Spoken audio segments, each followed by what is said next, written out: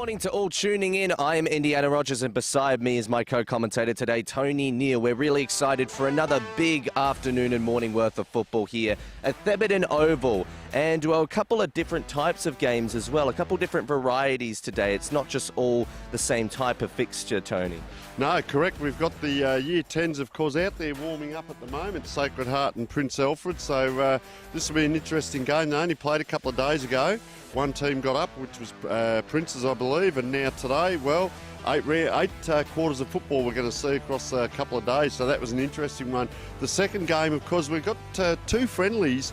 Don't be persuaded by that, saying that they're friendlies, because when you get out there on the field of battle, she's on, and that, of course, is St Peter's versus Westminster in the first game, and then St Peter's versus Emmanuel in the second game, and I believe it's the St Peter's third and seconds team versus the Westminster second team, and it'll be Emmanuel straight up. So a fantastic, it doesn't get any better, Indy. Fair dinkum. You wake up on Saturday morning, you think, gee, I'm off to Thebarton Oval at 9 o'clock in the morning. 3 magnificent games of footy, and these are the stars of the future. As we alluded to, Year 10, they're going to be moving up over the next year or two, maybe into some senior football with their schools. And also, folks, keep an eye out, because there is a smattering of players from all over Australia. We've got players from Mildura playing today. We've also got players from the Northern Territory playing today. So there's a whole pile of lads, and a lot of these lads also are out at league clubs. So we're going to see a really great standard of football. Yes, we're looking forward to a big day, and another big day, albeit that, with the Sports Association for Adelaide Schools. And we have, of course, Filming Footy, Sportle and Dartfish to thank for that. So we look forward to bringing you the best coverage possible. But we'll take an ad break now and be back with the main games coming up afterwards.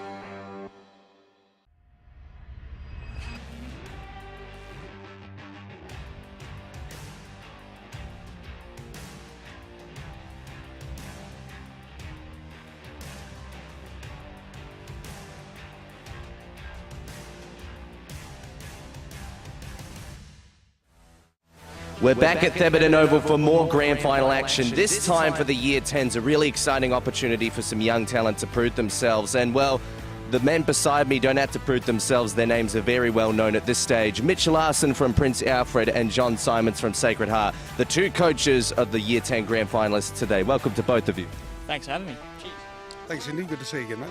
Now, we'll ask you questions one at a time because, John, you've been to the mountaintop and back. So what makes it different now that you're kind of trying to teach these younger guys, these Year 10s? Do you take a different coaching approach with the younger guys than you would with the seniors? Yeah, you do slightly. And there's a lot more education, I think, involved. This Year 10 group is, aspiring to play the first 18 football that we're lucky enough to be involved in on Wednesday night. So it's really about trying to see how they're going about trying to play the game style that we're looking to play, how they handle the occasion of playing in a big game such as a grand final as this one, and who can stand up against the quality opposition that PAC are, to know that they're the type of footballer that might fit well in our first 18 program over the next year or two. So, yeah, there's a slightly different element to it, but obviously we're in a grand final now, and there's a real desire to try and win that game as well. Yeah, and a question for you, Mitch Larson, because Thebarton Oval and any grand final setting for that matter creates a very different vibe to what we're normally accustomed to in football. How have you kind of lectured the players through what this day really means to them and how they need to approach it differently mentally, or whether they approach it differently at all?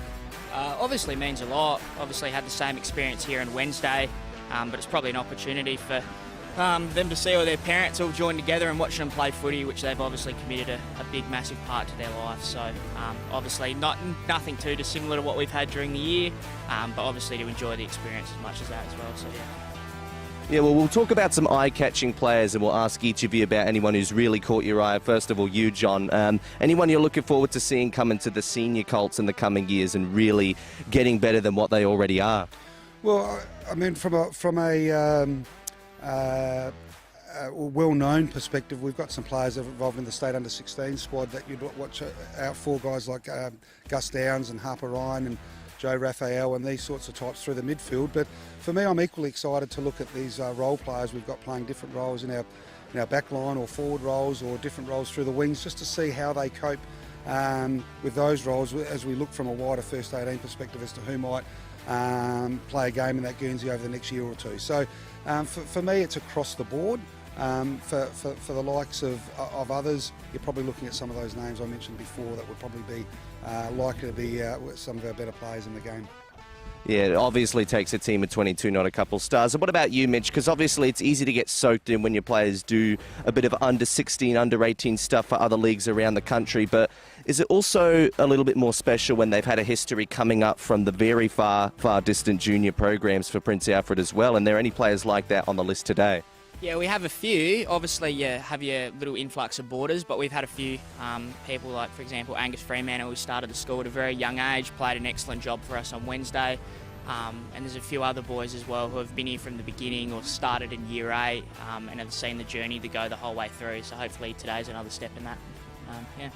Yeah, well, good luck to both of you. Thank you very much for your time, John and Mitch. We're really happy to see today's, well, conditions not the best, but we're really excited to see what these newer players can bring through. So good luck to both of you, and thank you for your time. Yes, thank you very much to John Simons and Mitch Larson for their time for those interviews. And tell you what, they're veteran coaches working with very young, inexperienced teams. It's a lot of fresh meat out there today that's really going to have to put themselves to, well, potentially the sword, depending on how the game plays out. I mean, the other matches today we're covering on the stream, quote-unquote, friendly matches. But this one, there's the most at stake. It's the grand final, Tony. And grand finals at any level have a lot of stake. Well, we talk about the year 10s, and these lads are just going from playing, if you like, junior football up into senior football, 15, 16-year-olds. You can see in round 2 there, PAC won 49 to 38, so a very close game, 11 points. And then they've been defeated in round 5 by 7 points. So a real good rivalry building between these two teams, which I believe was already there. But this will go through, we think about this will go through the next couple of years. These players will play a lot of football against each other over the next 2 years in schools football. And they'll get to know each other, they'll get to know strengths and weaknesses, deficiencies, team strengths, etc. And I believe there was a game played here on Wednesday as well, which was a knockout game, which Prince Alfred, I believe, won. So, just the pre-game, I'll tell you what was surprising, Indy, is the height of both of these teams, especially, I probably look at Prince Alfred there, Big Barnaby Ware there, number 31, warming up against the post. And we can see the ground very nice at the moment. We'll come to the weather and time cost shortly, but you can see there Sacred Heart just warming up, and of course their senior 18 just recently winning the grand final on Thursday as well. Yeah, well, we talked about those previous matches in round 2 and 5. 19 total points between the two matches worth of distance between the two teams, which is not very much. And it does prove that it's very realistic to be expecting a very close match today as fans continue to pile into the stands. And it's good to see them getting out on an early Saturday morning. This is what school footy is about. You have to get up earlier than everyone else as the toy toss goes on in the middle. And you can see there Joseph Raphael, the skipper for Sacred Heart, making his way to the middle for the coin toss, with Noah Manillo being the captain for Prince Alfred, of course. We'll take a look at the result of this. Umpire flips it, retrieving it from the grass and the turf in very good nick, but Prince Alfred will be kicking to the left of screen in the opening quarter.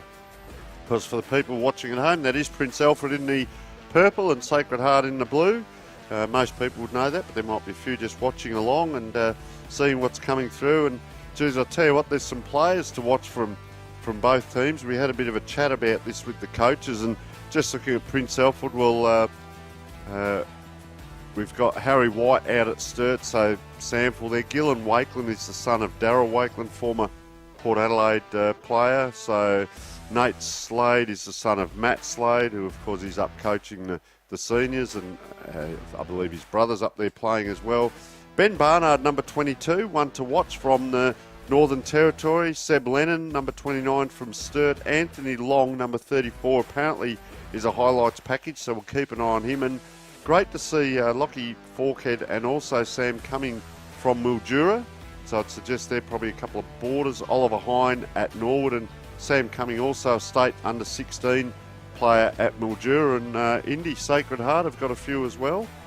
Well, Gus Downs, of course, playing for the state under 16, and that looks like Harvey Raids. Is that St. Michael's? Raiders, yeah. yeah. The Raiders, yeah. So it's a very interesting mentions here. Sorry, he's the son of Michael Raiders, former player down there at Glenelg.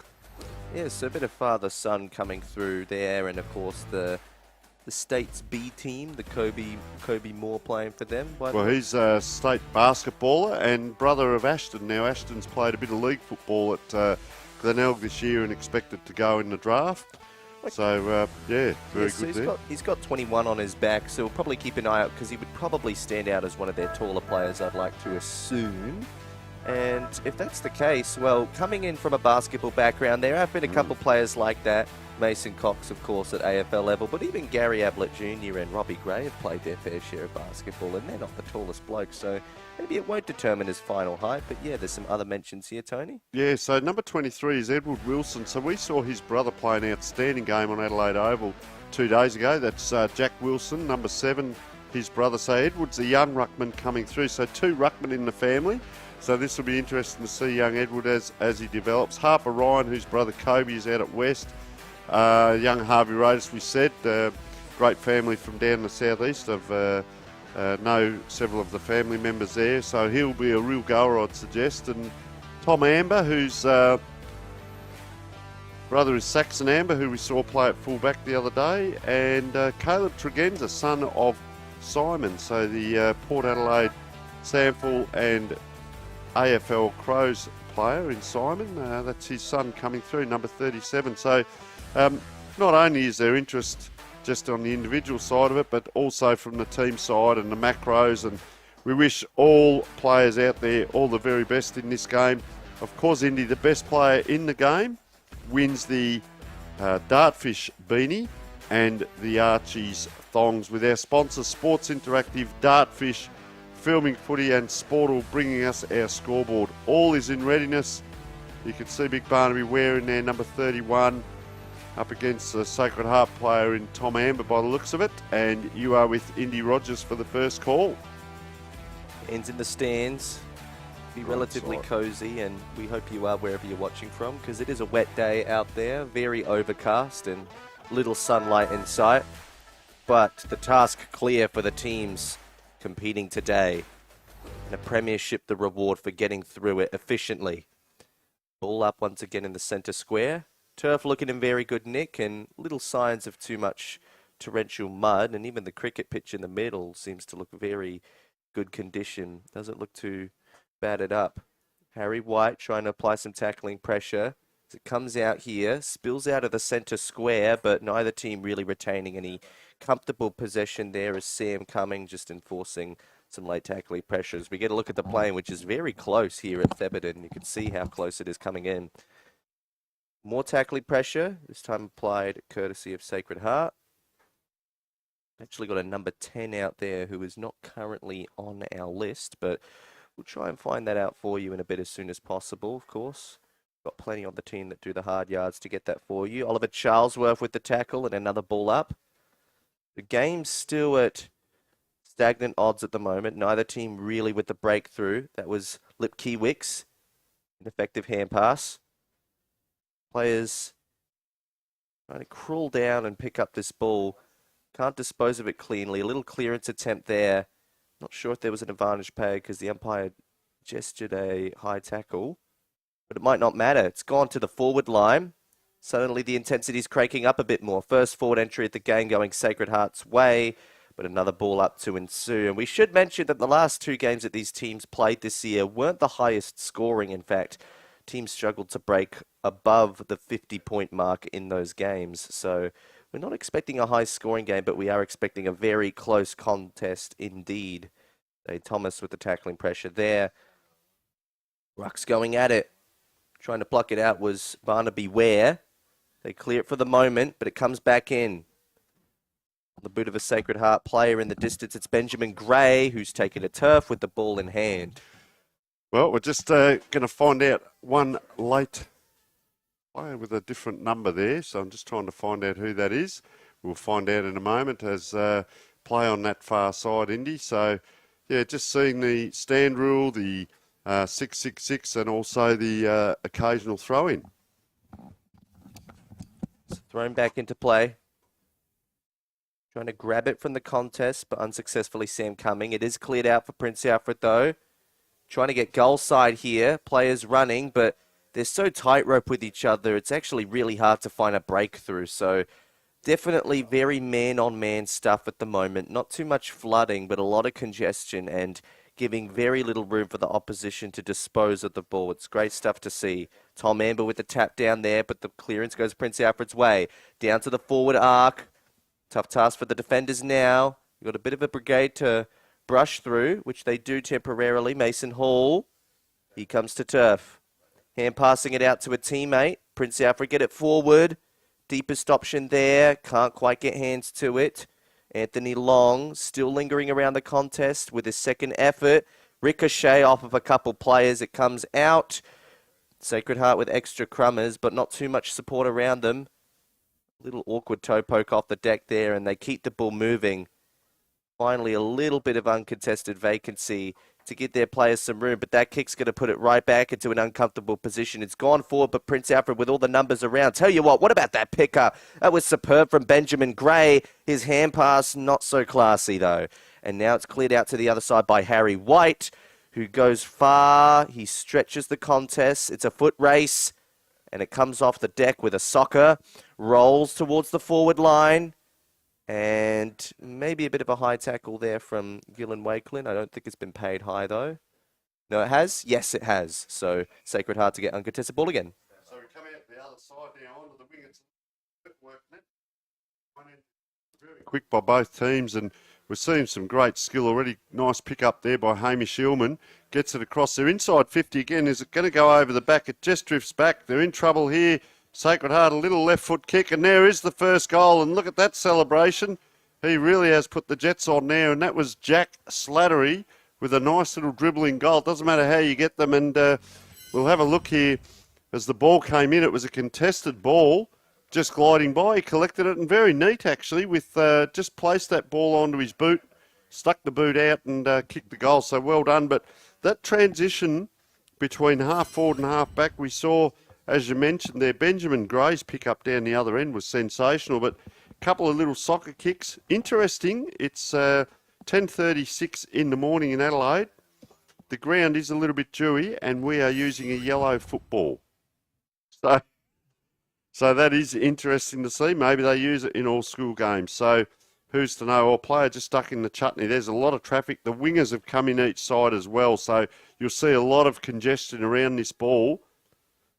Sacred Heart now under pressure, just dropping that ball out.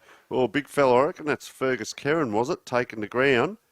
And it was Big Kerrin, and he'll take the free kick with socks up. So Fergus Kieran tries to get a switch on. It's dangerous, but it was well positioned in the end, thanks to the clearing efforts of Ben Barnard. Goes forward. Slattery again. Not his best kick. He'll stay alive momentarily with a bit of run there.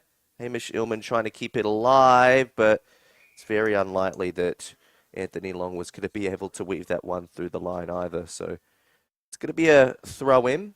Keep an eye out on Long from the highlights package, we've been told.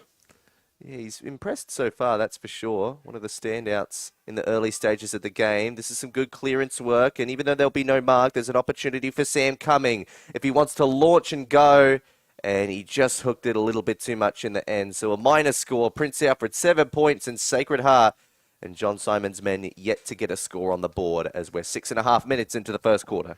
Well, it'll be interesting to see their structures on the kick-ins. There's no one really in the pockets here, so there's plenty of space right throughout the 50 as we speak. So I'd suggest it's going to be a long bomb down the ground here. He has got a player free there, and that was a good lead by Colin Trethaway. But I'll tell you what, it's gone over, and he's ran too far. That was Colton Trethaway, sorry, that gave the lead. and just ran a little bit too far there, did Mason Hall. I'll tell you what he has done. He has given away a free kick, but he's actually run it to about 40 metres out. So it's still a difficult kick for Eddie Sorensen here. Slight angle. Well, probably a 45-degree angle, to be honest. So let's see. Just holding that ball across his body, he swings. It's a nice kick off the boot. Just at the last moment, sways away, and another behind. Let's have a look at this kick in. Obviously, a different player will take this kick in, Indy. So interesting. And I think we can see now, I think there's 23 players you can use. So there's 5 players warming up on the interchange bench down there for Sacred Heart as that ball comes out the other side. Goes to the hot spot. Mark not completed by Ditmar. But it will remain in a 50-50 battle. Sacred Heart get a momentary clearance, but there's nothing ahead of the ball. Deepest option has stayed down. Peeling off to try and get a little bit of a piece of it there was Forkhead. As he goes long down the line, keeps it to the far side wing, the city end wing, we should say, and it'll be another ball up. So Sacred Heart just struggling to get it ahead of the ball with a lot of confidence at the moment. Haven't been able to hit out targets or keep their eyes peeled. And Prince Alfred, on the other hand, really starting to get on top of the territory. So looking pretty good early stages of the game. Ben Barnard, the spare, is back there. And they've also got, just off to the right, Fergus Kerrin spare as well. So they're putting a couple back there, Princes, early on. And their wingers playing a defensive wing out this side as well. So Sacred Heart under a bit of pressure. Just a quick handball, junky handball, and this is what we're talking about. That was a good 50-50 battle. Had to control the ball. Here's the winger I was talking about playing off his man defensively, and he's allowed to get that ball inside the 50 and putting the opposition under pressure. Nice tackle applied by Gillen Wakelin, and that has been given the free kick. So Gillen Wakelin is the son of Darryl Wakelin. I'd suggest premiership player at Port. So Gillen now, that's going to be a difficult kick. Is he going to go on the left around the corner? Let's see what skill he's got, or the right foot check side.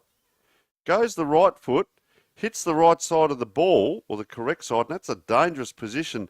Bouncing into goal square. Soccer, is it?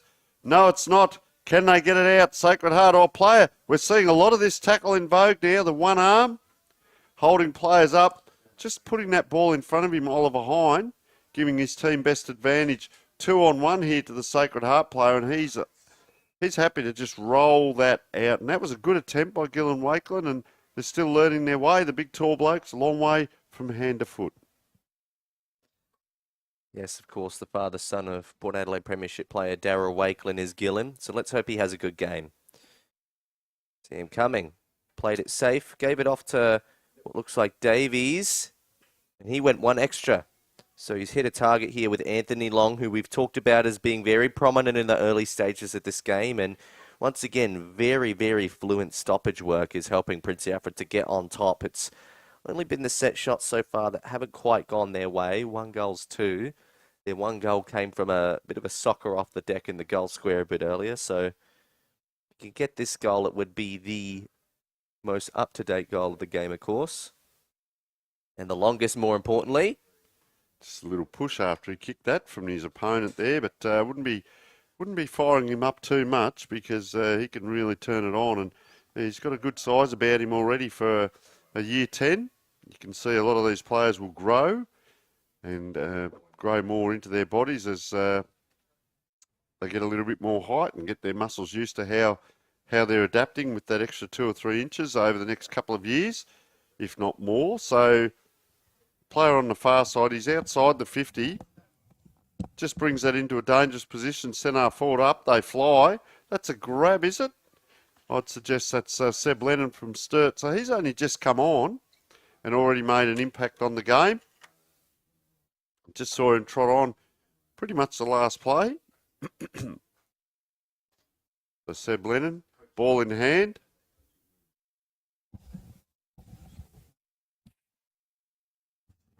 So he's probably going to be 40 out when he kicks this. Steps across the line now. Nice kick, plenty on it. He also is off to the side, so I'm just interested. That's 1-4 now. Are is it going to cost them? Yeah, 1 goal's 4, so that's 0 points to 10. They have had a lot of early opportunities, and scoreboard probably not reflective as really how one-sided it's been around stoppages, but it is an opportunity for Sacred Heart nonetheless. He is the ghost man, the number 10 that we don't currently have, but will hopefully provide to you at some point throughout the game. Sacred Heart off of half-back. Go long. Mark complete and taken well by Benjamin Dittmar. So that was a really nice contest. He could continue to keep it down the wing. He persists with it. Trying to make the crumbing attempt there was Boehner, but he couldn't quite crumb it successfully, and instead it will be a ball up here on the stand side wing, which I reckon at this point they've got to find a way to break even with these stoppages, Sacred Heart. Not in that instance. Socket off the deck by a Prince Alfred player. Lip Kiewicz keeping his head low. Not coming out with the chocolates though. The clearance for Sacred Heart's way doesn't necessarily result in the most effective outcome, but Kobe Moore. Hand passes out. Down towards half forward. They've got options to work with. Entering it in. Joseph Raphael, the captain. Standing supreme over the top, but not completing the mark was MacArthur. Play continues. Mark not taken. Looming around the pack was Boehner, but it looks like it'll be paid holding the man, so they'll get a set shot opportunity anyway. And we talk about the missed set shot opportunities at one end, but they've got their first at the other, Sacred Heart, so they must capitalise through the boot of Benjamin Gray. Yeah, he's given him a little bit up forward, isn't he? A good target and good below the knees there earlier on. And I was just going to say also, great to see the amount of parents and carers out here today as he wanders in. And despite testing the goalpost, Benjamin Gray is more than happy to see the result of 6 points to get Sacred Heart on the board. And it's a 4-point game to the 14-minute mark of the first quarter. So they've had a very industrious endeavours there through those first 14 minutes or so to get their first goal on the board. But you get nerves and adrenaline in the first 10 minutes of a game. But then what happens after that? Well, you have to actually play 100 minutes of football. So once those nerves and adrenaline have gone, then she's game on, and very well done there. And don't mind the look of Benjamin Gray up forward there. A lot of these lads haven't got much meat on their bones at this point, so that'll come in years to come. But doing a great job out there. Isaac Ram just close on this in the middle, but Sacred Heart, just pushing off. Ram now comes in, but the Sacred Heart player was taken and dropped the ball, so strong tackle. The run comes off the halfback flank and the man in the long socks, and that is Fergus Kerrin. Good size about him, really looks an athlete. Nice low penetrating kick. Big Spoil comes up, out on his own there. Nate Slade, can he get to it? Geez, he had to wait a long time for that ball to pop up. They protect the ball and just run it out of bounds there. So Nate Slade, of course, son of Matt Slade, played in a lot of premierships down there at Central Districts, now coaching the Senior 18, and also his brother is playing, I believe, in the Senior 18. So, ball just over the boundary line, right in front of the scoreboard there. Scores of today brought to us by Scourdle, of course. So, fantastic effort they're doing. As that ball's just bobbling around. Number 3 there was Harry White. He's a Sturt player. You can see the Sacred Heart players trying to get it out. They can't. So, Prince Alfred are really putting the pressure on here. That ball's just bobbling around. Prince Alfred handling it better. Oh, player bought the ground. Don't tell me. Geez, Long tried to put it. Oh, he's put it to the feet, and it took 2 goes. But Jack Slattery has kicked a point, and everyone applauding there. But that was actually a point. But well done by Long. He actually tapped it to the feet of Slattery to the team advantage. Out it comes. Score is actually supposed to be 1 goals 5, we believe. I reckon there was an extra point in there, unless there was that set shot earlier that missed, but can't remember if there was a push-off before it. Opportunity now. Turnovers resulted in Prince Alfred getting a bit of run, although it grinds to a halt with Sacred Heart. Managing to get out of trouble momentarily, but a hand pass towards the boundary line with that last touch on it. It's going to be a throw in, so I thought last touch rules would apply for the year 10s as well, unless the umpire thought it must have come through a set of hands maybe. Nevertheless, clearing out the stoppage, Slattery again. It's going to take the last line of defence again, is it? And a big tackle there laid by Brody Bretones.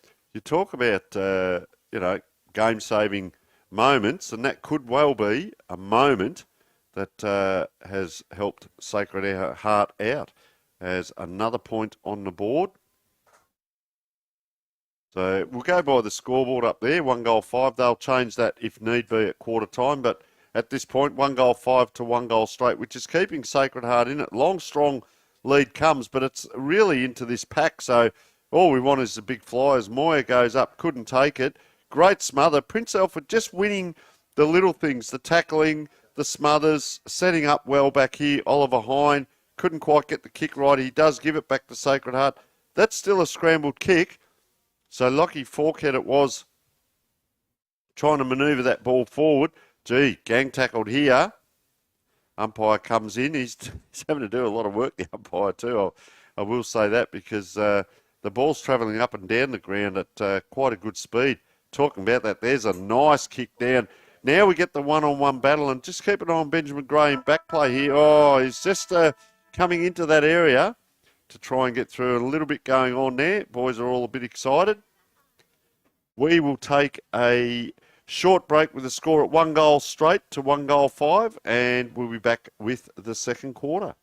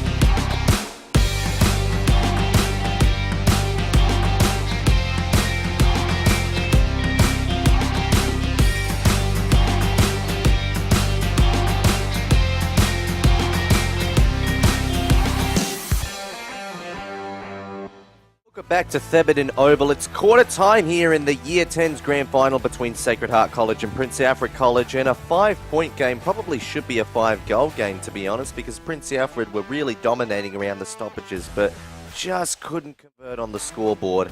Sacred Heart managed to get a late goal in that quarter just to stem the flow a bit, but I reckon John Simons would still want to be treating his on-ballers with a little bit of extra talk, I reckon, at this break, Tony. Yes, well, we talk about at this age level, is it all about development or is it about winning? And it's a little bit of both. I've been through some interviews at different clubs and get asked that question, and it's about developing a winning attitude and a winning mindset. And you can see John there, very astute coach, probably talking a little bit different to maybe how he did the Senior 18 on Thursday at Adelaide Oval. So not so much watering it down, but breaking down how you actually talk to the players and instructing them on, as he said in the pre-game, about their roles and playing your role.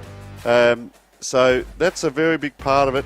And then if you can try and get that win out of the middle, get a little bit more of that going on, then they might get a little bit more impetus on the scoreboard. So we'll keep an eye on that in the second quarter. I don't think he's going to sit on his hands too much. The other thing to remember, Indy, is, as we saw in the graphic earlier on, both of their games, 11 points and was it 5 or 6 points in the end. So they are close games. They are great rivals. I did notice Prince Alfred were in their little groups, looking quite relaxed when I just wandered out there at quarter time to have a quick check on things. And the Sacred Heart lads Sacred Heart also seemed pretty calm as well. So we found out that number 10 is actually Caleb Tregenza, son of Simon. So he was down as number 37, but he's now in number 10. So we've worked out, we think we've got all the numbers ready. I'll tell you what, the other bit I did notice is the amount of parents, carers, grandparents, friends, etc. pardon me, that are up here in the grandstand. There's a fair crowd up here, and especially over in the other. We thought this grandstand was quite chockers, but the other side is really full. So there's a very large Sacred Heart contingency, I'd reckon, down on that right-hand side. Of course, two other great games coming up today, Westminster 2 versus St Peter's 3 and St Peter's versus Emmanuel. These are what they call friendly games, but don't be fooled by that name around friendly games. Yeah, it's going to be very interesting to see exactly how Sacred Heart respond to the on-ball dominance. And a Prince Alfred, I mean, it's difficult to have a word to really change goal-kicking accuracy. That's the truth of things. When your team's kicking in accurately, yes, you can give them a bit of motivation, but you can't go out there and kick the ball for them. So it is a difficult thing to fix, but they would think that they could probably create some repeat opportunities. And we're taking a look at the crowd there. I'm actually trying to sight out if Darryl Wakelin is sitting there watching his son today, because I might ask for his autograph after the match. Oh, Indy. Wow, commentator turned fan. I love it. So you might be out there asking his son for his autograph as well if they get up. So all set for the second quarter here. Umpire throwing that ball up nice and high, and another clearance again to Prince Alfred. They actually get that out to, it looked like Hamish Hillman, was it, number 8? Or it could have been number 6 in Maxiel. But very good on their clearances. But Sacred Heart now, that's a great kick out there. Kick now comes in. This is looking a lot better as they get it to Joseph Raphael, the captain. Geez, he puts himself under pressure there. He did. Ran right into congestion. And umpire now has given... So that does look like last possession rule. They're going to come across the ground. I don't mind seeing this at this level. That is fantastic football. Lockie Forkhead now in the pocket. Just going to relieve out. Look at this possession football by Prince Alfred. What a great standard of football we're seeing. It's nice to see the way that both teams have set up defensively. I'd say that's a big strength of this game, and hence why a lot of the match has been low scoring. That wasn't paid a mark to Sam Cummings, so they had to go under more pressurised conditions that they weren't expecting. They keep the ball moving forward momentarily, but it might once again grind to a halt. Sacred Heart, they come out. Tregenza to the middle. Doesn't hit a target directly, but through some handballing traffic coming out through Charlesworth going forward, but no one's waiting at home. Instead, Prince Alfred with the last line managed to bounce back a bit here with MacArthur, who chips it off to Mac Seal. And he's just pondering what to do next as he goes to the city end wing. And he tried to hit out Harry White, but White had to pick up and clean the mess a little. Couldn't quite do so. Ball stays alive momentarily on the line, and well, that's going to be called not last touch. It will be a throw-in. And Mitch Larson barking instructions from the bench. So the ball comes in far side. Look at the players around it. A lot of players have spoken about this congestion. If I look to the right, there's probably players at 30 and 50 metres in a straight line. There are two wingers out here. You can see there, number 8 and number 14 in front of us. And then Sacred Heart to the left is a little bit more congested. They're more across their forward line rather than in a long line, and there's no one deep. So watch out for this kick. If it comes over the top, it'll be a race on. Ball just between wing and half forward flank for Sacred Heart. Prince Alfred, run. Look at him, 1, 2, 3, like choreography. Really well done now. Puts it up. Ball's being played a lot, the game between the two 50s at the moment. Now we see Sacred Heart, so they do get it back, but it's high, wide and handsome out there. Not so handsome, to be honest, because it's going to be brought back in by Max Hill, who's starting to rack up a few possessions as well, Indy. It's going to be a 25-metre penalty here as well, by the looks. So, yeah, racking up a few possessions in this quarter. Max Seal's playing pretty well, making a statement in this second quarter, which might be the break-even they need for Prince Alfred. No mark, though. Wouldn't really call it a turnover, as they're in a pretty 50-50 pack, but fortunately it didn't go to plan for Prince Alfred. However, there's still a bit of a mess to clean up on the wing. Raphael doing it all, but not doing enough to escape the oncoming tackling pressure, and he actually looks hurt. Oh, he was clutching a little bit at what looks like that hamstring, maybe, that right hamstring. It was quite high up on the leg, so it may be a different ligament. It comes forward, taking a snapshot at goal around the corner, and not quite tumbling it through Harry White. It bounces for a minor score, and once again, Prince Alfred getting it forward, having some pretty good ball movement, but not consolidating on the scoreboard. 6-point game. So it comes out now. This is where they've had a little bit of trouble, Sacred Heart, trying to get that kick out right. They tend to keep kicking to the packs here and hoping for numbers off the ball as Joseph Raphael. He's in everything today. He's having a bit of a chat with the umpire there, just asking the question, and he's on his own here at the back of the pack if they can get it to him. They don't need to. It comes around. It's going to bounce in front of everyone here. Just waiting at the back. Trying to take it in one arm was Ben MacArthur. The great MacArthur it was. Anyway, the umpire comes in. You see the wings on the far side are pretty much the only ones one kick off. Now the players all spread. Oh, it goes up and down, lands on the bounce to Barnaby Ware. That was interesting to watch. Let's see if they can get a hand on it this time. The ball bounced back up to Barnaby Ware. Now the ruckman do their tussle. And taking it is Hamish Illman. So third ball up in a row here. So let's see, 2 out of 3 ain't bad. Yes, the ruckman have touched that again, so that's pretty good. Another ball up. I'll call one more, Indy, and I might have to throw to you if it keeps going. This is the 4th ball up in a row. Up it goes. Now we see a kick out, and Hamish Illman just pushes that ball forward. It's on the ground, though, unable to take it. Sacred Heart player. Second in line, Isaac Ram. He's tackled strongly by Nate Slade. Going in forward, not efficiently though, Slade. And there's a bit of a chop out here, so that looks like Millard taking the ball now from the free kick. Off of half back. Can he spring into action? Not quite with that kick. Awkwardly positioned. Dittmar doesn't take it. It stumbles over. So just wondering if maybe the key to breaking the pace of this game would be using the corridor a bit more, because it looks like the teams are happy to go out to the wings, but both of them are pretty happy to do so, meaning that the defensive setup on those wings is pretty congested. Maybe a bit more spring action down the corridor might be the way to go to break the game open, but we haven't seen too much of that yet. Tackle laid by Max Seal again, who's having a really good quarter. Ball to be thrown back up. Looming around the stoppage, Tregenza doesn't get it. Bit of an awkward tap on. Being taken to turf, Isaac Ram. In fact, he was probably the opponent that tackled him was about half of his size, but he still managed to get taken to ground. Another tap out, this time favouring Prince Alfred. Little awkward soccer off the deck from Tregenza, doesn't go anywhere. Prince Alfred getting out of trouble through Seal, only momentarily. Goes down towards half forward.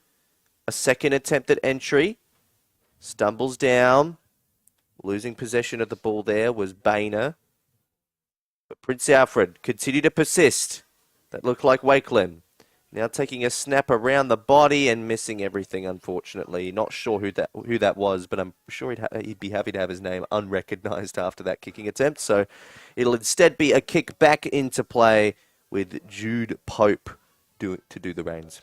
So Pope, right next to the point post here. Big oval, Thebarton Oval, for these lads to run around, although they were here Wednesday, so they know the oval. This time they go long, but they just can't get that ball out. It comes straight back in again by Prince Alfred. 1, 2, 3, and that was Nate Slade getting his hands on the ball, getting a lot of the ball. Big tackle there. Umpire throws the arms in the air and says, we'll have yet another ball up. as I just thought this player was doing something very good by spreading wide. He's actually running off the ground here as the ball is in Prince Alfred's forward line. It goes up and down. Oh, courage showing there, and that's a nice mark. That looks like Seb Lennon, I reckon. Yeah, with the mud on the arms. Not tattoos, but mud. So Seb Lennon playing good role since he's come on. Had a go in the first quarter as well. That was a courageous mark, young man. Will Hobbs just coming on to the ground, interchange.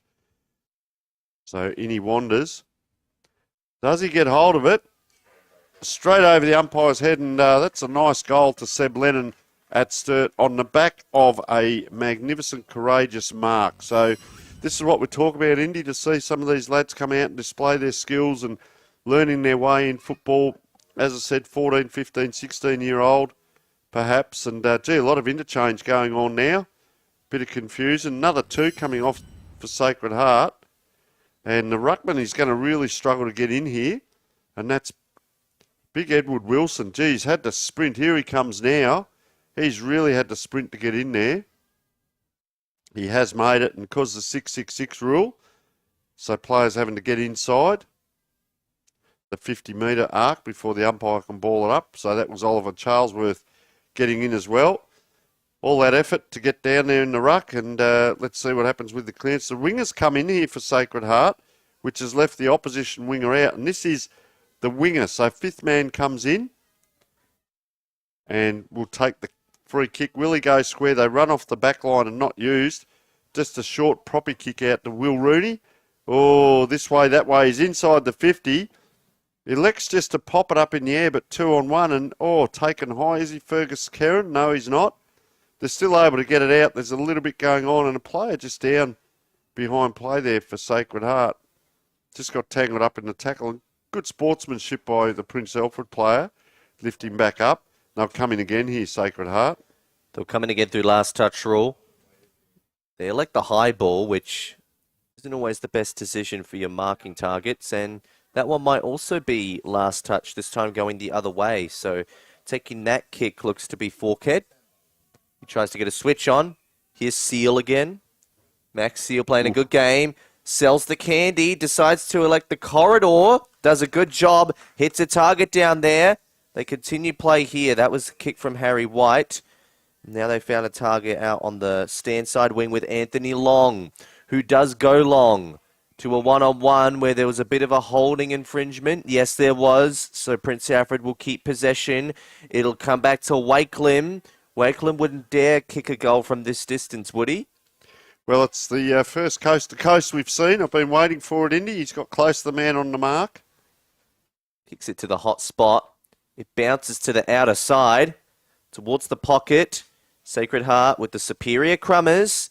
Get it out of trouble. It was quick to hand a foot there. Oh, and that mark wasn't paid No, to Fergus Karen, so it must have hit the turf first. But it was a good effort to try and at least get down there and get to turf. Umpire balls it up here. Two ruckmen battling. They're out again. He's had plenty of possessions, that young man out there. Looks like Trethaway, is it? So getting that ball forward for Sacred Heart. There's no backup on the end of that. So Prince Alfred here down on his hands and knees, Angus Fremantle. There's always that one spare at the back. Oh, over the top there, Harry White unable to. Doesn't matter because they've got backup. They're playing great team football here. Just got to be careful with that. A little bit of tunnelling on Gillan Wakeland. Comes out 2-on-1. Here he is again, this young man. I'll get his number in a moment. Kicks on the left, runs by. He's going to get it back. Is he? Up and down. The numbers are so small here. We might get a go here as he gets up off the ground. And that is...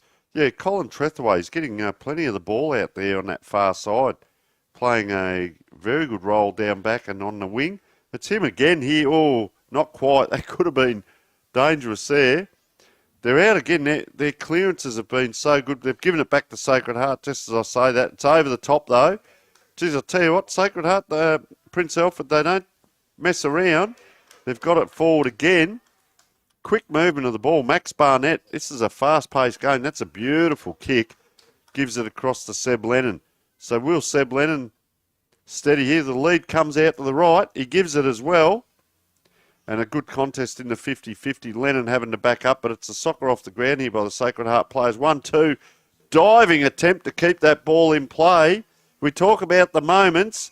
Now they get the throw in, but it's another 20 metres forward, and sacrificial acts. Fantastic out here today.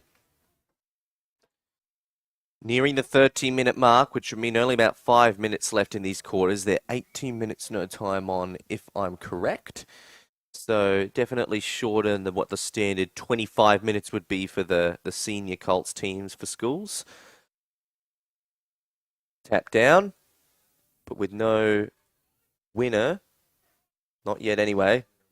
And more tackles to ensue. So I think both of these teams are happy to grind out the stoppages, but maybe Sacred Heart might have to play a bit more of a risk-reward brand at this stage. Does John Simons have a bit of that attacking team left from his premiership team on Wednesday to maybe spare for that? Sam Cumming, did he put the Jets on then, Indy? He's having a great game, but geez, he just electric out of that pack, wasn't he? Got that ball to Long. Yeah, Anthony Long is a good ball user. Hasn't kicked one in this game yet, but neither of...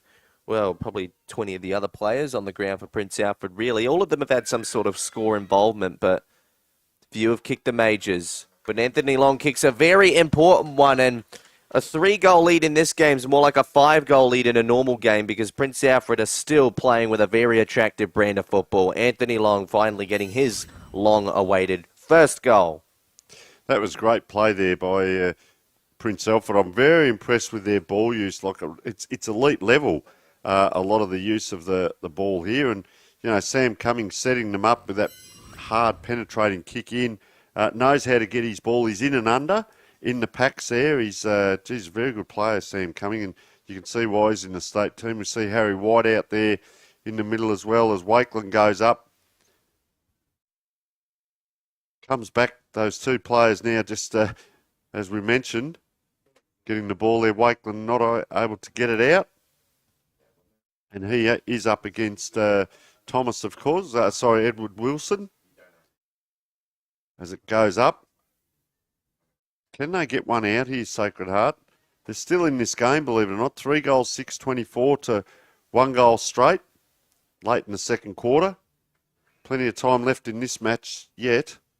And a very entertaining game, Indy. Really entertaining game, this one. Well, let's hope that the result isn't too set in stone before the last quarter, because it would be nice to see this game remain in interesting contention, like the last couple games these teams have played against each other throughout the year. They are rivals, without a doubt. Big tackle, losing the ball. Ben MacArthur probably just got rid of it in time. No, he didn't. It's called holding the ball. Sacred Heart, try to go. They've got a couple numbers. Goal side. They've got a runner. There's going to be a push out anyway, though, so they won't need to use. I reckon running into an open goal, there could have been Rooney or Boehner, but I reckon Gus Downs is going to be the one to take the free kick instead. So he's got a big opportunity in front of him because this is a relatively, touch wood, simple set shot. 25 metres out directly in front. And he is a state under-16s player as well. So can he live up to that status with the kick? Well, what went further, Indy? The ball or the boot? His boot came off then.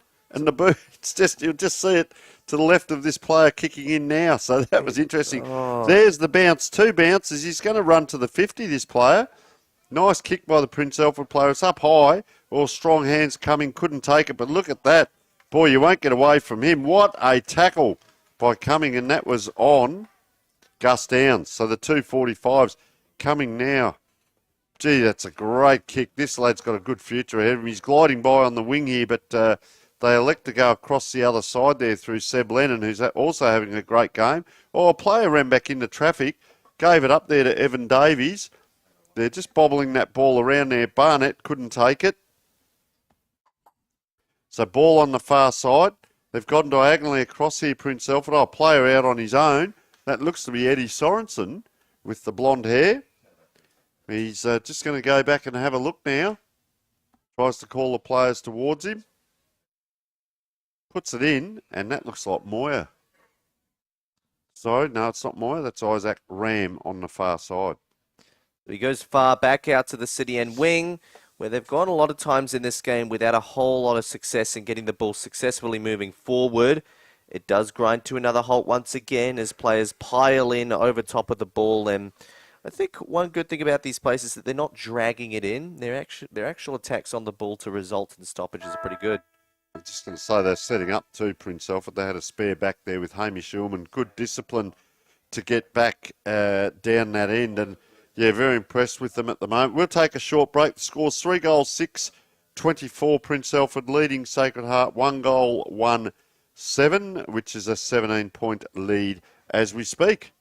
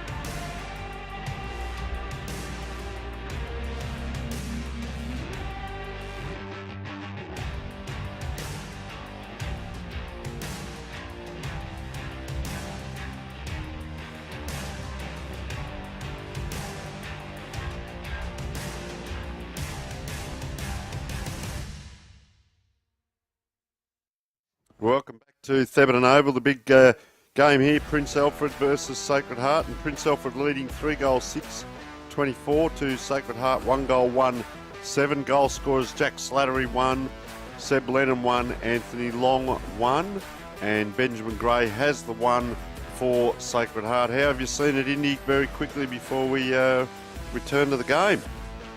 Well, a 3-goal lead in a game like this is actually almost worth a 5-goal lead. I think the way Prince Alfred have played, very convincing out of the middle, really good ball movement coming out of the centre, and they've used the wings more effectively than their opposition. Both teams very happy to grind a lot of the stoppages, but I think Prince Alfred just that little bit cleaner and winning more of the stoppages to get those repeat entries. And that's ultimately why they're on top of the game right now. 3 goals. Can John Simon's men pull off something miraculous? Well, in that instance, there's a high tackle. So not miraculous, but worthwhile. Charles Worth goes forward, hits the pack. No markers to come out of it. Only another ball up, but got it into some better territory, although there might have been a bit of a hit off the ball there. In fact, it's a 25-metre penalty because the umpire must have decided something else on top of that. Joseph Raphael to kick his, well, I was going to say, he had a shot earlier in the game, I believe, but he missed it. So now he's got an opportunity now to hit the scoreboard for himself, get a captain's goal, and get them back into this match. This would be a good way for them to start the 3rd quarter. This will be the easy part of that piece of play, but he's really pumped up about it. Teammates get around him, and Sacred Heart, with a bit of push and shove on their opposition afterwards, do not feel down and out in the slightest. There is a little bit of that going on, Indy. It's just crept into the game. The reason for that 25-metre was a player was manhandled. Basically, the Prince Alfred player was just dragging a Sacred Heart player off after the free had been given. So ball comes back to the middle. That puts the cats amongst the pigeons, so to speak, because it brings it back to 11 points, and belief is a very big thing. It is a grand final. As we said, nerves and adrenaline are gone now. We're just playing the game and on a big ground as well. These teams have played on Wednesday. So we'll see where the fatigue comes into play later on in this quarter, if not the last quarter as well. The will, the want. The 2 wingers are on this side still out of the play, but the 2 wingers on the far side have come in. As we see Prince Alfred load up again. Bit of run off the half-back flank. They're not going to make it, so come straight down the centre forward and playing in front. Unable to take it, the Sacred Heart player coming through, Oliver Lipkowitz. Gets it out, and nice little work there. That looked like Hamish Hillman with the blonde hair. Gee, having to really stretch for it there. This way, that was Wakeland. Comes back, Sacred Heart, good pressure there, but they're going to try and run it out. That's going to make it very hard here as Jude Pope, he's under a lot of pressure. Coming in to apply the pressure too is Isaac Ram. So you can see pressure from both sides. That's a good, strong tackle on Harry White. And he's a Sturt player as we speak. He gives the ball back to the umpire. A lot of players around this ball as well as that ball goes up. Prince Alfred first to it. Big tackle by Sacred Heart. They've come out with a bit of vengeance in fire and brimstone in their approach in these first couple of minutes. Mitch Larson giving instructions on the bench, telling them to spread things out and go long. So that's what they'll do. Coming in too late for the smother there. Ben MacArthur was running for it. It's been intercepted though, so maybe it did enforce a bit of pressure on the kick. Good intercept mark taken there by Tom Amber. There's a call going the other way now. And that, I believe, is for a last touch kick that didn't go the way they intended. Coming onto the ground now, as you can see in the background there, Lockie Forkhead looming around the back. Oh, almost took another interception there, Tom Amber. He's been having a little bit of a piece of it in these recent minutes. Lip Kiewicz enters it into the forward. Here's Wakeland's moment if he can crumb it perfectly. It's difficult to do so, but he had some support around him. He might still get a piece of it, Wakeland, but in the meantime, it looks like trying to hand pass it back there was Long, who also needed to juggle it. And I reckon it's come back to Wakeland, has it? Might be someone else. To be determined, but what matters is he going to go the set shot or try and center it up? Oh, he tried to go back to Anthony Long, but it didn't work, so he'll rue that kick. A bit of a missed opportunity there. I mean, oh, and a 25-metre penalty to go along with it. So a little harsh there for Prince Alfred, because it almost looked like they could have really conjured something out of that last play. Instead, it comes to the middle. They'll have to earn it through turnover, which they're putting in a good effort to do. And they've actually come out with a high tackle free kick. Oh, no. Is it going to be reversed? It's going to be reversed. Just did not need to remonstrate afterwards. Joseph Raphael. That could be another 25. Almost could have been another 25, but umpire was willing to be generous. Now Raphael, from the back at the centre square, goes to the front of the centre square with the pack looming. No mark taken. Crummers. Awkward clearance out towards the half-forward flank, but it's picked off. Picked off by Barnard. He's got a couple of teammates around the ball, but they've got to weave their way across the boundary line, and umpire's going to call it a ball up. So, balling it up now. Opportunity, but a shove out. It's going to go Prince Alfred's way. So they load up here on the far side there as it comes right across too. That's a dangerous kick. The two players collide for Sacred Heart there, so it allowed the player to get that kick forward, and he's given it to Oliver Lipkowitz, and he's covering a lot of territory. Hamish Hillman gets it in. That's a nice overhead mark as well, and that's a good grab here. We'll pick up who this is in a moment. Nice blue boots, if that helps. So Prince Alfred are going to kick this. That is Sam Cumming having a really, really good game. He's going to kick this from probably 42 metres out, I'd suggest. A little bit closer. He's got a good kick on him in field play. Runs in, no trouble with the distance, no trouble with the accuracy, and he is an outstanding player, young Sam Cumming, as he gets his first as well, and just stretches that margin back. 17 points now, 4 goals, 6:30. As I spoke about those misses early on in the first quarter, but some of those were forced as well. So brings it around to 17-point lead to Prince Alfred. Sacred Heart have shown a couple of little moments here. There's a little bit of fire and brimstone come into the game as well. You don't want to see too much of that.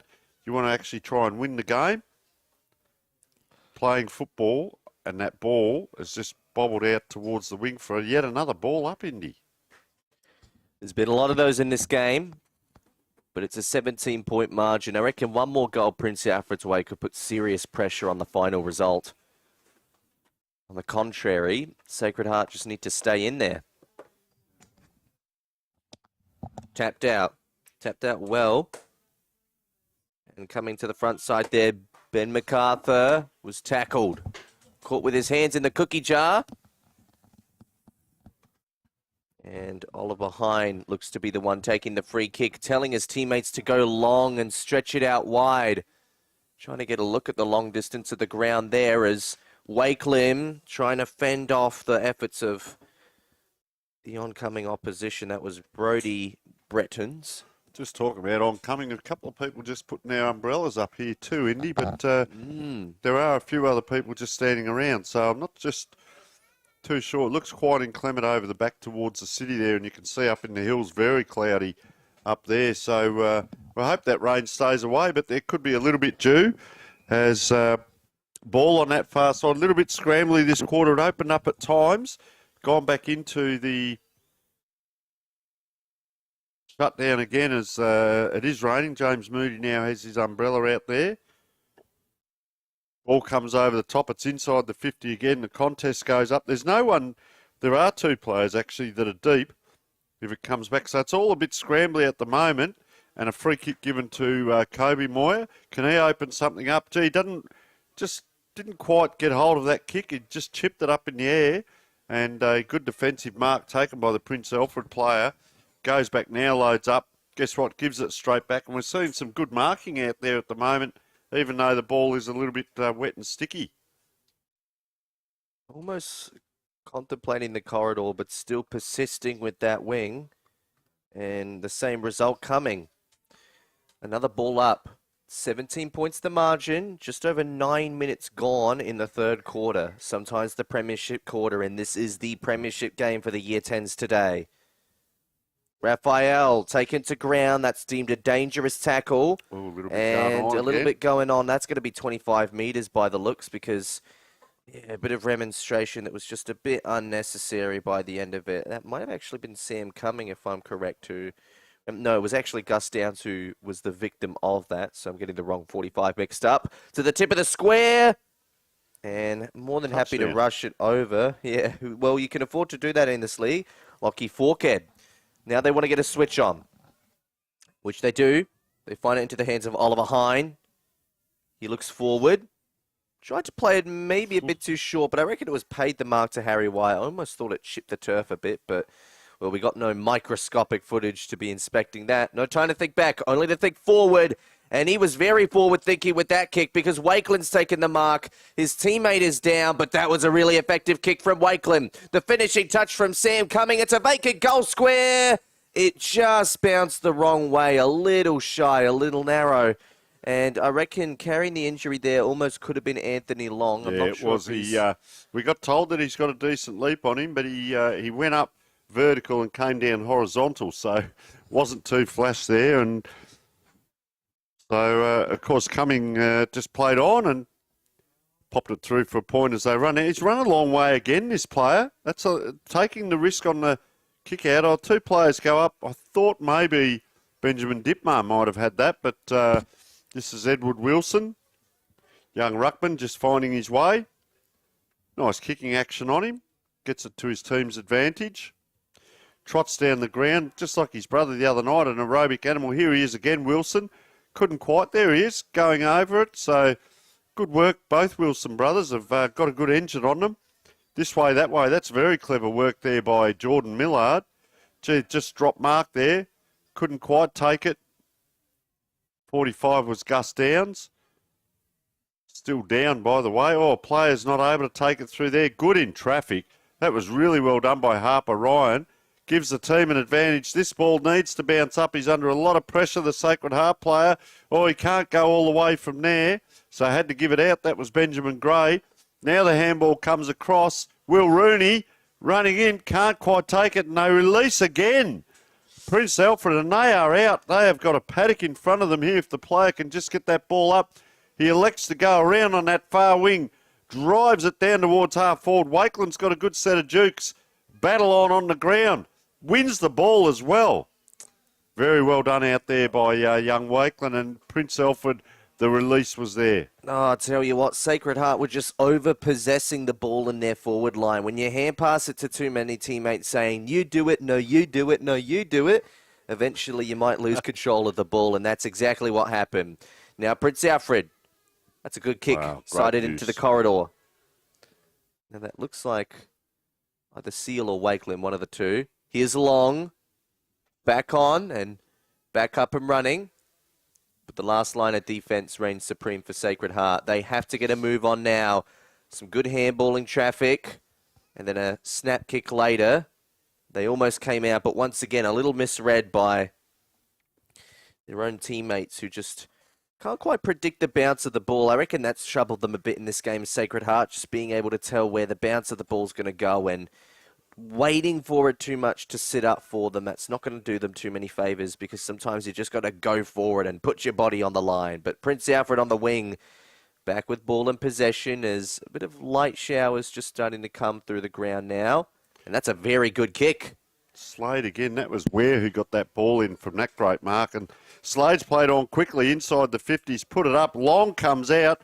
And this is what we've been told he can do, and that's a nice grab coming out on that lead.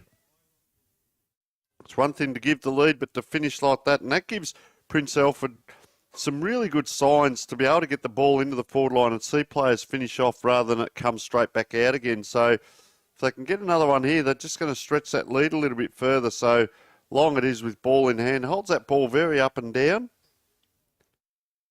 Drop looks all right, but yeah, just I was interested in how he's holding that ball. And really, we talk about ball drop, but you've got to force the ball onto the foot a little bit. That was basically a drop from hand to foot and a little bit inaccurate. I'm sure he'll get another couple of opportunities, though, in this game, the way he's been playing. Talking about a drop, that's a drop mark, and ball is on the 50.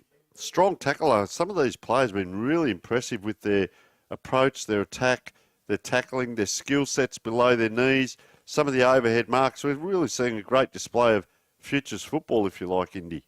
Absolutely. I think a lot of players on this field right now will have a big future for the senior Colts, and it'll become a huge opportunity in the future when they prove themselves. And some of them already playing for state leagues, as we've established throughout the match.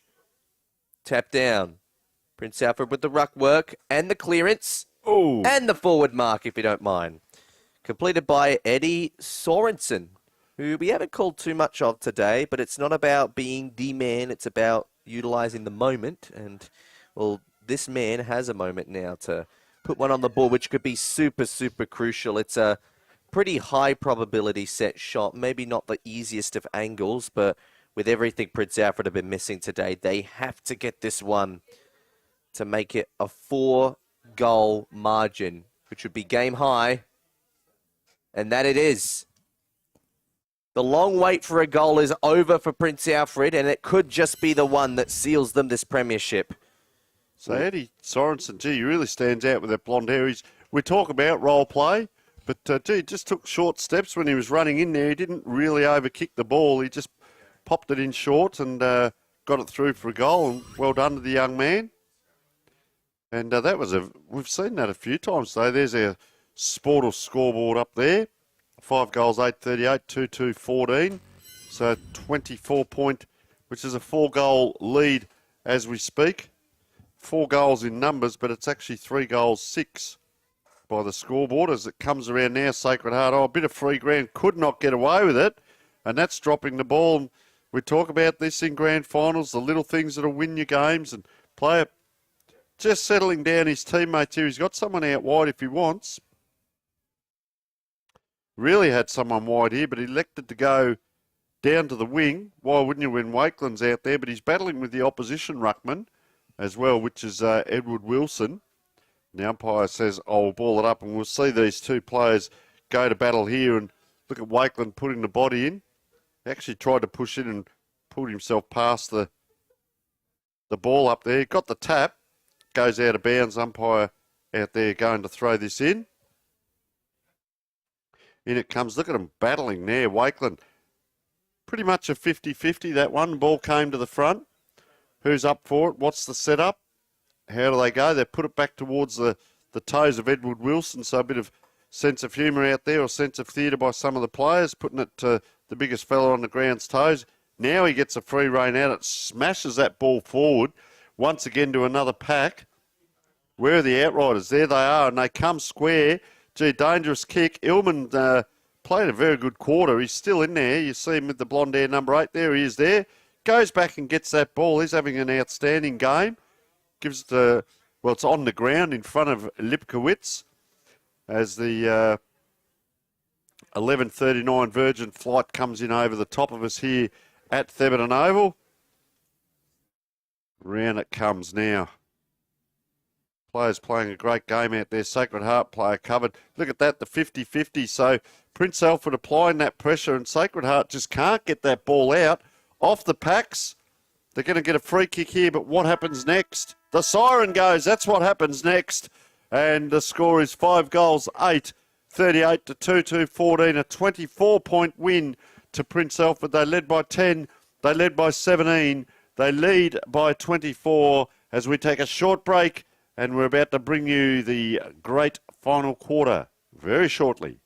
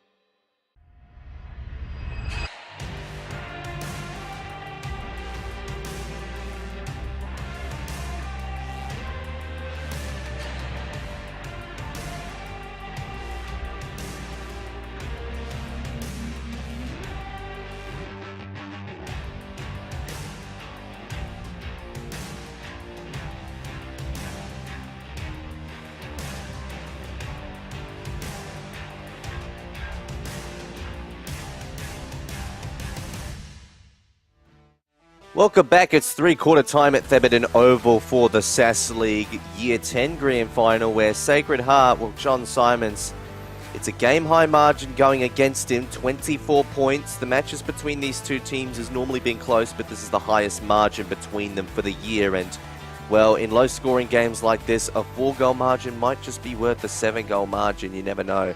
But Prince Alfred looking really convincing right now. Just recapping on goal kickers. Of course, we have Eddie Sorensen, who kicked that one late in the third quarter. Jack Slattery, who kicked the first with the game. Seb Lennon with one.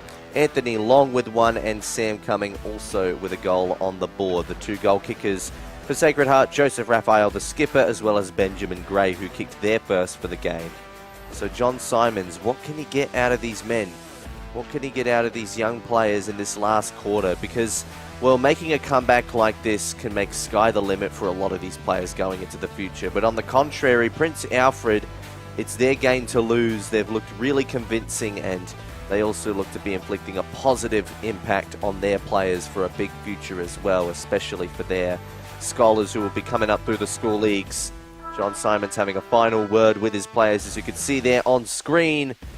All coming towards readiness, as some of the Westminster players also practicing on the field just during the three-quarter time break, although Simon's gone now, so they'll all be retreating off of the field and going back into the rooms, probably to have a talk with the coach for the next game, which will be happening after this one, of course, where they will be playing St.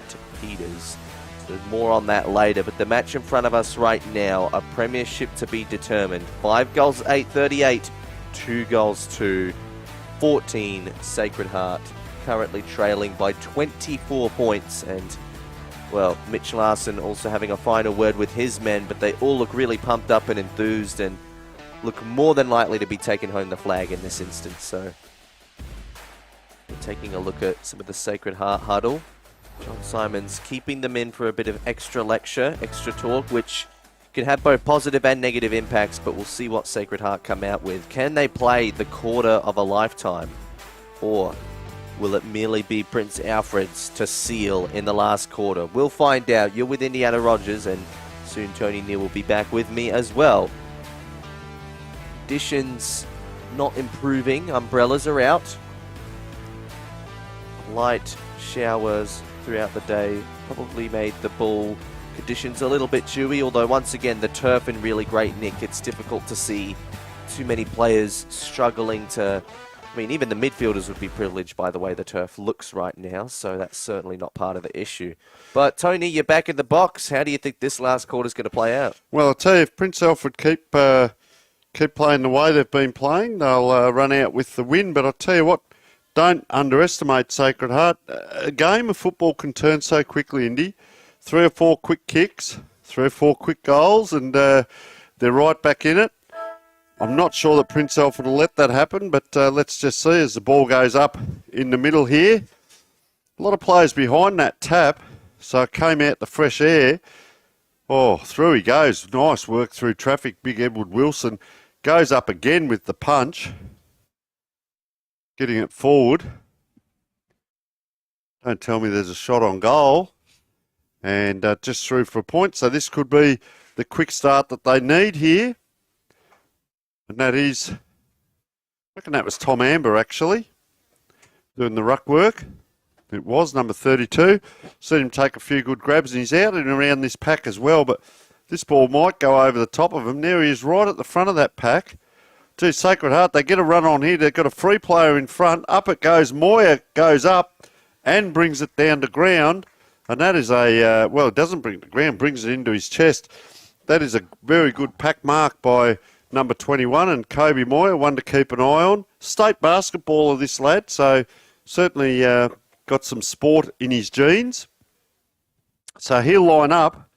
Interesting kick, this one. I'm just seeing if there's any breeze coming across his right shoulder there as he runs in.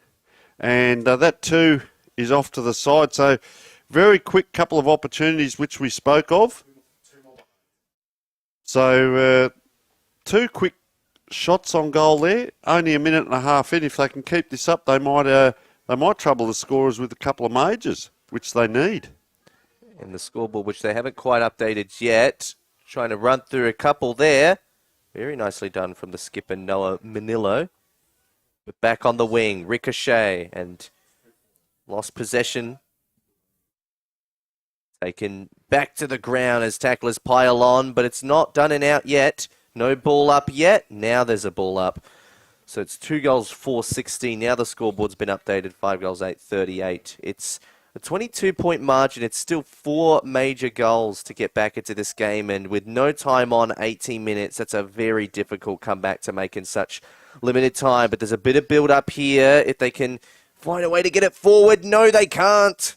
They can't breach through the big Prince Alfred brigade, and once again, they lock them up, giving them no chance to get it moving forward with ease. Just keep an eye on big Tom Amber here, number 32. He's really given them something in the ruck. There he goes again. What's that forward?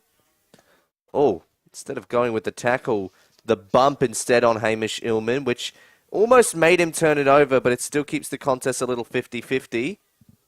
Trying to pick up the ball, and I reckon that might have been Seal who's been taken to ground with it, but in defensive territory now for Prince Alfred. They've had the setup, and once again, the course of the game will suggest that they win this stoppage, or it'll grind to another ball up. So many around the ball there, and there was only one Prince Alfred player back in the goal square there. So if Sacred Heart had got it forward, it would have needed to go through. As they line up again, Amber just can't take that one. I'll tell you what, is that a good game? Jordan Millard gets that ball out. They're trying to get through traffic. Oh, just does so. That's a missed kick that has worked. Now they go on this long kick. So this is what I was talking about, the Sacred Heart forward setup. There's no one down deep. So it goes to a pack. Congestion. They're able to run it out here. Prince Alfred, just a little short kick across. And he's got a lot of it, Hamish Illman. Oh, just falling over there was Oliver Lipkowitz. So Sacred Heart get it back, and that's a high kick up there by Kobe Moyer. We need players on the ground. Unable to take it there was Colton Trethaway. He's had a great game chasing after this player as well. Oh, 1-2. Is there an opportunity? Not high? Yes, it was. Just a little bit clumsy by Benjamin Gray. Oh, look, to be fair to Benjamin Gray, he actually brought the ball down to ground a little bit earlier when the forward entry did. It didn't have the advantage of numbers, but he brought it to ground. The problem then was that none of his teammates were really willing to crumb.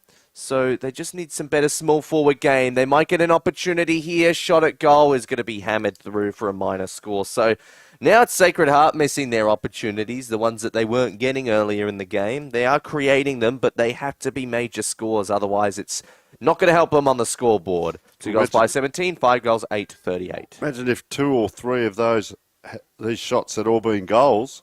It would be game on, as that's a high kick in by the Prince Alfred player.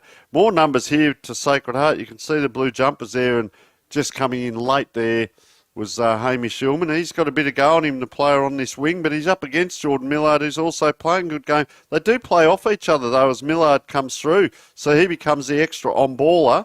And you can see number 8 there, so a little bit of tactics there. Hamish Illman is standing out a little bit, just pointing to 17, Will Rooney, who's not his opponent. So up it goes again. Another tap to Tom Amber has really lit up this last quarter. And Prince Alfred under pressure here. This will be Millard after this ball. But the 2 players further down the field have to come. And that's a nice take and a good kick off the half-back flank. Oh, is that hands in back? Yes, it was. Yeah, the hands were there. Just that first action. And gave it away to Fergus Kerrin. Just slowing things down now. He's got a lead on the boundary line here. He elects to go long, but it's a big pack that forms up. They all go. Everyone wants to take the specky in front of all the fans out here today, but you're playing for a grand final. So the wingers on the far side, still out. So now you see Hamish Illman just doing an interchange there with Evan Davies. Yeah, those late game interchanges are crucial to maintaining the fitness of some of those players who've run out most of the game, done their all, and maybe some of the players who haven't chimed in as much to really step in if they've got energy to spare. Obviously, football is a sport of petrol tickets, and you only get so many as a collective team. So, ball thrown back up in the centre square. They're going to do anything now, Sacred Heart. They have to do it now, and well, 3 consecutive minor scores, unfortunately, aren't going to do them any favours. 6.5 minutes in, we've got to adjudicate who we think is the commentator's best on ground. I see Sam coming in there, just got tackled, brought the ground, bounced straight back up as a round that comes through Will Rooney. High kick in, players just weren't able to quite judge it. Ground's getting a little bit chopped up there in a couple of spots. Just late there was Millard, got away with it. The Prince Alfred player gets around. It's called play on. The whistle went, all the players stopped. Handball out now. Well, player in good position there for Prince Alfred fortuitously, and it falls into the hand of Gillan Wakeland, who he too has had a good game up forward and a little bit in the ruck. He's just pointing down there. I love to see this, a lot of movement still. He kicks that ball high in the air, so he's giving that straight back to Sacred Heart, and good grab there to Harper Ryan. So Harper Ryan, they can't waste any time. I mean, they've actually only got about 10.5 minutes. With no time on, mind you. There's Wakeland again. He's gotten back into the defence. Yeah, doing a good job, isn't he? Yeah, so he's definitely been one of the standouts today for Prince Alfred. Maybe or maybe not worthy of the beanie if he can improve his kicking fashion for the results earlier. Well, at least that one wasn't a direct turnover. Might even be a score involvement depending on how things play out. No boot to ball. Harry White, who's also been really good, brushing through but not quite taking clean possession. Tossed out of the pack. Sacred Heart clear for the moment. Running onto it. Trikenza. Too many men to beat. Wakeland again. Wakeland again. This time playing a bit more off of half back, so he's actually having a really good quarter, Wakeland. I actually don't think he's got a man, Indy. I was just looking at who's where down back, and there's one or two free for Princes. They load up behind the ball, which allows the forward line to be open. I don't mind that. And let's see if they can penetrate here as Millard it is. Takes the ball. Gee, they're dangerous. I always waffle on about that kick on the 45 inside, but he found his player. Gee, that's left that ball high in the air for a long, long time. And Sam Cumming playing a great game. Just doesn't quite get the kick right. Probably tired legs now. And what we'll start to see is the midfield won't be able to keep up now. They won't get down to as many contests. So you'll see a little bit of this, a little bit more open football. And that is Max Seal, who really had a good first 2 quarters. Didn't see him a lot in the last quarter, but he's got a nice kick on him. And this looks to be... Max Barnett, number 33. 33, is it? Yep. Yeah, haven't called him much, have we? So Max Barnett.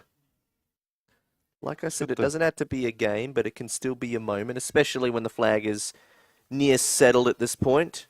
So Barnett comes in. He's a left footer. Just dragged it a little bit. Up high. That's a good grab. That looks to be Isaac Ram, maybe, number 58. No, it's, didn't quite pick who that was. It was a good grab. Might have been Wilson. Ball out the far side, and there's a 25 given here. So he's going to run up the ground. Gets the ball back. The white boots will keep an eye on him, Indy, as Sacred Heart load up. That was actually Kobe Moyer. 10 minutes gone. Result sealed at this point. Oh, it almost looked like it could have been a bit in the bag, but I guess he got his hands to it, so by rule of the book. That was a legal marking attempt. So you see Sacred Heart have got one. They've now got 2 spare. Player coming off the interchange bench. Their spares are in the forward line, believe it or not. Well, one's coming into the midfield because Princes have loaded up down back. We can see the player deepest down there is Sam Cumming at the moment, playing almost that sweeper quarterback role right down deep, just out of the square he is just trying to give viewers a little bit of an idea of what's happening down the field if Sacred Heart do actually get it, because they've got big number 23s come on. Edward Wilson, he's all on his own on the half-forward flank at the opposite end, and Princes are allowing that to happen because Sacred Heart need to get the ball down there first of all. Sorry, he's down back, I should say. Down back, that's my fault. So ball now comes out. Sacred Heart player slammed into the ground. He just stopped, but he's come good. Unable to take that one was Gus Downs. Out on the wing here. Great work here by Kerrin. Gets it up and long, up high. He's come down twice on his back there, so I'd suggest that he's going to have a bruised back. That is fair income what he's done there, because he's landed twice heavily on his back, and gliding by was young Will Hobbs there. Could still use him if he wanted, and does. And I wouldn't be surprised if Long comes off. He's done his role for the day.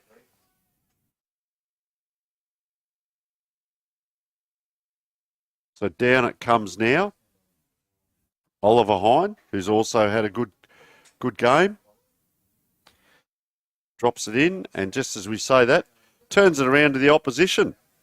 Yep, so turns it over, but haven't been too many of those throughout the game that have been too costly. So Wilson gives it to a teammate.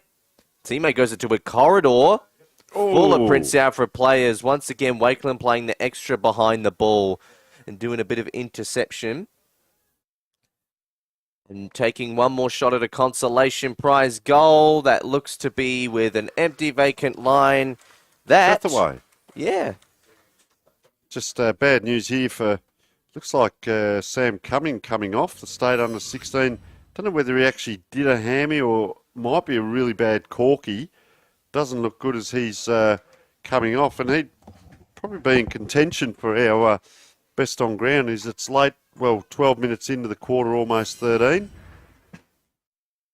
So he's taken a fairly hard knock as we see Noah Manilow come on. And yeah, it might just be a corky, I'd suggest. Just waiting for him to come off.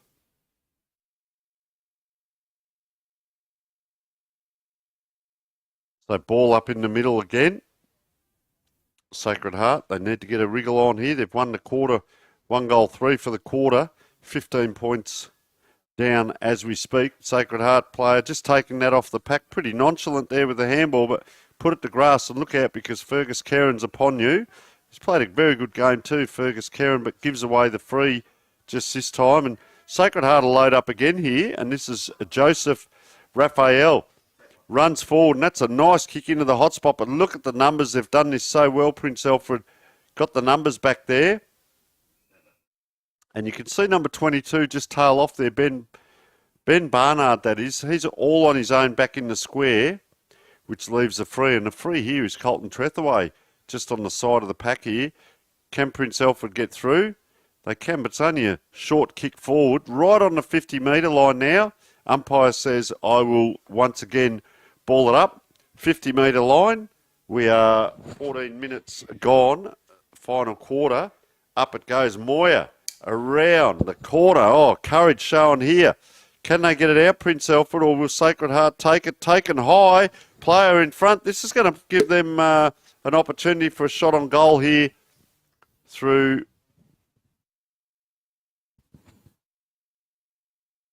Could be Harper Ryan, I'd suggest.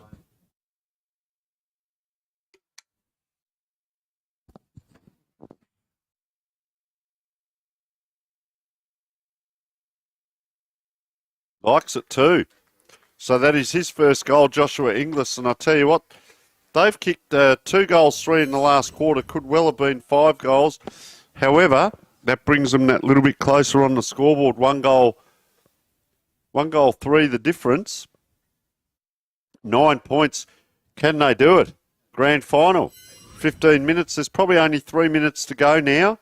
And you can see there Mitch Larson just sending the spare back, which is the wingman, Gillan Wakeland, who has to be obviously 6'6", but he's just going back to be the spare now, just to tighten up on Sacred Heart. If they can get another one, boy, oh boy. They're trying to really barge through. They're running well here. The ball, ironically, goes out onto the wing where Wakeland was. Charging out. Well done there once again. Colton Trethaway comes around. It's inside 50. Up they go. Bang! It's a grab. It's not a grab. It's a quick kick on. There's a player out in front. It's called play on. It's coming back, or is it? It's downfield. And Benjamin Gray. I tell you what, if he hurries up and kicks this, which he does, there's 3 points in it. Benjamin Gray gets his second for the day. So Benjamin Gray now kicking that goal. 5 goals, 5, 35 to 5 goals, 8, 38. So what's going to happen here? We've got about 2 minutes to go. Just waiting for the umpire now.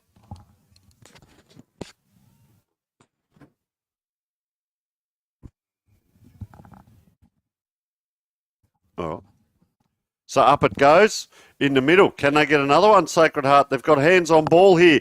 Desperation times. The player on the wing had to stand and wait for the ball to come to him, which then meant the pack came to him. He gives it back quickly. Logan Banya.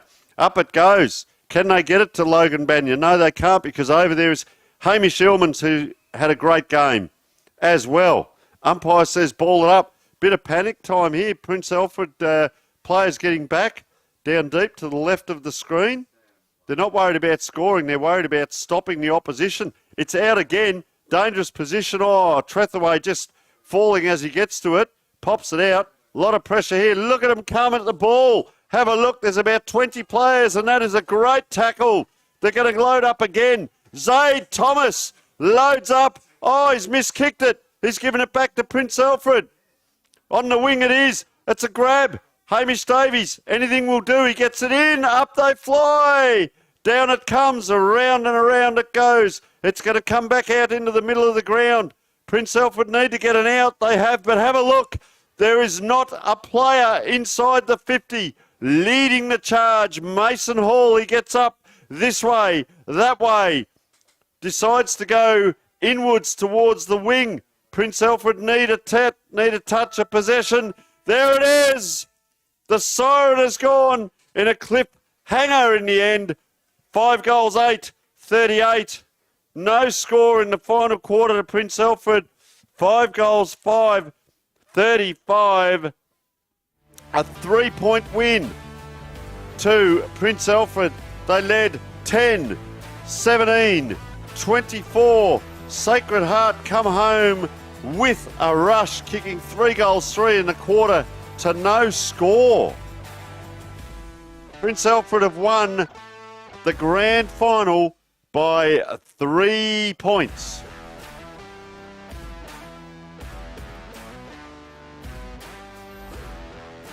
So a 3-point win now. Good sportsmanship shown here by both teams.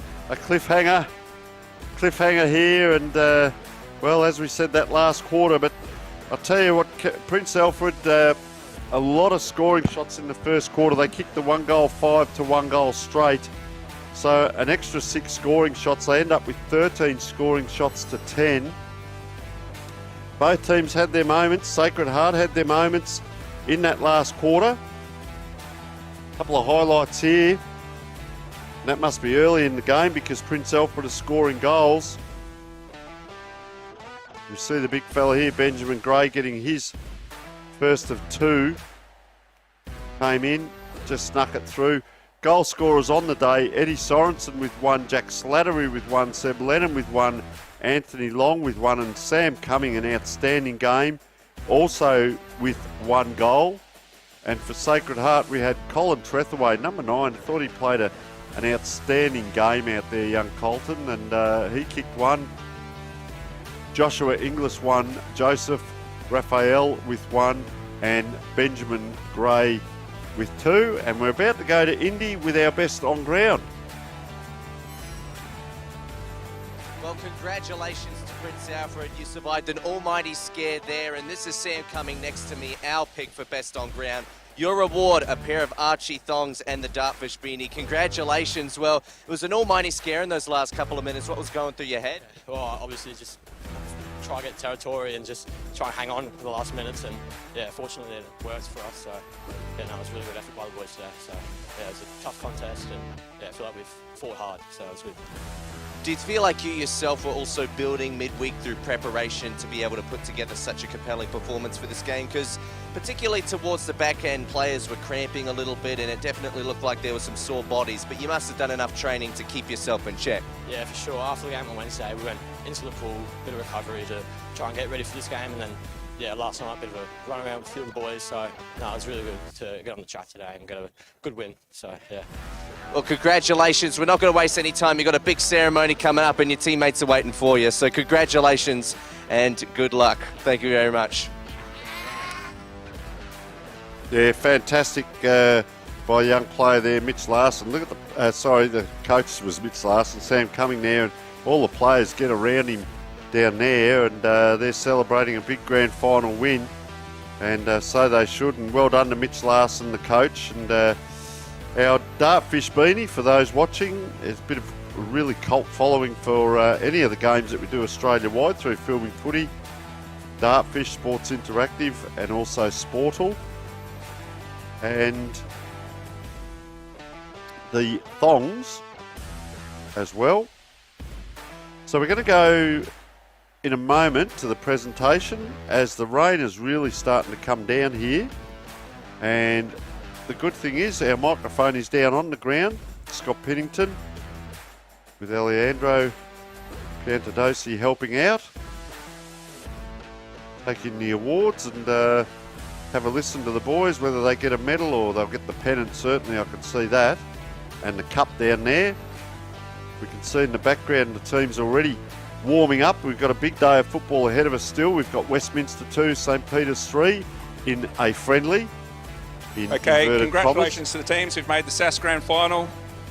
Thank you to the umpires of the day, the helpers, the medical team, the SAAS Football Committee, to the schools involved over the season, to everyone who has participated and supported their teams. A special thank you to Sample, Brenton Phillips and Sam Blades for supporting the SAAS football competition here at Thebarton Oval. I invite Joe Raff to come up and say a few words.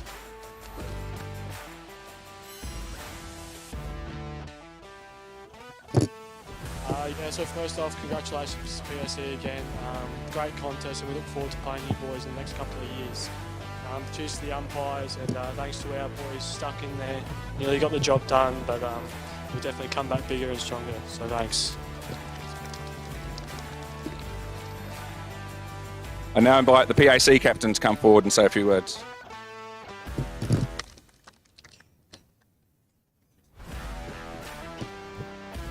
Yeah, I'd just like to thank everyone involved with today, like the umpires and like the coordinators. Thank you so much.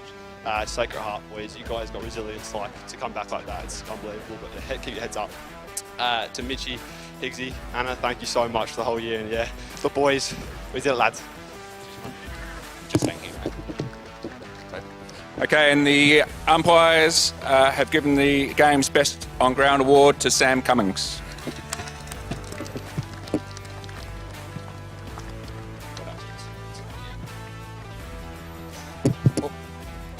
Okay, I now invite the PAC captain to introduce his team. We'll have the medals over here to present to all your players. So, yeah. I'll let everyone hand out medals. Number 1, Oliver Lipkovic. Straight with the numbers. Number 2, Fergus Karen. Number 3, Harry White. Number 4, Gillen Wakeland. Oh, now I'm going for numbers here. Number 7, Angus Fremantle. Sorry, Sealy. Number 6, Max Seal. Number 8, Hamish Illman.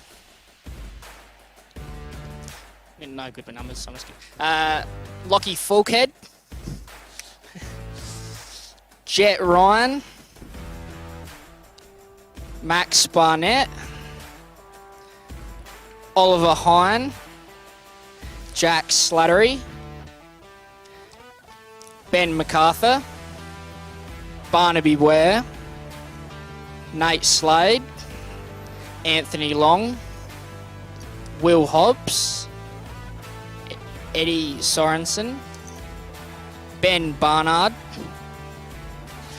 Seb Lennon, Evan Davies, Best on Ground, Sam Cumming, and Captain Noel Manillo. Runner / assistant coach, Hannah Presler. Go on.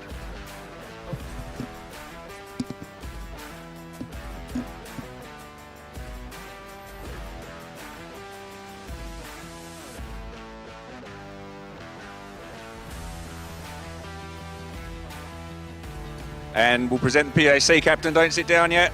You need to come and get your your trophy, mate. Congratulations. Well done, mate.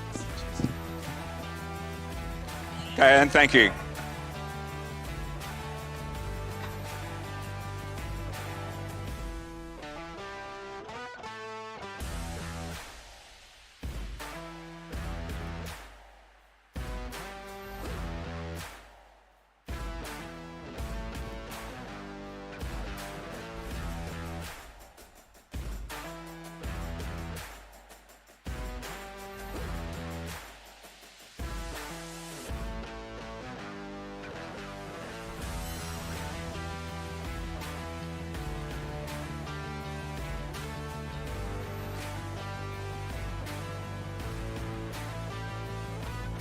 Well, congratulations to Prince Alfred. That was an almighty scare, and we talked about how close the two matches earlier in the year between these two teams were, and, well, the last one definitely lived up to it. In the end, we weren't expecting a finish like that.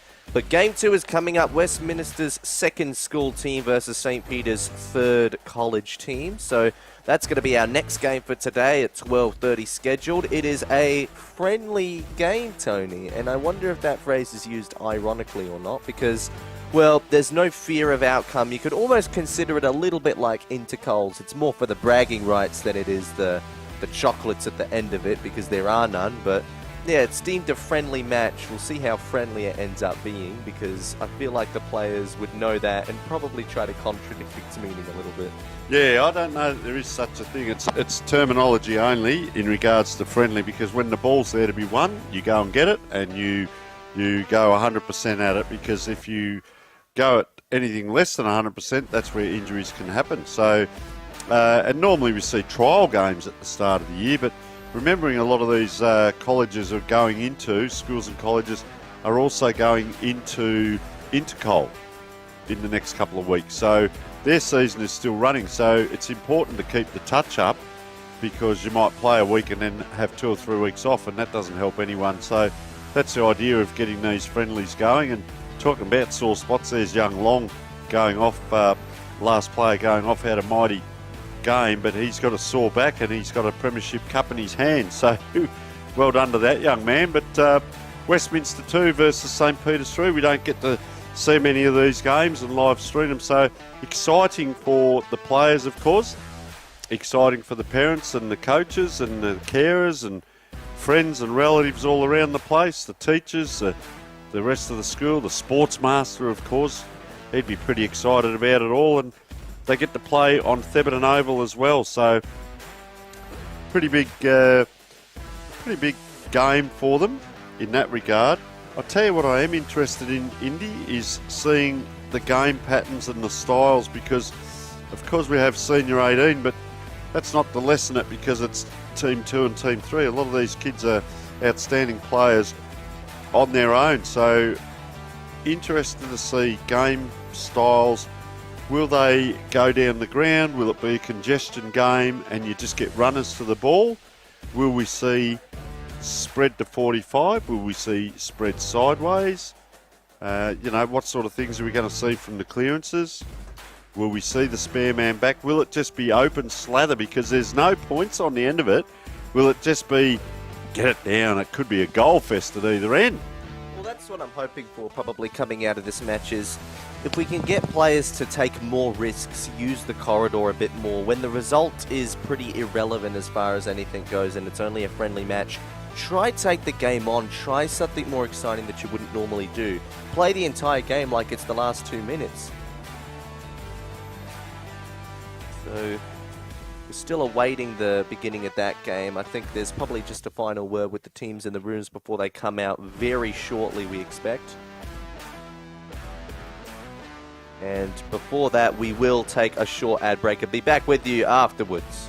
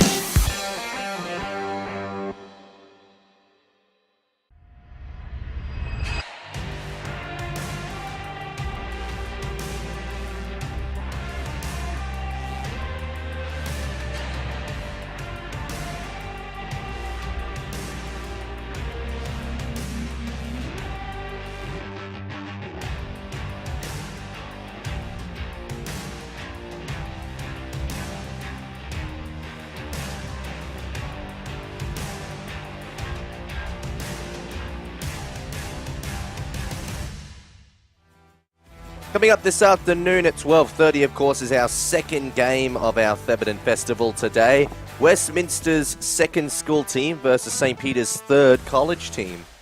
So it'll be interesting to see how the two teams treat the friendly fire occasion, although we're expecting it to be not so friendly. In fact, I'd be surprised if the teams treat each other with a whole lot of kindness, because it's just not the way that this... Well, the saying goes is reverse psychology, Tony. When you tell people to be nice, it probably leaves them a little bit more inclined to not be nice. So that's probably what they risk today, but as you can see, that's Westminster on screen, doing a bit of pre-game rehearsals and, yeah, just getting some legs moving, crouching down and waving the arms up to get things going.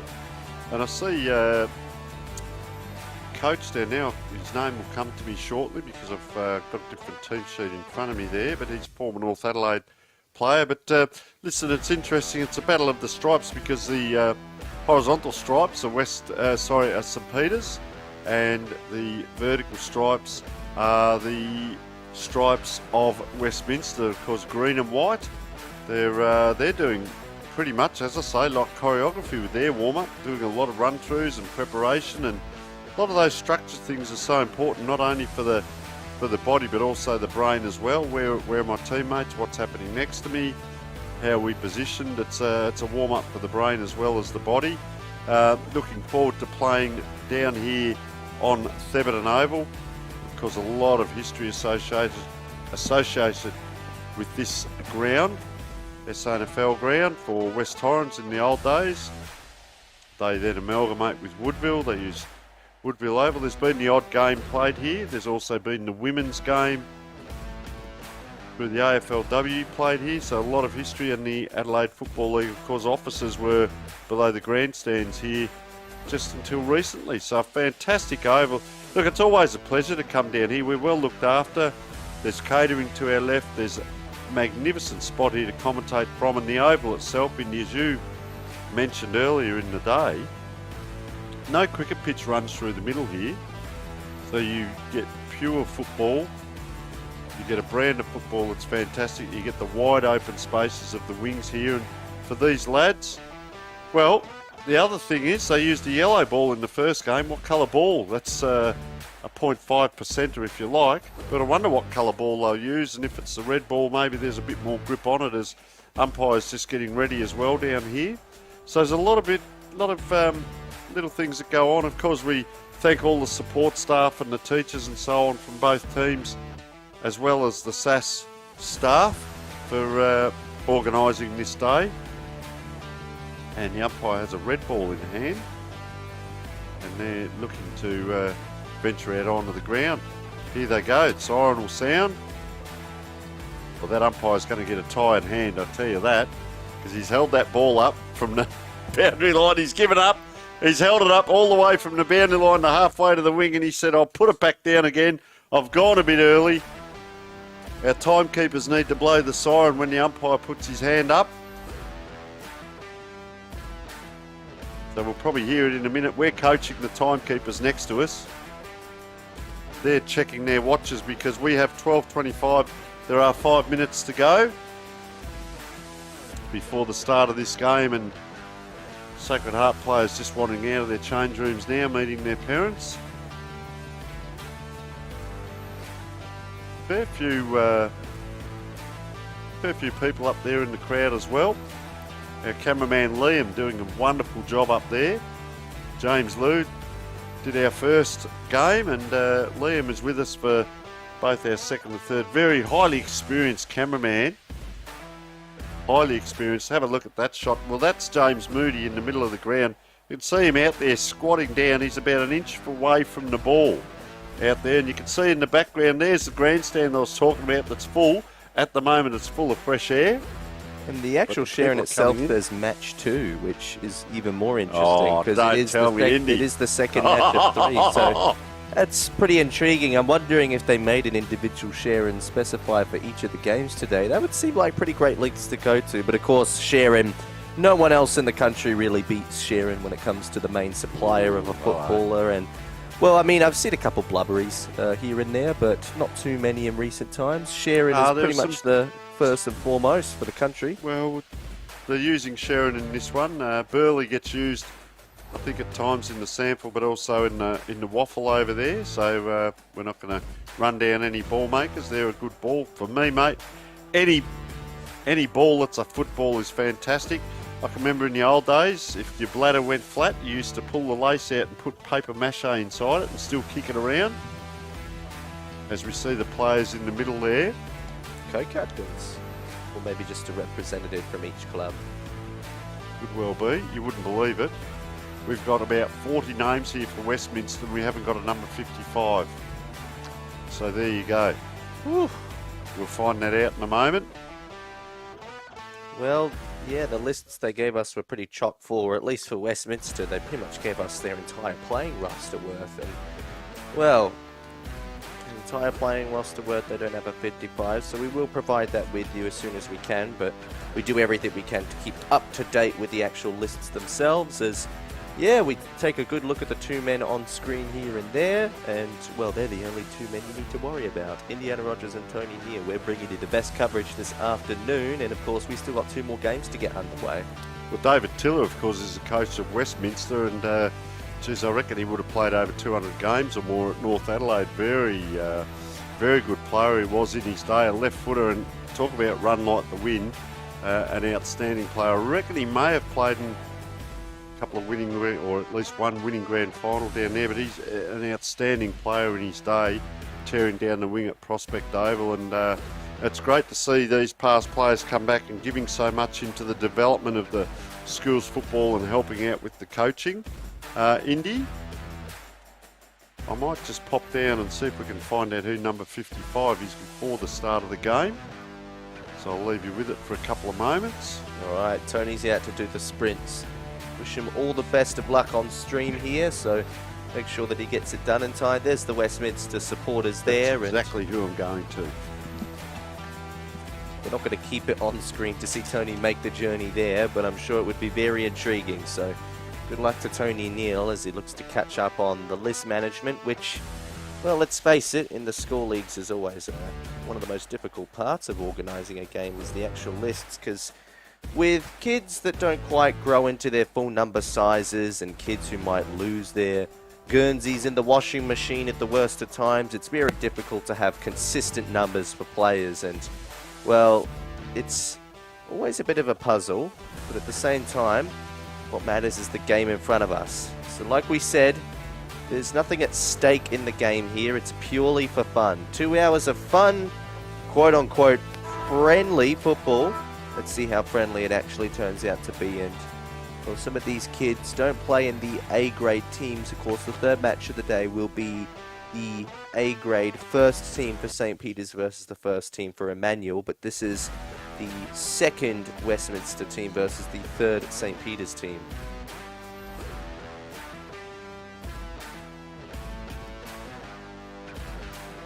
It looks like Tony Neal's respiratory system has let him down, so he's not going to do that huge marathon trip after all, or maybe he will. Still looks indecisive, but nevertheless, the players look pretty determined out there. That's a big bench coming on for Westminster, so maybe they are really just utilising the full list here today and trying to get some extra time into some extra players, change things around. Again, this is a friendly game. You could afford as much creative freedom as you want, and that's what we're hoping to see this afternoon, as we're also hoping to get up-to-date playing numbers. Tony, you decided not to do the marathon. I've sent someone down there, young Alejandro, as umpire holds the ball aloft here in the middle, and up they go. The big fella there for Westminster, number 49, Josiah Quinn, going up, and Westminster now in the green and white for those at home watching, enjoying the game, and St. Peter's in the blue and white.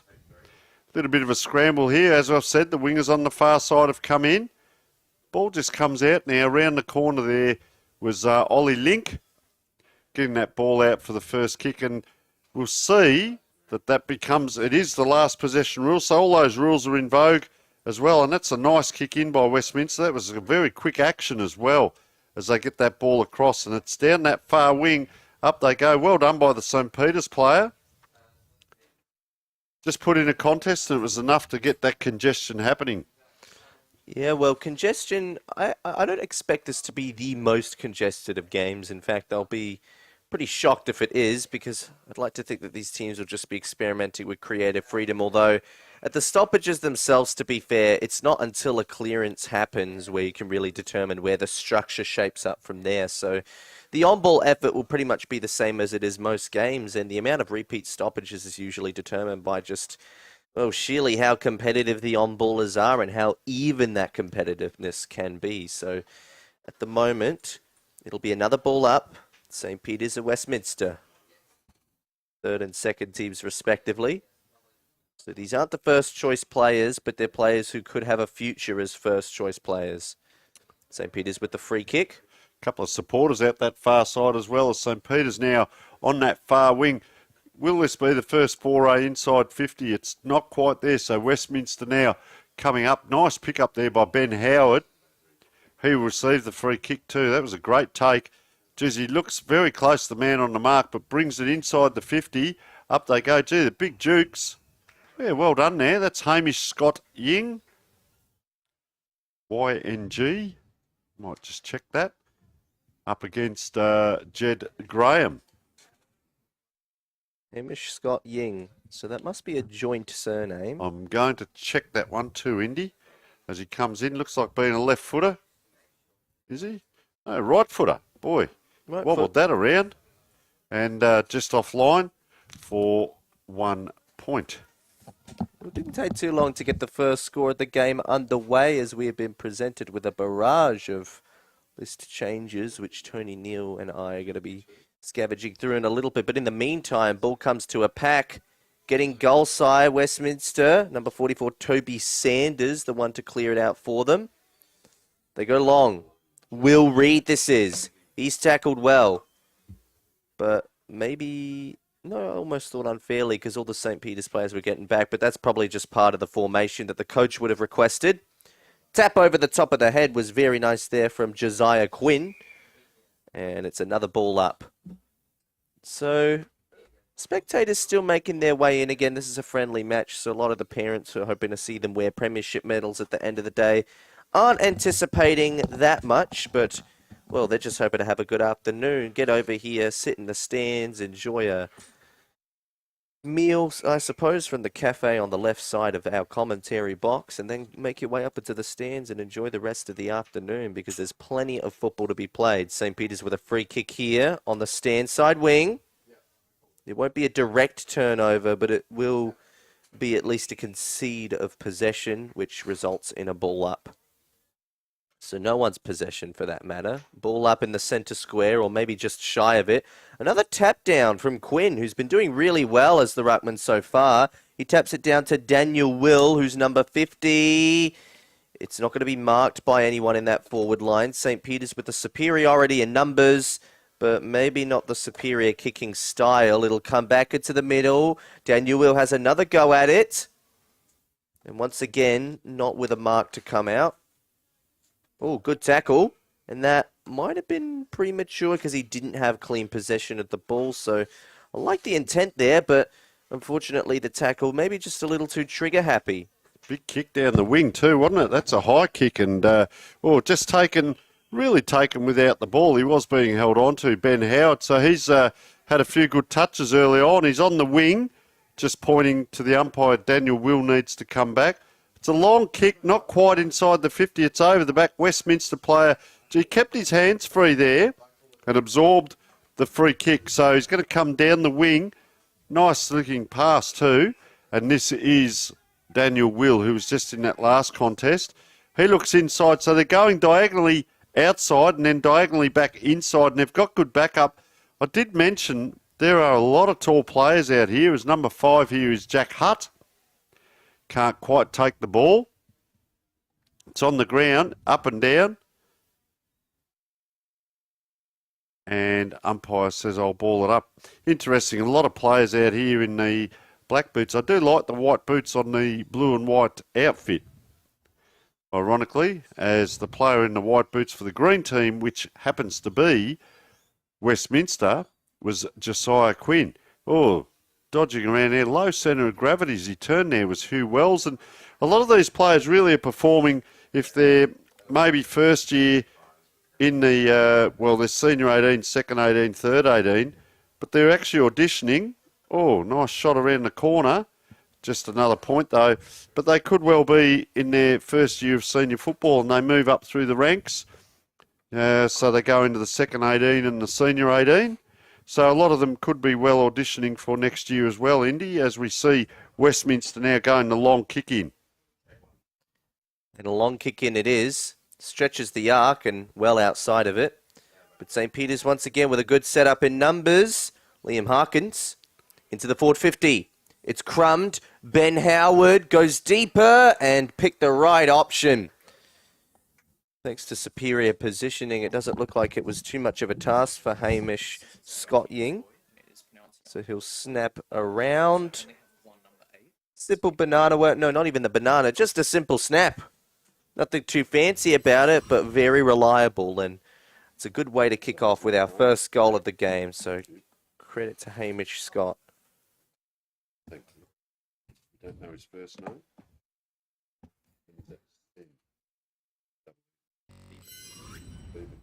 So there's the view of the St. Peter's bench. And, well, we saw the Westminster bench. They had so many different reinforcements. They've got so many to choose from. They're really just experimenting today, whereas St. Peter's look to have a more streamed back and confined bench in comparison. So maybe they're more eager to prove something to the coaches, and the coaches only wanted to pick specific players for the purpose of structural benefit. Whether or not that's true, I suppose that will be seen. St. Peter's out of the middle again. A lot of desperation, and actually a good rundown tackle there from the Westminster player to force pressure on that centre clearance and resulted in a turnover. There might be another turnover going the other way here.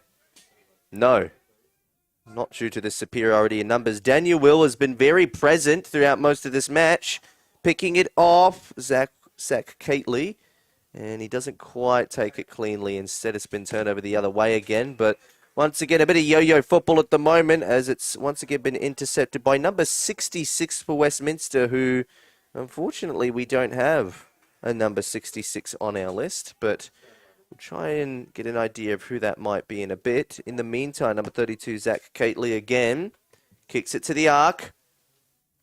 Awkward hand pass, doesn't make its way to the man cleanly. But the umpire sees something before that, and it looked to be an infringement against Westminster. So instead, St. Peter's to slingshot off of halfback, perhaps. No, they go with the small switch to start with.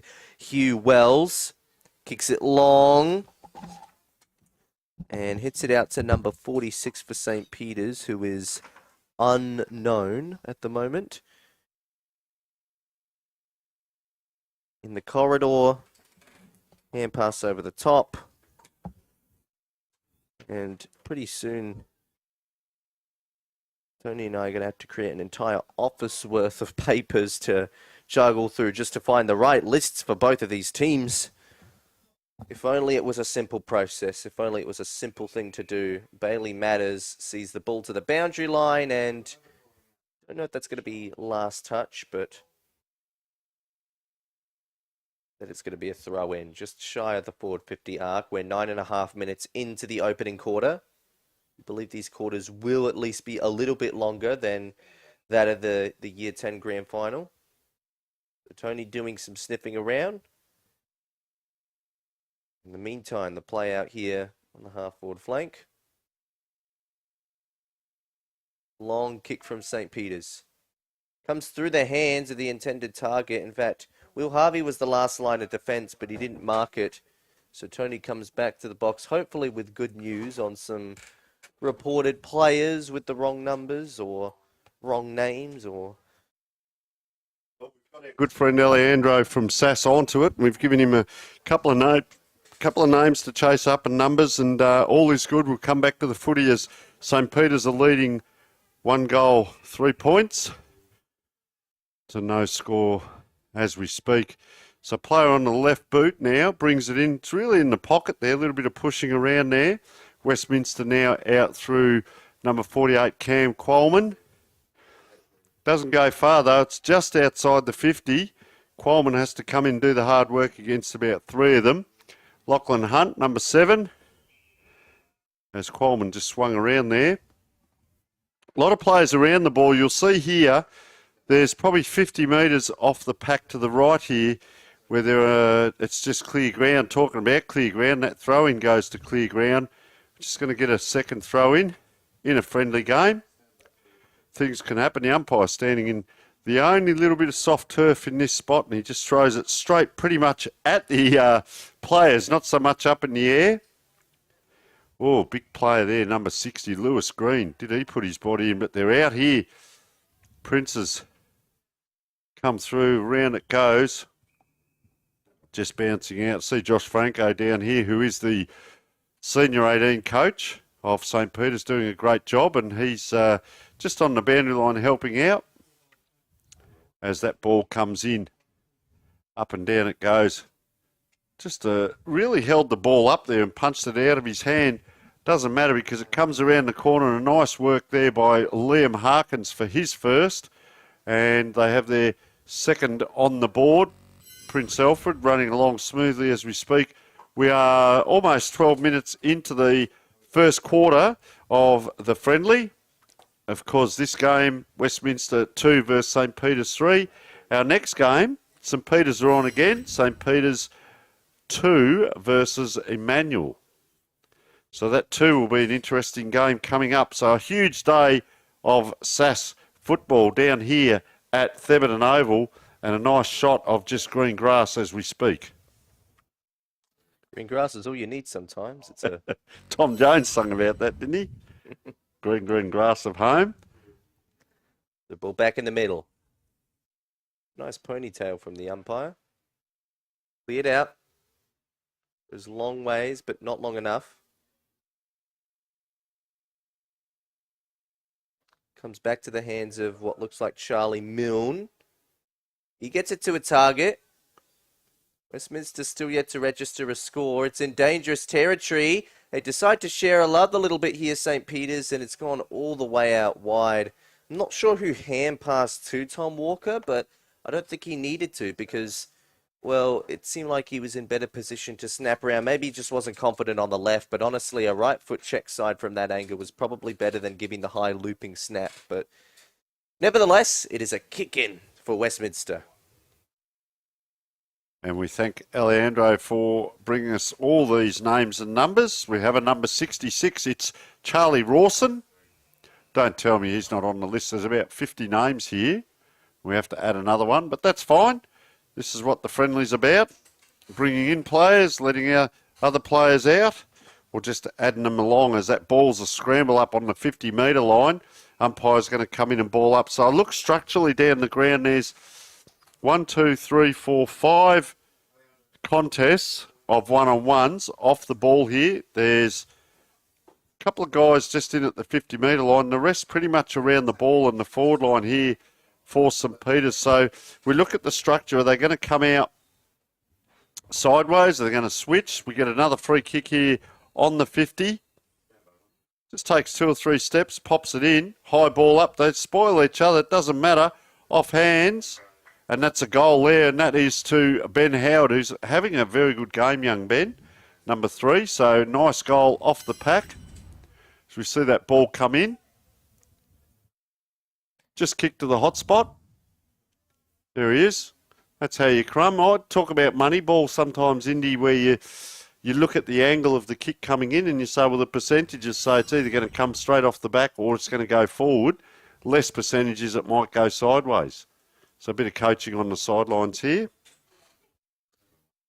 Yeah, a bit of instructions, and they'd be pretty happy with the start. Maybe using the more minimalistic bench might be the key to having a bit more focus with St. Peter's, Brandon. Again, it's not really today's result to criticise no matter how it plays out, but I'd like to see just a little bit more experimentation from Westminster with this larger bench. So large, in fact, that, well, sheer names and numbers were obviously missing from it.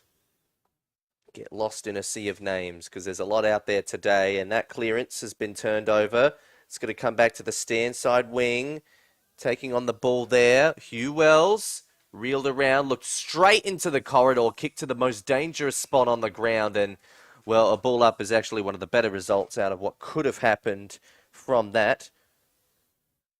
So ball to be thrown back into play. But there's a holding infringement call that's going to go the way of Westminster. So they got an opportunity here just to hit the scoreboard and, well, laying to a long ball. Tyron Wood hits the pack, but does it result in a mark? Snap around the body from Ben Howard. He's had a bit of presence early. Into the forward line. They've got options here. In fact, they got goal side. No one to stop him except maybe his own kicking style. No, it went through. No, I was worried that Tom Walker wasn't going to get that goal, but he ended up finishing. So starting to get a bit of a lead on here, aren't they? 4 goals, 4-28 to no score from Westminster. Westminster have shown patches around the ground, but just can't get it quite down into that 50. As we see a couple of changes now. Javen Bridge Mahan come on. Says that he's the captain, along with Charlie Sanderson, number 16 and number 55. So we'll see what goes on here with young Javen, whether he can lighten them up in the middle here. 4-on-4. He's free, so that means there's a Prince's player free, St Peter's player, sorry. Westminster now under pressure again in the middle. Oh, big tackle. Is that high? It is. Umpire adjudicating. I think that's female umpire doing a great job. Doesn't matter if male or female, as long as you're umpiring and doing a very good job. As that ball comes forward, gee, made it hard for that player. Player stood out there, and that was Seb Birdseye. Gets it across. Oh, just handballing to himself now. He's actually given himself a bit of territory there, young Javen. Oh, he slips over at the vital time. Could have been a set play. He's now flung. And he ran that ball a long way, probably 20, 30 metres, and then it came undone. And they're out here through Tex Stratton. Stratton hits a man on the forward 50 arc line.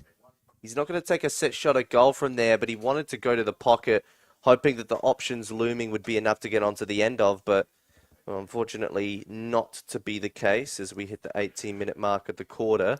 But that is not the end of this quarter because these are the older school players, so they'd be playing out what I think is the full 25 minutes at this stage, Tony. Well, being a friendly, it's probably agreed on by the coaches or maybe the SAAS people pre-game, so we'll wait and see on that.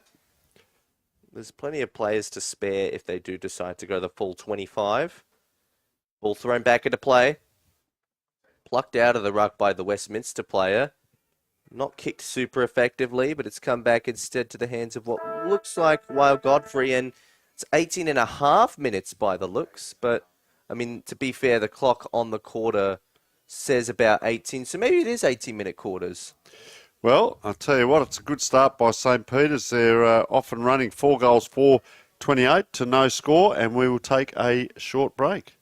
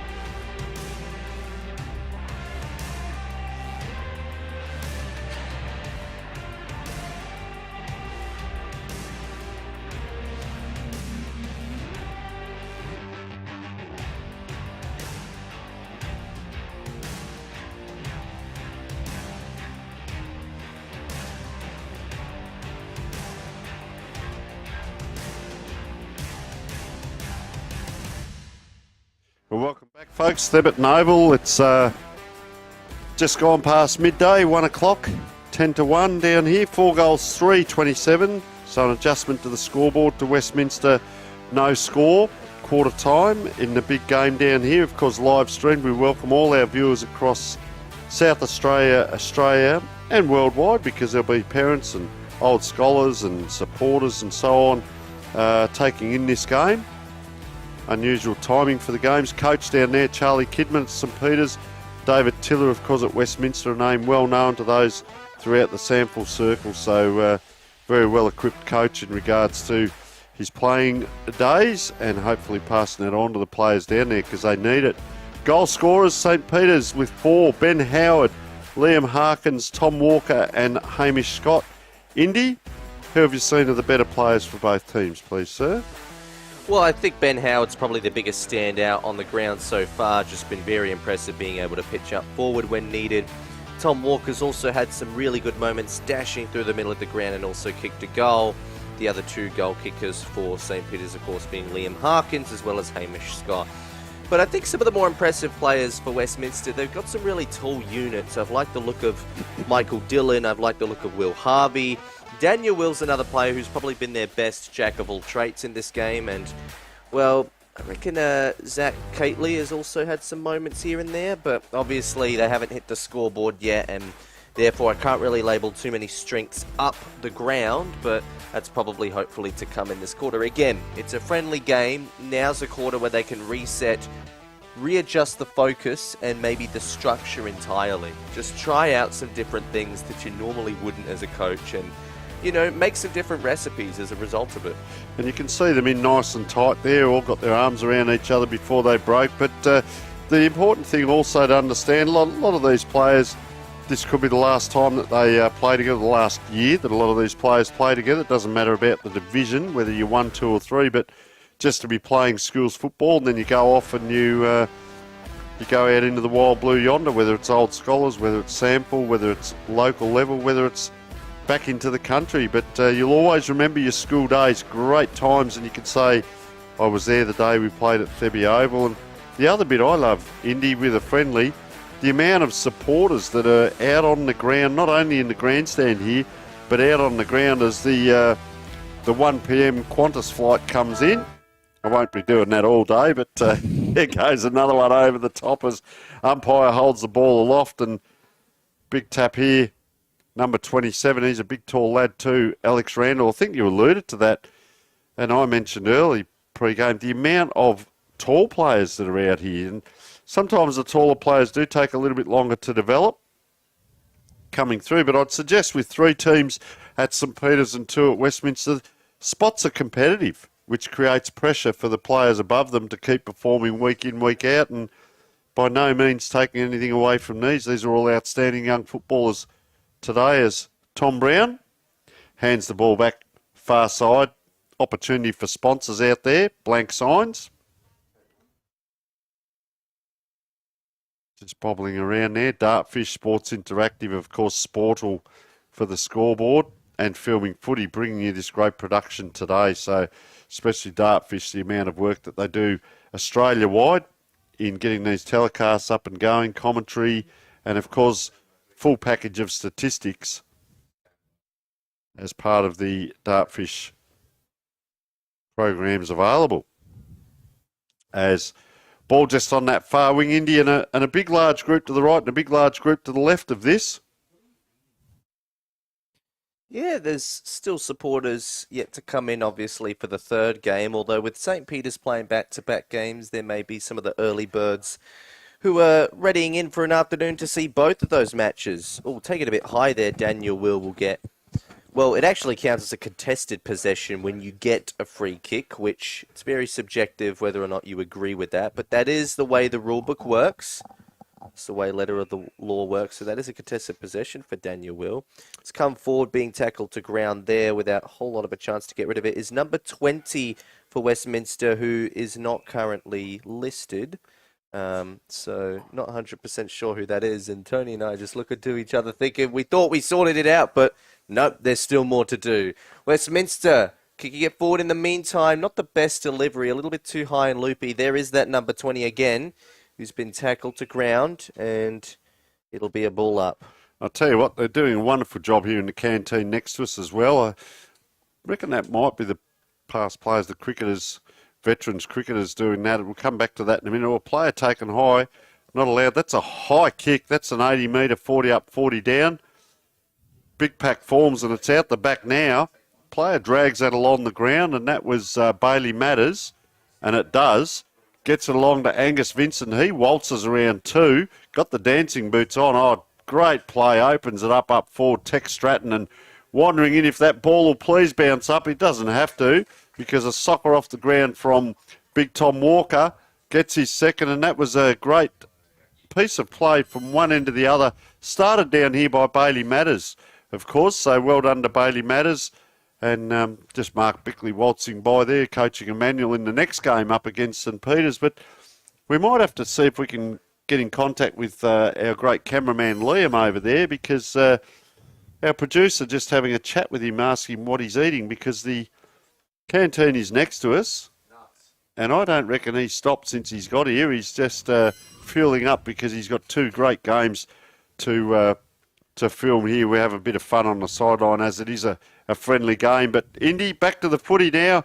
This way, that way. St Peters player just couldn't quite get his foot to it. So forward they go here. Westminster. Is this the opportunity they need? It is. There's a free kick. They will get a shot on goal. And guess what? It's number 20. So I've got a job for Alejandro. Please find out who number 20 is for us, mate. As we're into the second quarter, they've given us a team sheet with probably 40 names, and we still don't have this number on there as well. So apologies here to the young man and his family. We'll soon find that out as he waltzes in and kicks one of the best points ever seen on Thebarton Oval. Well, the actual kick was completely fine. In fact, it did technically make the distance, but it was too low. It was so low to the point where it was pretty easily allowed the defenders to come in and intercept. So here's Will Gregg, who kicks out, maybe to a turnover, although there's a call coming back. She's given 25 here as well. Well, at the very least, Westminster are on the board now. They do have a score of their own, and there is the 25, which I believe, if I'm getting a look at who this is with the ball in hand, it might be Will Harvey. May or may not be right or wrong about that. Here's Will Gregg again. Chance to redeem his kicking error. That's a much better kick. So on the far side wing, stretches the players. Tex Stratton coming in with a fist. Ooh. Trying to dodge around a couple as Tom Walker bit off more than he could chew, but wasn't penalised. It only results in a ball up, as the umpire will come in and throw it back up. Although I must say, it was probably a bit generous there. Could have gone the other way. Could have been another turnover. And well, again, it doesn't matter what type of free kick it is. It counts as a contested possession. Kicking it to the forward line now. To the left pocket. Options looming. Deepest option was Walker, who got in for some extra tackling pressure, but didn't come out with anything. Could have been Harris Warner, I reckon, number 40 there. Apologise if I'm incorrect, but gee, that was a great run away from the pack. And in those stripe, that just reminded me a little bit of Joel Selwood there, breaking away from a pack and the kicking action. So, as I said, just with the colours are close to the Geelong colours, and you sort of make these similarities as the ball's bobbling around now. Look at them fighting hard on the ground. As I said, it might be a friendly, but when you see ball, get ball mentality comes into play, it's a pretty good brand of football. Giving it back to the boundary umpires, volunteer boundary umpires. So this one in the pink or mauve shirt gives that didn't actually spin like a normal throw-in either. So we're seeing it all here today. It's sensational. Number 49 just coming on, Josiah Quinn. So a lot of interchanges. 1, 2, 3, 4, 5, 6, 7 players down there. I won't name them all, but they're all on the interchange bench down there for Westminster. But St Peters it is, loading up with a shot on goal. Charlie Milne. Yeah, so young Charlie, number 36, looks quite relaxed, doesn't he, as he wanders in. Kicks it high. Yeah, just out of bounds on the full, unfortunately. And just talking about those interchange, 3 players came in. 3 players come off, and they're down the wing now. A couple of players with helmets out there protect themselves, so well done. Couldn't quite get the job done on the kick. So Bobby Carpenter is number 20, we've found out, for Westminster, so thank you, Alejandro. As the kick comes in, that's a fair kick. That's a goal. Is that number 7 that was? That was Lachlan Hunt. He kicked that from a fair way out as well. Well done to the young man. Great goal that was. Here we go here. Have a look. The handball comes across. He's on the left. Took one step. Boy, that went a long way. Well done, Lachlan Walker. And they're pretty happy about that out there. Celebrating. So well done, St. Peter's. They go ahead 6-3 now. 39 to 1 point Westminster. And that is a 38-point deficit. A lot of players. So 56 coming on now. Ollie Link will come into the ruck. As the ambulance goes off in the background, maybe they saw the scoreboard and thought there might be trouble. It's 39 points to 1. St. Peter's in the middle of the ground. It's a friendly game.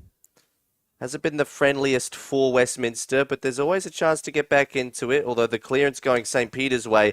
Launch for goal, long kick, but it's just a minor score. So I will say I've seen a bit of experimentation. I do reckon they're playing with a taller structure, Westminster, so that's probably why they have a bit as agile, but it might be the experiment today, and it pays off for moments like that where you could see the marks they've taken. That was Lachlan Partridge. He goes further down the wing, and it's a bit of an ineffective kick. It will tumble over the boundary line. So Lachlan Partridge it was, pardon my French. Didn't know you could speak different languages, Indy, but you're doing a great job. I can speak 3 or 4. I can speak English, Irish, Australian, any other English, and American. So I've got four in my vocabulary. Not very good at them, still learning, but ball on that far side as we come back around. Oh, up it goes. Down it comes out the back. Westminster now with a run on. Gee, had to wait. That player was like a cheetah chasing a wildebeest there. He just tracked him down. He just couldn't quite get away. And as he picked up the free kick, the dangerous kick into the middle. Oh, courage shown. Big collision too. That was our last goal scorer, I reckon. No, it wasn't. The go forward here, St. Peter's. Oh, not able to take it. Well done by the Westminster player there coming through below his knees. They get a little hack forward. Players slow to get up in background here. Oh, bang. Another big collision. Tell you what, they're quite willing out here. 55 out there is Javen Bridge-Mahan applying a tackle. And umpire says, I'll come in and ball up. Just the 2 umpires from what we can see in this game. So they've got a lot of work cut out on a very large oval. Player falls on the ball, which you're allowed to do. Back in the day, as long as you don't take out ankles and knees in the process. But if they all jump on you, then you could get caught holding the ball. Back in our day, that was a free kick for in the back. So it comes out now, Lachlan Hunt. Can't quite. So big kick back by, that is a huge kick by the Westminster player. That's a nice grab up there. Well, he goes with the right hand to a player in trouble, so has to get it back. Throws it on the boot quite literally. Man in the helmet, well done. Over the top. Oh, and charging through. Will Davidson was that number 4, I reckon. Out the back again.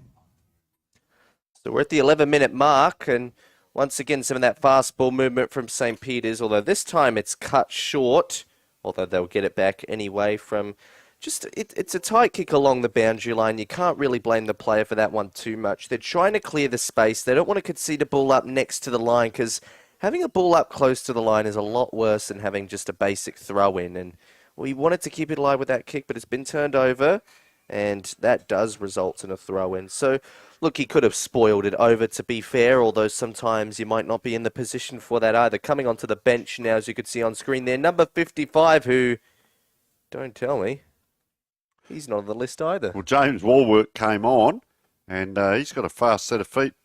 If that's anything to go by the way he sprinted out there. So we do have 55 here. His name is Javen Bridge-Mahan. Well, I've got Bridge-Mahan, but... Bridge-Mahan. That's Didn't know if that was a silent J or not. Yeah, well, we might have to find that out at half I'm time. going to have to go back to English school after this.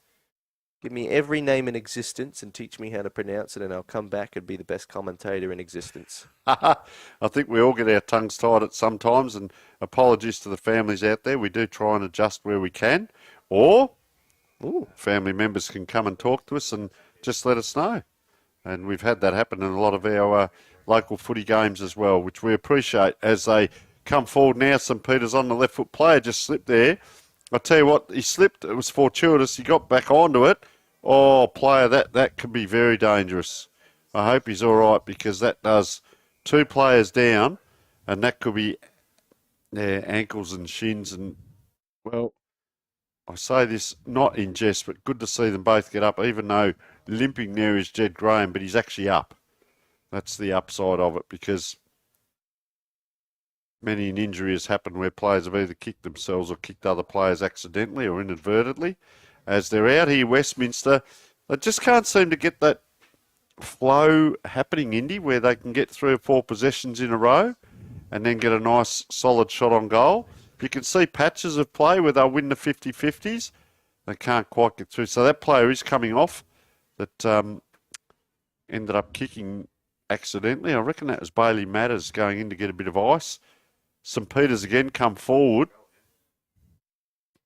Players having to trot after this ball and quite literally bundled over. Umpire says we'll throw that in. Westminster player was looking for a free, and he's the other one with the crook ankle. I wouldn't be surprised if there's Bailey Matters. So there's number 1 off with, he's taking the boot off there. So ball goes up, down. Oh, player pushed 2 players in one there as went after that ball and got away with it. Tell you what, the contest is starting to heat up just a little bit more around the ball, but Westminster would like to sneak in a goal before half-time.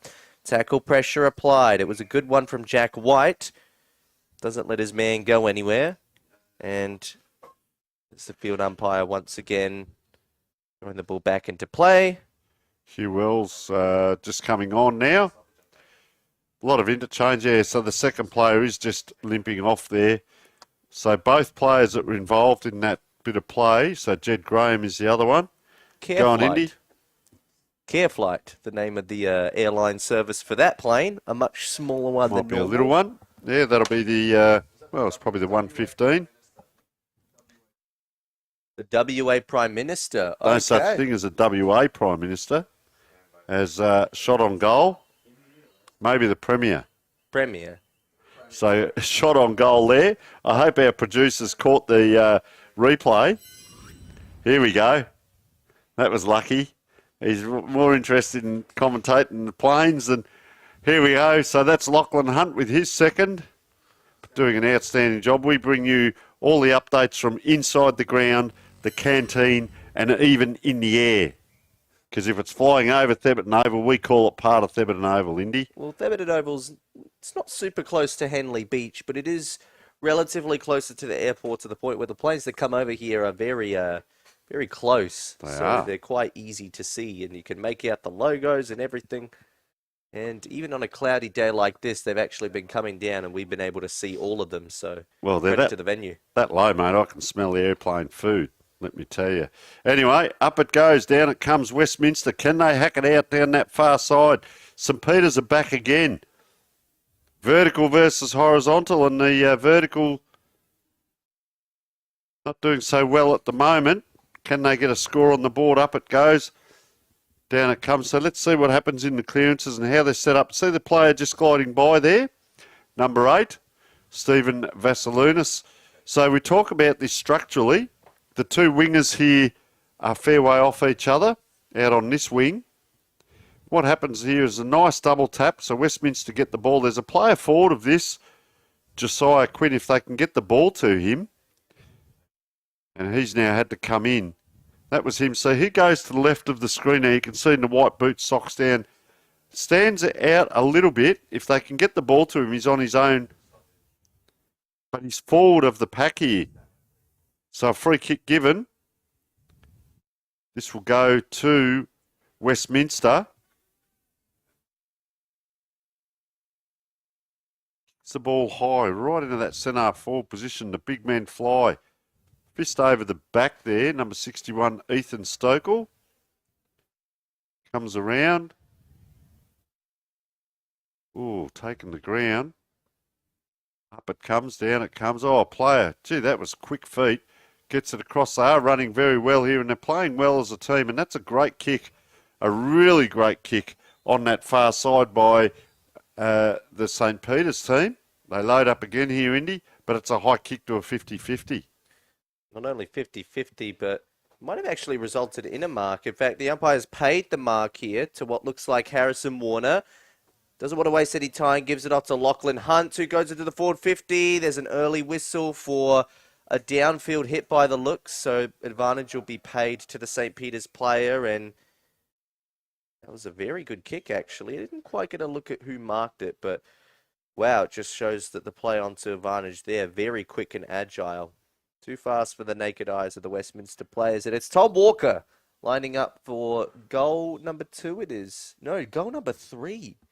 Lachlan Hunt and Tom Walker have already got 2 goals each, so this for Walker to get back in front of the ledger on the cusp of the end of the quarter. Liked it too off his boot. Tom Walker. Now, we're actually 18.5 minutes into this quarter, but the siren has not yet blown, so do the quarters get longer the longer the game's played out? Well, it's a friendly. I like that theory, though, Indy. So, just started late, according to our timekeeper next to us. So that's the beauty of sitting where we sit. We get all of that. So there we go. The time clock was on, but the players and the teams weren't in position. So that would be the reason why. 2 big, huge interchange benches. And let me tell you, as a coach, that's actually hard to manage as well. Up it goes, down it comes. Charlie Milne it was, getting that little tap. Oh, having to reach back there was the, gee, that made it hard, the St. Peter's player. So can they pinpoint? Oh, they do. Players just drop that, and good tackle here. St. Peter's trying to get out.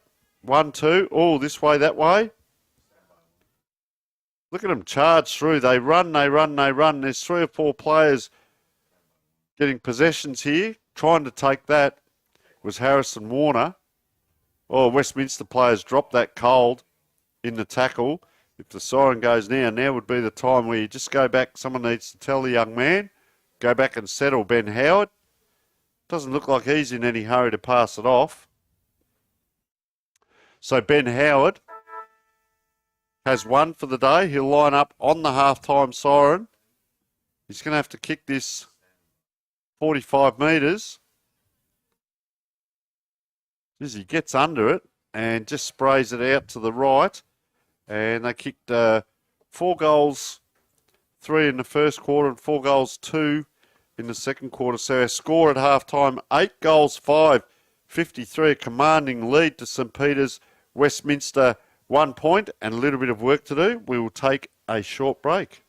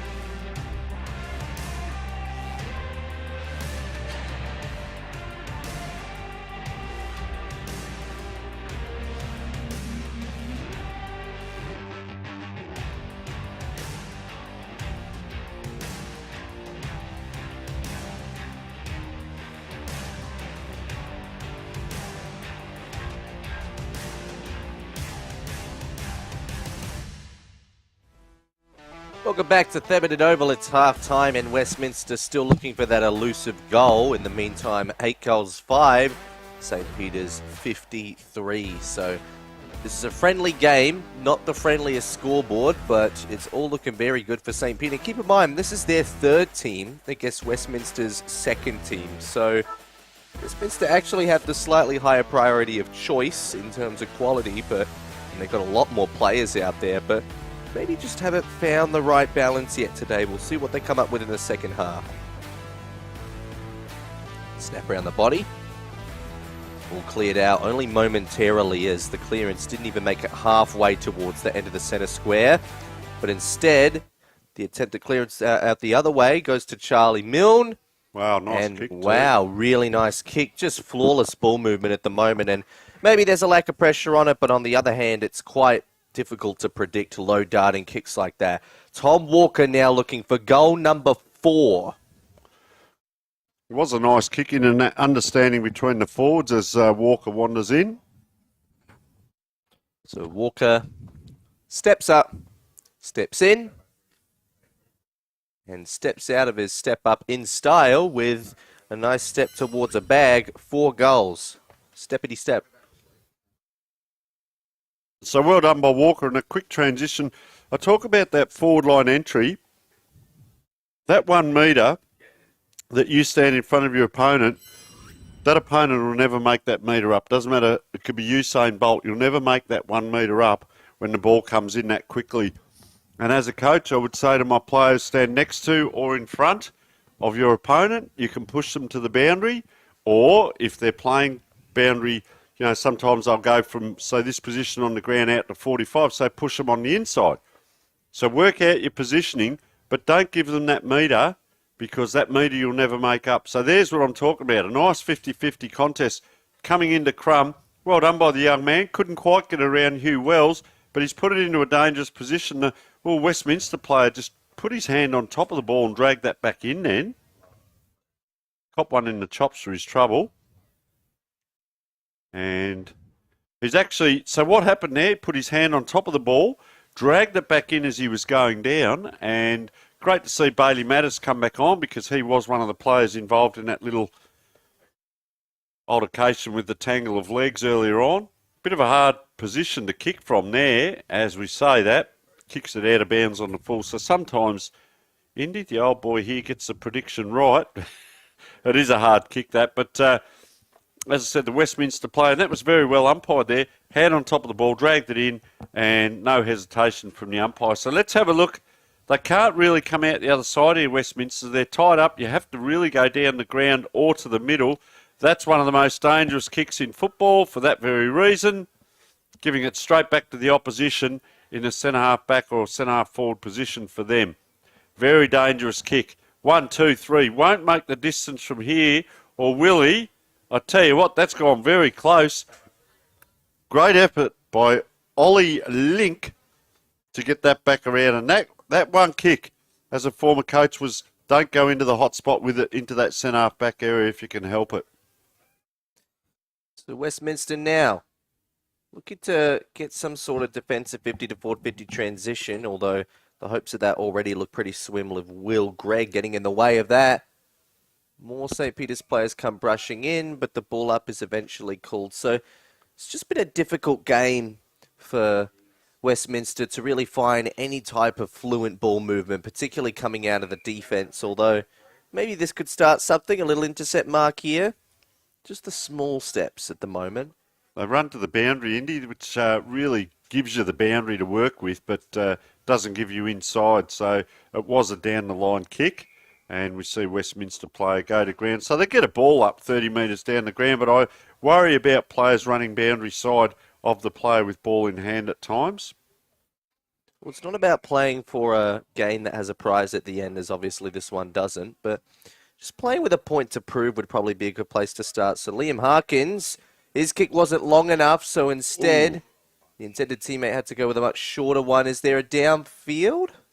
I reckon there's a downfield. So Tom Walker might be kicking goal number 5 here because he'll be taking advantage of that downfield free. Just looked like an in-the-moment collision, but obviously the umpire saw it. The player did go down Angus Vincent. He was in a dangerous position there. Went down after the kick. So they'll line up for goal again here. This will be one of Walker's easier shots of the day, regardless of what the outcome of that result is. And in this instance, it is a goal because he's very reliable. He's kicked 5 goals and it's not even halfway through three-quarter time. There's a lot to get excited about with this man coming through. In fact, he's a third-choice player. Well, I reckon in the coming years, he'll be a first-choice player. Well, I found another number, Indy. We have a number 53 out there for Westminster. And in our list of about 40, there's no number 53. So this continues into the third quarter as the groans come. But no, we have a bit of fun with it. And Tom Walker, well, we may, even though it's a friendly, we may give out the thongs and beanie at the end of the game. And young Tom might be the recipient the way he's going as the ball comes around. Quick movement, left and right. Another handball. That's a good long handball into open space. Really good play by Westminster here. Up it goes. The talls are there. There's a spare back for St. Peter's. They go wriggle in around here, and that's a high kick out by Ollie Link. Everyone has to get under it. The player that is under it gives a handball out, is a St. Peter's player. Around it goes now Liam Harkins. They're all playing a role. Gee, manhandled there, the St. Peter's player, but they break free now. Long kick in. Best position was the Westminster player, but over the back. Oh, tackle late on the kick. And really slamming down on the ground there was Bailey Matters. Wasn't happy with himself, but you can hold your head up, young man. You've beaten 35 other players to the ball just to get your hands on that ball. So important where the mindset goes. He's not happy with himself. He's got the hands on the hips and looking down. And I'd be saying, hold your head up, son, as ball comes around, because it may well come around very quickly. They come out towards the boundary with a high looping screwy torpedo right next to the boundary here. Good little kick. Almost. No such thing as an almost, is there? As it comes back into Ben Howard, and he's playing a great game, gives it back to Harrison Warner. They load up again. Warner pumps it in long.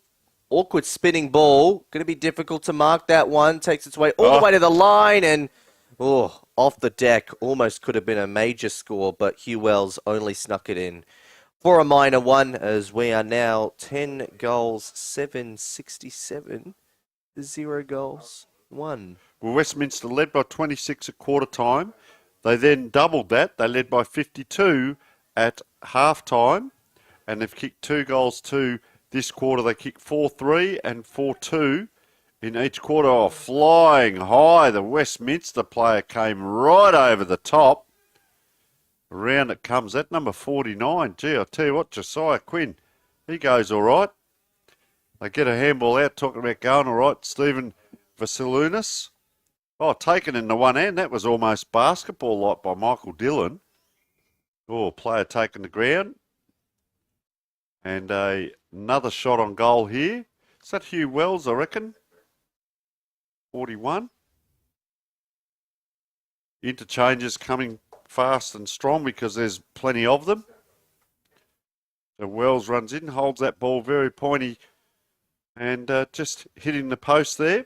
2 goals, 3 for the quarter. And let's have a look at Westminster. You still try and get things out of the game. For me, it's, okay, what are they doing with their kick-ins? Where are they going with it? What's the structure look like?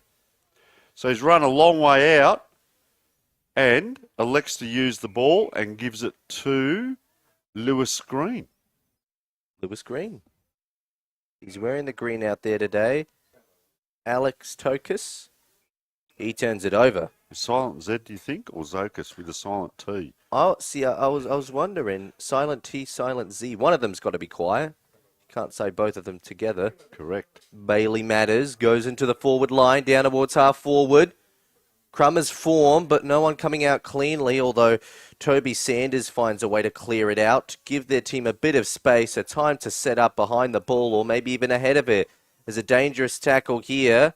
It's going to go against St. Peter's. No, it's going to go for St. Peter's, and it's going to result in a 25-metre penalty as well for what I think was a bit of dissent back talking. Yeah, a lot of the Westminster players weren't happy with that, and I see 3 or 4 of them just threw their arms in the air, and then it was like a gridiron throw back, which you can't do. Harrison Warner. Wow. Smashes it onto the boot. Nice there was no doubt about that one. So Golden the opportune, and with that opportune coming from the mistakes of his opposition, he just thumped it through for a goal. Maybe not the biggest kick we'll see in a school league, but I mean, tell you what, it's hard to make it from outside the arc. We forget they're playing on an AFL standard-sized field, and well, a lot of these school guys aren't quite experienced enough, I suppose, to be doing comfortable bombs from outside the arc. So any long goal is honestly multiple times more impressive in leagues like these, to know that young lads can still have such big thumping boots. And you've got the 6-6-6, of course, so there's an open space in around that centre-half forward area. So from this, if you like, if there's a kick down forward, it has to go inside the 50 almost, unless players creep up. But at this point in this match, a lot of the players, so that's the kick I'm talking about, a lot of the players are still back inside the 50 and charging through there. That was Will Godfrey with a nice kick and a nice mark at the other end, Tyrone Wood. So a little bit of kick to kick. So no one, you see it's a bit of stop-start now, so no one really running past for the handball. Goes up, Liam Harkins now takes the mark. This is what I'm talking about with kick to kick. Now they run. St. Peter's going to have to come out to this pocket. Oh, player out on his own. He stood there for a long time taking the ground. Oh, nice backup and a bit of a wriggle there. Number 56 is Ollie Link.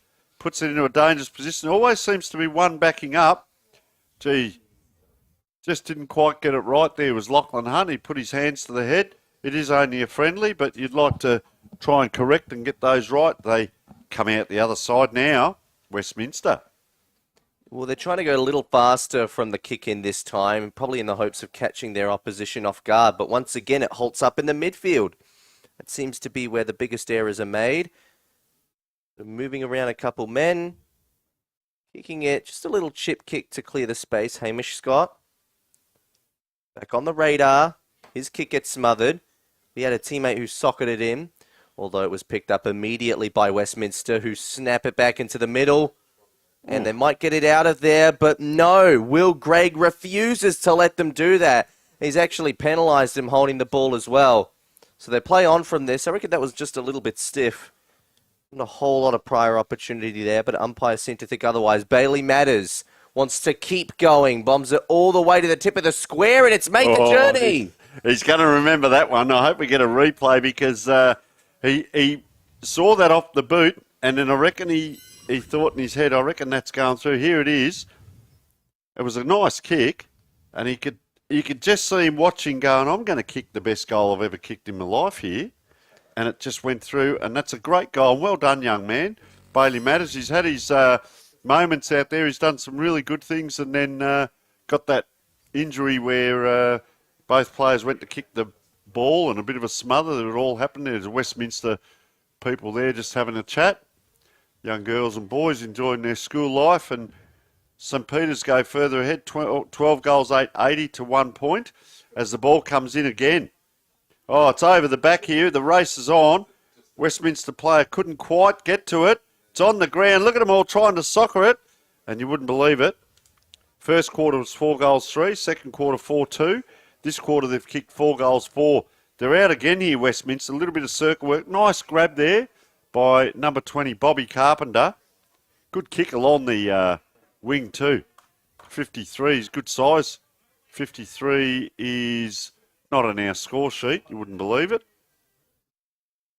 So just comes around, pops in. Now that's what you call a chest, almost like in soccer. The Stephen Vassiliounis. Ball goes up, down, out it comes. James Warwork works that ball back. A long raking kick towards the wing, and you are in a little bit of trouble there. St. Peter's player. Umpire let that go for a long time. All driven in. Tex Stratton on the bottom of that pack. Good hands, Walker, a long way out from goal. He's slung. Now, this was interesting. I was going to say he's a long way out and he was going to get the free, but didn't happen. And young Bailey Matters Pop the ball in. Around it comes. Oh, it's gone down again. Just kicked into the player's back there. A little bit of comedy of errors as Matters tried to get that ball forward. Look at the rain's just starting to come back a bit again. James Moody down there with the brolly. Going 100 miles an hour to get it up. So fullback, Westminster, a bit of an awkward check side attempt at clearing the ball out. And once again, it's short-lived. Those high looping kicks just aren't going to clear it out because St. Peter's will be all over them. Oh, but dropping the easiest of marks, Lachlan Hunt. Now this could be their chance to finally get their first elusive goal. They just need to crack out of the middle, but once again, the defensive brigade, led by what looks to be the efforts of Will Davidson, does not allow them to traverse the corridor. And it suddenly just becomes a little too hard. It's another stoppage, which almost feels like a loss for Westminster most of the time. Maybe not in this instance, though. They've managed to clear it out this time. And weren't quite able to get onto the end of it because once again, numbers prevail for St. Peter's. Although that kicking style isn't going to do them any favours. There's the unnamed number 53 who bombs it into the forward 50 line. But once again, unsuccessfully finding a man and likely to be a ball up, which it is. A little bit of drizzle out there as well, Indy. Just a light mist as we speak. Won't stop the planes coming in. Our mystery man now, 53, gets it across. 94, Alex Zokas. Doesn't really get it that much further down. They're under pressure here. Oh, here's a go. 63 is Nate Headland wearing the headgear. And unfortunately offline as we're winding around to just over 16 minutes in. Second score for the day is a point. So 4 goals, 4 to 1 point for the quarter. Run out a long way here. And this is Seb Birdseye. Pulls that ball around. Well done. Will Brown put the 2 big dukes up. It's going to roll out. Oh, trying to work his way through traffic. Long arms, but gee, that's hard work there. Michael Dillon now gets the foot to ball. And a nice mark here. And that is Lewis Green. Lewis Green, he's got a shot at to hopefully get their first goal of the game. The fans would be waiting for it. There are quite a couple of Westminster fans that we see down the bottom of the stands, and we've seen them a couple of times on screen today, so clearly they're out there just waiting for something. Lewis Green, surely he can't miss. He steps off towards the right, and he's hooked it. But it might stay in play. Went up for the flight and then kicked it off the deck. They've finally gotten their first goal. Charlie Sanderson, the one to get it. Captain's goal. So the ball come in there. Yep, it came in. Lewis Green just chipped it high. And, well, the one who went up for the big mark there from St. Peter's, Cooper Matters, well, because he came down to the ground, he put his body on the line. That meant he couldn't quite recover in time to smother that one. But Charlie Sanderson... take a bow. You're the only, and more importantly, the first goal kicker for Westminster today. Well, good to get on the board. Doesn't matter when it happens, but good to get on the board, and well done, young man. So, ball back in the middle. Up it goes. He's really playing good game. He's Bailey Matters. Comes around high. Oh, taken there. That is a great mark, young man. Well done. Number 60 there is Lewis Green. Mentioned him a few times now. Not able to get through Prince Alfred. And a great smother, though. Backing up. So well done. Swung around. Liam Harkins gets a little kick out to Tex Stratton. He's brought himself into the game a lot more. 2 players go up. Almost like a training drill there because they were competing against each other. Player will go back and have a shot on goal here. Take a look. So, just lining up there. Player on screen. Going to go close. Not quite. And just off to the right. Starting to look a little bit fatigued out there, the players. Well, the mouth guard back in. Yep. The result's pretty much set in stone at this point, but fatigue can kind of come in the form of some players who obviously they might be only B choice or C choice because of the fact that they don't have the energy tanks for big games. So this is probably their learning experience to try and really run out those extra minutes, and that's what the coaches would like to see. Cooper Matters thumps it back into the forward line. No mark taken. Crumbed, hand passed, but then tackled with the ball in hand.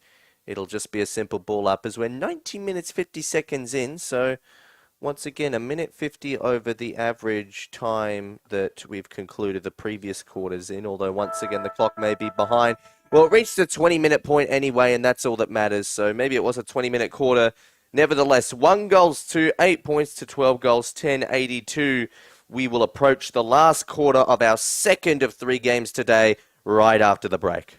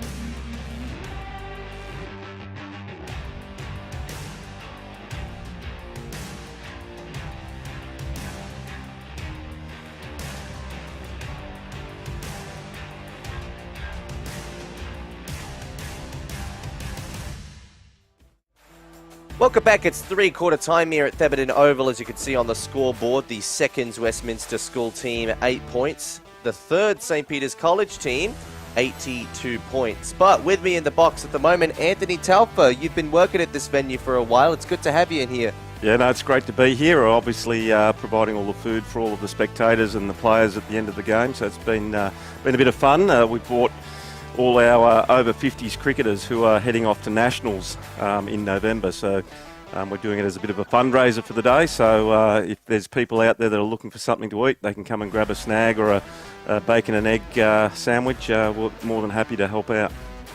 Yeah, well, obviously that's a lot of community involvement and it does a huge service for the spectators. So we're very grateful to have you here, of course. Forgive me because my cricket knowledge is actually very subpar. I don't watch a lot of cricket, but I'm more than happy for you to give a bit of an overview of your background and your experience in that cricket field to the viewers out there. Yeah, because sure. Quite a few of our Aussie Rules viewers do also enjoy a lot of cricket. Yeah, exactly. So we've got a competition here in Adelaide, and it's the South Australian Veterans Cricket Association. We've been going for about 5 or 6 years, and we've got 13 or 14 clubs scattered all around metropolitan Adelaide, but we've also got a team that comes from the Riverland. We've got a team that comes from YP, and this year I think there's even a new team from Athelston contributing to the competition. So it's fairly active. A lot of guys over 50 thinking that there's no more cricket available. We've got a pathway now with 40s, 50s, 60s and over 70s, believe it or not, still running around and having a game of cricket. So as I indicated earlier, we've got the Nationals coming up, and we've got an over 55s team heading off to Christchurch to play in the Australian over 55s for the first time. So that's going to be a great experience for the guys. We're taking 2 teams there, and we've got 3 teams heading off to Melbourne for the over 50. So it's pretty exciting. But obviously we've got the footy starting on again. That's enough about us, I reckon. Thank you. Well, stay tuned because you are with Anthony Talfa and Indiana Rogers for the last quarter at this game. As we'll just take a quick look at this next centre bounce.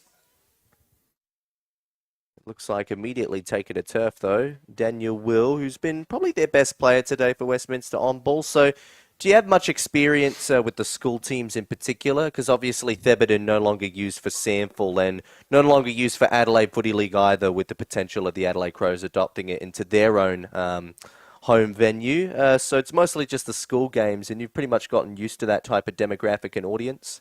Yeah, I guess we have. That we're actually looking at rolling out a few cricket teams over the next probably season or so, where we'll actually go and play some of the senior A teams in cricket. So the over 50 guys are very competitive and looking forward to playing on some magnificent grounds. So it's going to be a bit of fun playing against the young guys.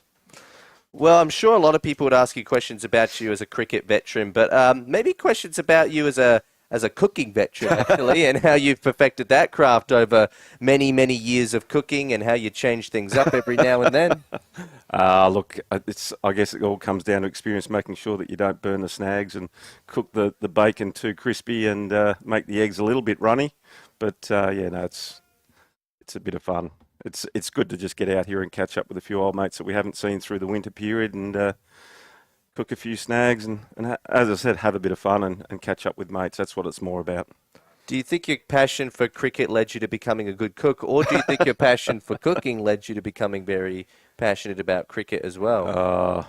Look, we probably cooked a few barbecues over the years at the career clubs that we've all been involved with, so probably a bit of 50 cents each way, I reckon. I reckon less about me and more about the footy here, because obviously St. Peter's are well on top of this game, aren't they? Yeah, absolutely. Well, we've been watching most of it this afternoon, and it's a friendly match, and Tony and I kind of were a bit sceptical of that term being used because as reverse psychology goes, if you ask people to be nice, sometimes they'll get the motive to not do the same thing that you ask them to. So we almost expected a bit of push and shove in this match, but thankfully there hasn't been too much. Obviously, we would never encourage any unnecessary beef in a football match, particularly with the school kids, because it doesn't make a good example. But yeah, this friendly match, I mean, the scoreboard isn't very friendly either. St. Peter's 82 points to Westminster's 10, 1 goals 4.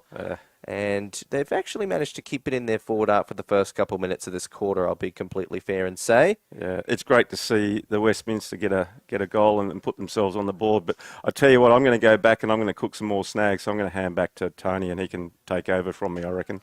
Yes, we won't keep you making we don't want you to make a huge line that'll be too difficult to overcome. But thank you very much for joining us, Anthony Talfa, and we always appreciate your service towards Thebarton Oval and community football. So thanks. Cheers. Thank you very much. Pleasure.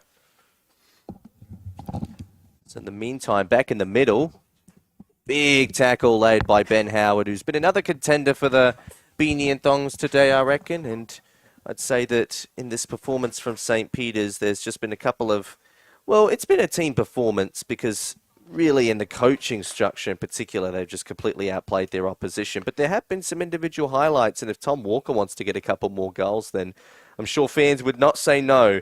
But the play continues here.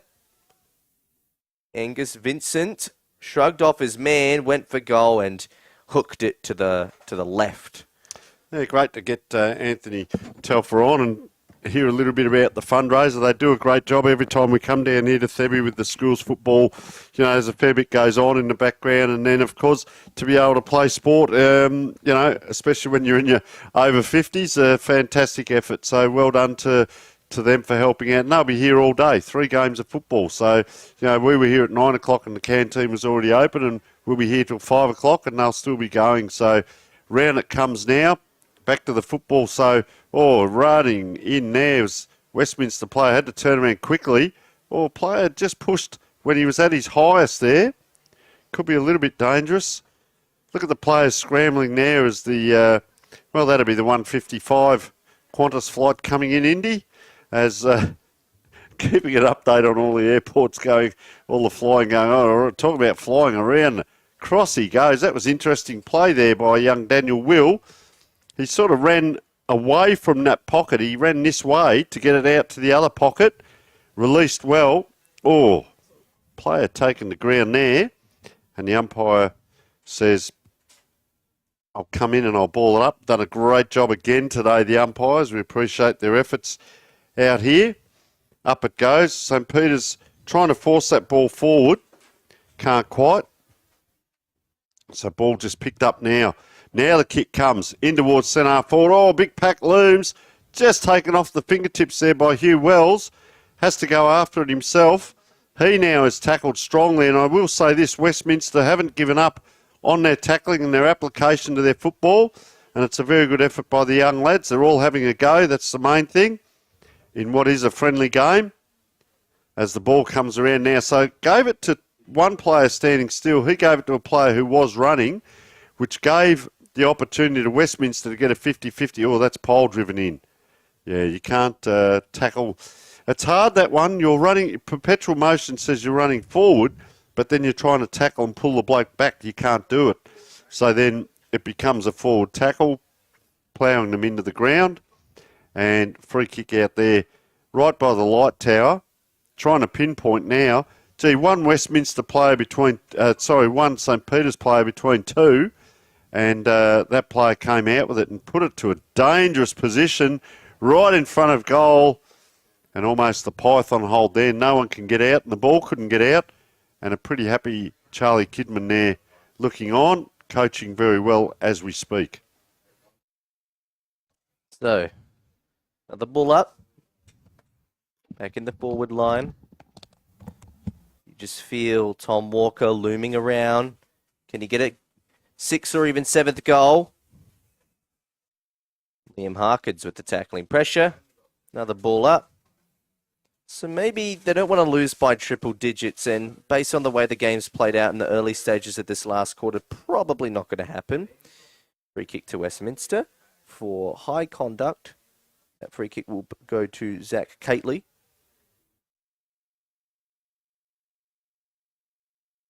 Cately goes long. It's called play on. Back into the forward line it goes, but it's both spoiled and then grabbed by the efforts of Will Reid. So Westminster try to get out of trouble, but only momentarily, because dashing right back onto it, James Woolwork, who we haven't called too much of today, but he goes into the forward line. Not to the advantage of numbers. Ball will go to ground, and the umpire will once again ball it up. So Westminster just trying to put the brakes on this match a little bit. They're really trying to tighten up its stoppages more. It's not going to win them the game, but it will stop it from being as much of a blowout as what it could have, although escaping from the pack in this instance was Tex Stratton, although his kick is a little wide and ultimately ineffective. 12 goals, 12-84, 1 goals, 4-10. So, well, I'll tell you what, 12 goals, 12, it's not bad goal kicking efficiency, but only 50%, so it could have been much more. So, going to kick in again now. Oh, just falls short. I did speak about that fatigue that's going to happen. Ben Howard goes up, brings it to ground. It's a 50-50. And, of course, Indy, we're only 8 minutes in, but we'll start talking about who might be our best on ground. And Tom Walker, I think, with the 5 goals, yeah, great. But we haven't seen a lot of him during this quarter and sort of part of the last quarter there. Well, and your Bailey Matters. Yeah, sorry, go on. No, sorry, I didn't mean to interrupt you, Tony. I'd just say, because he's kicked 5 goals for the match, but I think when you look at that at the end of the day, without knowing how that was paced between the 4 quarters, you still think that's really impressive. It's easy for the more recent impressions. Like, there are a lot of key forwards who, well, I mean, even Tom Hawkins at AFL level was a good example. He'd kick 7 or 8 goals maximum in a match, but a lot of them would come early on, and he wouldn't really go on to make double digits, but you know, he's still one of those players who's considered one of the most influential because he set the standard when the game was on the line or really mattered. Bless you, Tony Neal. Meanwhile, back on the far wing, Westminster suddenly starting to get the ball rolling their way, but it might be chopped out again here. Will Gray got 2 hands to it, but no mark came out. But yeah, I definitely think it's between Tom Walker and Ben Howard for me. We're talking about the best on-baller versus the best forward for the game. Ought to be thrown back into play. Boundary umpire wearing a pink shirt out there as opposed to the green shirts that all the field umpires are wearing, and then the goal umpires are wearing grey hoodies, so I guess you have a different fashion sense depending on which position you umpire from. Well, I think they're volunteers today, Indy. That's the other bit that probably come from the schools, which is fantastic for them to provide. But you will notice there's only one umpire each side, so he's got to work the whole ground up and down from goalpost to goalpost. And Westminster now just pulling a few changes again. Trenton Rasmussen comes on wearing number 90. So we've got the high numbers as we get through the grades. But great to see these guys playing a game of footy out here on Thebarton Oval. Don't worry about the scoreboard. Worry about your traits as a football. You see young Stephen Vassiliounas there, number 8. You see him on screen right in the middle there, all on his own because he's playing the wing out this side. And he'll be a release player if they can get the ball to him. But it's back into the pack again. Oh, player, gee, that's, well, it was almost a bit Josh Franco-like. Was on the ground and picked the ball up and stood up in the one motion, which was senior coach Josh Franco's trademark when he was playing AFL. So around it comes and out it goes. Javen Bridge-Mahan, or Bree-Mahan, kicking that ball out. And right over there by the scoreboard, you see that player going down the back. We'll have 2 sausages with sauce and onions, thanks, while you're down there. And bring us back a paper if you could. Well, most people wouldn't know what a paper is these days, but geez, he had to go a long way to get it. And that round of applause is not because he's brought the ball back in, but because Westminster are wheeling the changes. And, gee, that's a big kick out to switch the play. That ball hung in the air a long, long time. A long, long time. If you're going to switch that play, it really has to hit the target, doesn't it, Indy? Otherwise, here we have a ball up by, as we said, boundary umpire today. They've done a lot of kilometres, especially down the Prince Alfred end. In it comes. Third man up. Player held the ball up in his hands there. Tried to keep it free. Josiah Quinn gets it across. Number 94, Alex Zokas, has kicked a sausage roll, young man. And nice goal it was. So they have another goal on the scoreboard. And score now 12-12-84 to 2 goals for 16. So, nice little goal there. We're still adjudicating our better players. There's been a lot of them. Harkins has been good, number 15 throughout the day. Bailey Matters I've really liked. Number 28, he tends to be a little bit hard on himself there as well. Harrison Warner with the 1 goal, but yeah, Tom Walker with the 5. Ollie Link at times as well, played a good game. So they've got a real smattering through there. Liam Harkins, as we mentioned, and around that ball comes now Westminster. Can they get 2 in a row? This way, that way. Oh, puts the player under a lot of pressure there. Gee, I tell you what, he's done really well there. Young Javen Bree-Mahoney. Gee, I tell you what, that almost went all the way through. That was great play in the middle there to get that ball out, and good on baller. He's got the hands up over the head now, and he's out this side of the ground. So they go the other side and cut that off. Is the Westminster player? Oh, he's running in on the check side. Could this be? Oh, geez, I'll tell you what, we lit up there when Daniel Will got the ball. And he just puts the thumb up and says, well, maybe I should have kicked it to someone else, but blow it, I'm having a shot at goal. So well done, young man.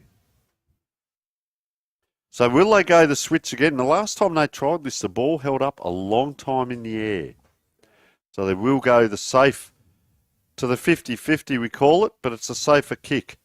Player in front can't take that grab right on the 50. Westminster have loaded up again here. That's a screwy. Players try. They fly. Down it comes. 41. Hugh Wells took the mark. Geez, he pointed in the middle with that, but didn't quite hit the target. 1, 2, 3 players it beats. Comes across now, and that was Bailey Matters. Got the ball out. Oh, it's hit the feet of a teammate there. They're trying anything here, and anything is just a hack kick forward by Alex Randall, and that also is through for a point. So they haven't scored a goal this quarter, Indy, and we're almost 15 minutes in. They've scored 3 points to 1 goal 1. Would you believe it? Westminster are winning the quarter. 7 points to 3 in the quarter.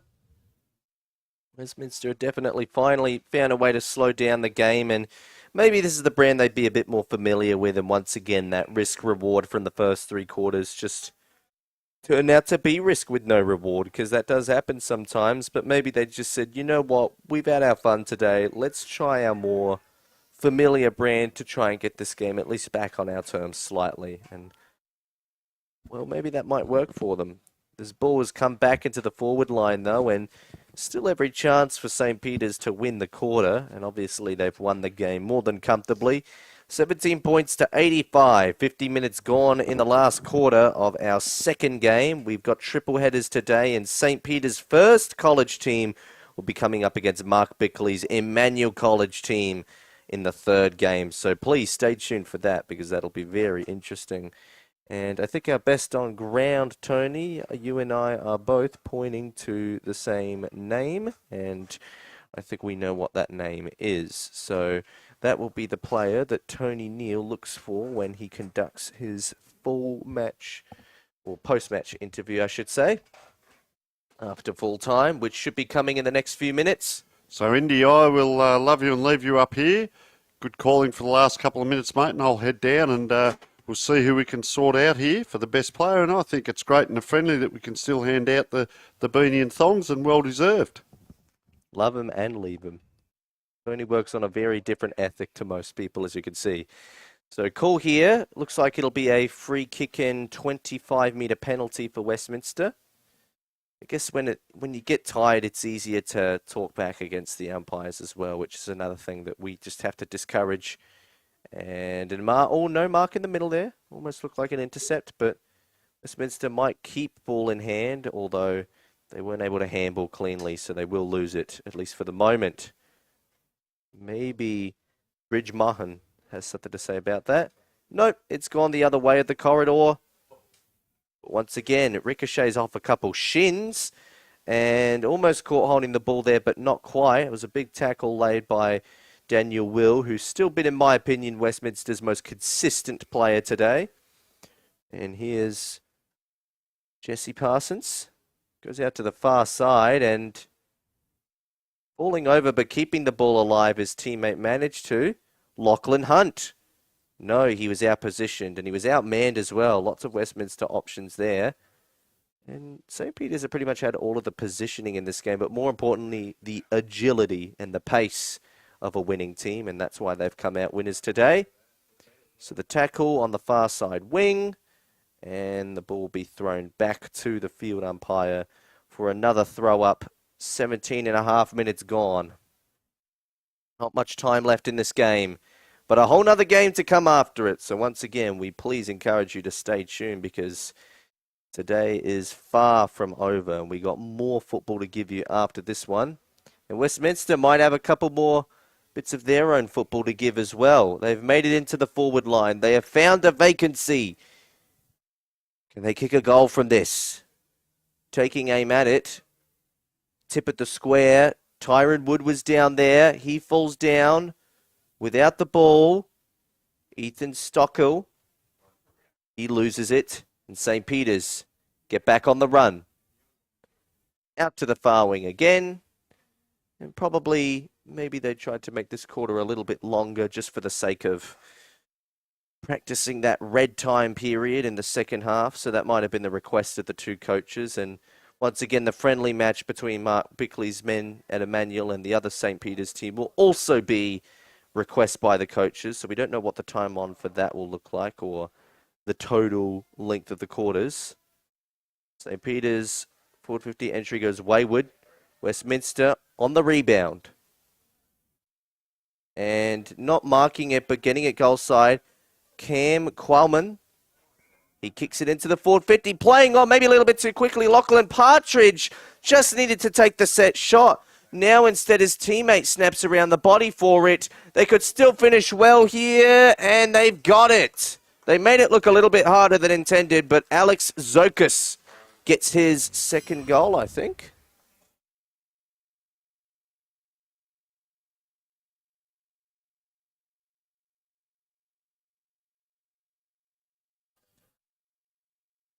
And that would be his second goal for the game, in fact, as well as Westminster's third goal. So he can at least hold his head relatively high, knowing that he's pitched in more today than the majority of Westminster players. And look, they've had the deeper list, they've had more options on the bench, but clearly this was an experiment from the get-go, and with almost 20 minutes up, you'd reckon that the bounce is all that waits, and not even that much, because the match is over, and 2 goals 5-17 has been defeated by the 12-goal 13 St. Peter's. Now, they didn't score a goal in that quarter, but all of the hard work was done in the first 3 terms, of course. So we'll go over the goal kickers once again, just for those who are curious. Alex Zokas for Westminster kicked 2 goals, including the last of the game. Charlie Sanderson kicked the first goal for Westminster at the game during the late stages of that third quarter, as well as all the goal kickers for St. Peter's. There was Ben Howard with 1, Lachlan Hunt with 2, Liam Harkins with 1, Tom Walker with 5, Hamish Scott Ying with 1, and that rounds out all the goal kickers. Overall, it was a friendly match, and, well, friendly as in there thankfully wasn't too much push and shove or beef or angst. It just felt like mostly a normal, regular, one-sided affair, but obviously some learning lessons to take in from that ahead of some intercol matches that are coming up for the boys, and maybe some notes to take which will benefit them for the future as Tony Neal goes out to find our best on ground. He's still yet to do so. And, well, we've still got one more game this afternoon as players in the background start to shake hands. You don't want to treat any football match like it's worth nothing, as well. You got to run out for 2 to 3 hours, and you've got to make it worth something, whether that is for the learning lesson or whether that is for the final result. And clearly both of these teams had different things in mind today for what they wanted to get out of it. As we hear some cheers here, and wow, it looks like the Emmanuel team is coming right on, so there's going to be no time wasted going from one game into the next, and you can bet that much. That's how exciting the footy action coming up this afternoon is. And you can see there, those look like the senior school boys, because they look a lot bigger and bulkier than, well, some of the ones out here in the seconds team for Westminster and the third teams for St. Peter's. Well, it didn't feel like second v third today. In fact, St. Peter's felt a lot stronger than that, but more importantly, they got the results in the end. And starting the game as strong as they did, that's really the lesson. If you could start the game as strong like that, it's very difficult to get back into it afterwards. So we do have our beanie winner, down to Tony Neal. Righto, folks, our best on ground is Ben Howard, number 3, mate. Absolutely sensational game. Tell us about your work rate, mate. You work up and down the ground a lot, and good teammates here as well. Yeah, I pride myself on my work rate. I've been training like 4 times a week and sort of just spend all day just in the gym, just running around, trying to keep as fit as possible. Yep. Just sort of running rings around all them, just trying my best at it, you know. So, mate, year 12, last time with this group of lads, last few games. How's it feel just to play with these lads at St. Peter's? We don't worry about the level or the division, just to be out playing with your mates. Yeah, it's unbelievable. These boys are the best. We have so much fun out here in the third, especially with Kid as coaching. He sort of brings fun into football a bit, and yeah, we love it. And getting wins just as bonus, you know. And whereabouts are you from? Are you an Adelaide boy, a country lad? Adelaide boy. Yeah, your local club? Unley Jets. Unley Jets. Well, mate, fantastic game out here. You showed us what it's like to play a great brand of football. We wish you all the best. You've got the Dartfish beanie for best on ground and the Archie songs, mate. You're an absolute champion, and get in there and enjoy the celebrations. Thanks for joining us. Thank you very much. Cheers. Okay, guys, big game coming up. We've got Prince Alfred again versus Emmanuel, as we can hear all the lads in the background as well. But big game coming up with Prince Alfred and Emmanuel in the next game, and we'll take a short break.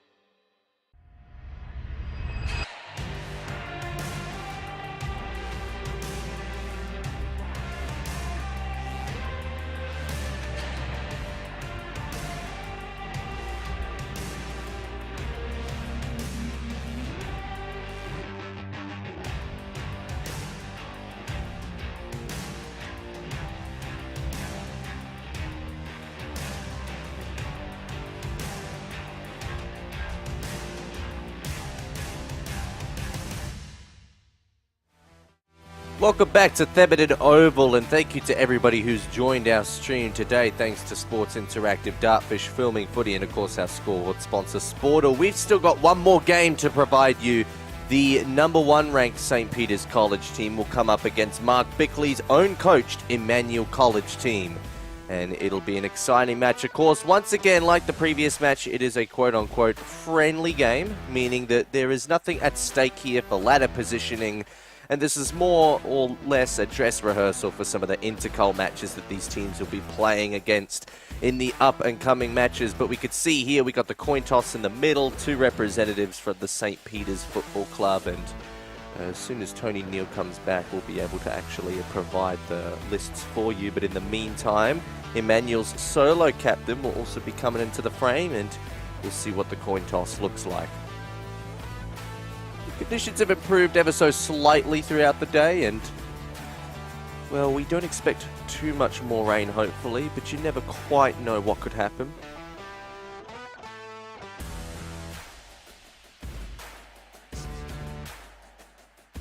So taking a look at the coin toss, and it is St. Peter's who will be kicking to the right of screen in the first quarter.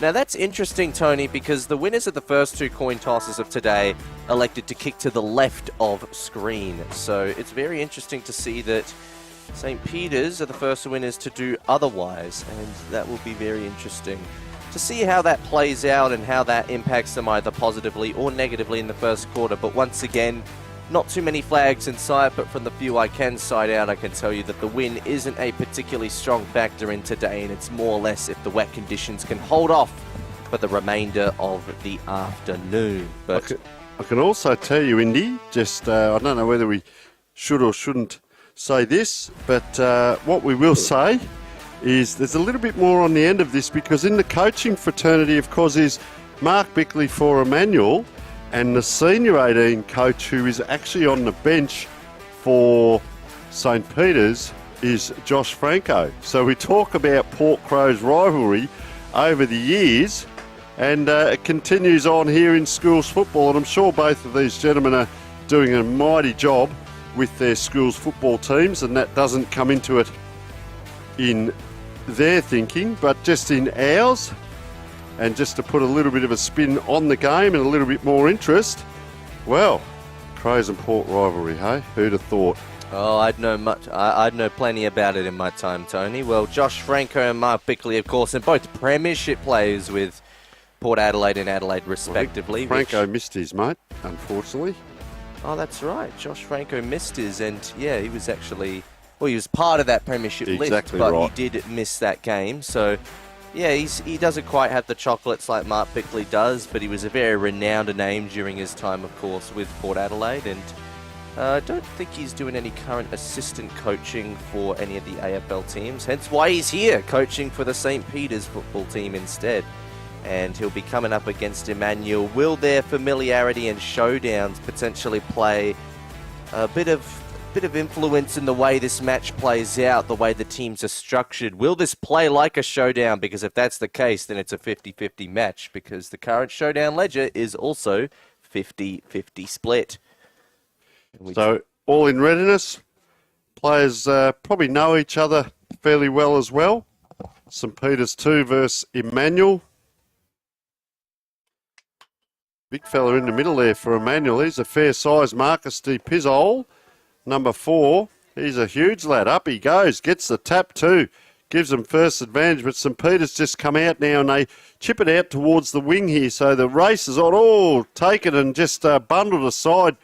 Harrison Goods there took on number 10, Fergus Lamp-Brooks, who does a nice little kick in to Jake Hill. So Hill now really squaring that ball up. That's a real dangerous kick, but gets it across, and nice grab by Henry Marshall. So some of these players we have actually seen throughout the year going up and down through to the divisions. As it comes around now, they're inside St. Peter's. Oh, nice lead given Charlie Raff. He's around on the left. Gives it off again. So players just trying really hard to pinpoint when sometimes you've just got to get it on in a hurry, and get it on in a hurry did Sam Higgins, the vice-captain. It's on the ground now. Ned Bowman. Couldn't quite. Oh, big tackle. Big tackle. Umpire, sense of theatre's let it go. Gee, it's scrambling there, a bit slow to get up, some of the St Peter's players, but they're out here, Emmanuel, down the far wing. Oh, flying high, I tell you what, there's a lot going on. This is certainly not a real friendly game, Indy. Henry Marshall with the fist over the line. Ball to be thrown back in by what looks to be another voluntary boundary umpire who's wearing a blue jacket out there. So I'm not sure if that is a St. Peter's jacket or not. Hopefully that doesn't result in any preemptive bias. But in the meantime, the contest on the ground results in an Emmanuel clearance. Snaps it out to the other end. That was Finn Crouch. Not sure if he's related to any of the Crows Crouch brothers. I mean, anyone could be a Crouch, but also Mark Bickley is the coach. So maybe he attracted the likes of a couple father-sons from the Adelaide Crows there. Who knows? It's called recruiting, Indy. Yeah, well, you'd know more about it than I would, Tony. You were once a recruiter in your time.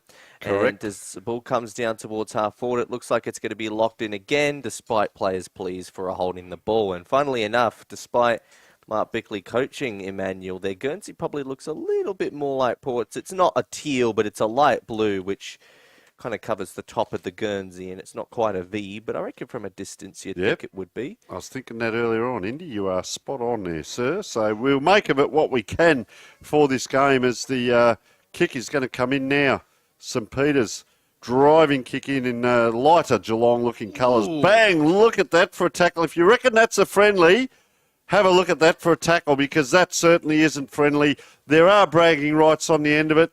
There are the game that we beat them with, whether it's a friendly or not. Look for a bit of chit-chat in the background. Remember, we've got Intercols coming up. We've got other games coming up through the week as well. So schools football is alive and kicking, and it is a great standard here in South Australia that we've seen already through 2 games, and now with the 3rd one here. So ball goes up. Gee, look at that. Just swarmed on. Absolutely swarmed on. And it's in the forward line, and they just can't get a score on the board. Neither team. 3 minutes in a hard physical encounter already as we speak. Another ball up again. Wowee, the umpires got their work cut out. And have a look at that. That is Learising. No, good on him. The umpire's got red boots on. And if they work, good on him. I reckon they're New Balance too. I don't mind New Balances. Out it comes.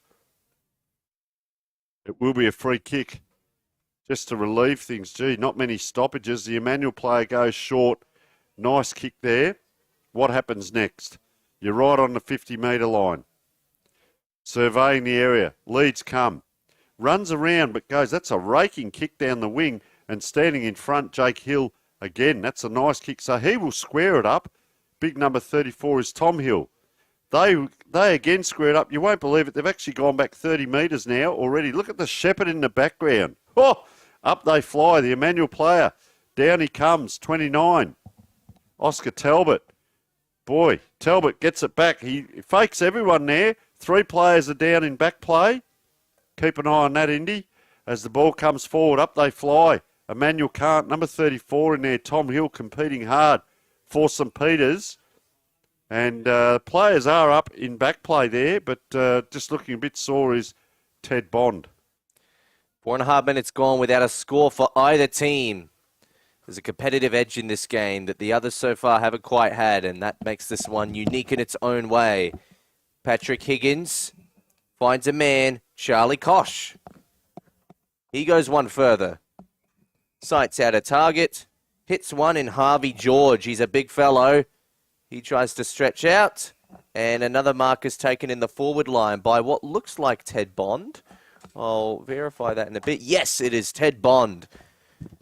He'll be taking a shot from a 45-degree angle about 30 metres out. So definitely not the easiest of set shots, but one that can be a big confidence booster if he does in fact make it. Interchanges being made for both teams here while the set shot is also taking place, because it would have taken the wind out a few players those first 5 minutes. They were very physical. And Bond's kick doesn't come back in time. It's only a minor score. So it looks like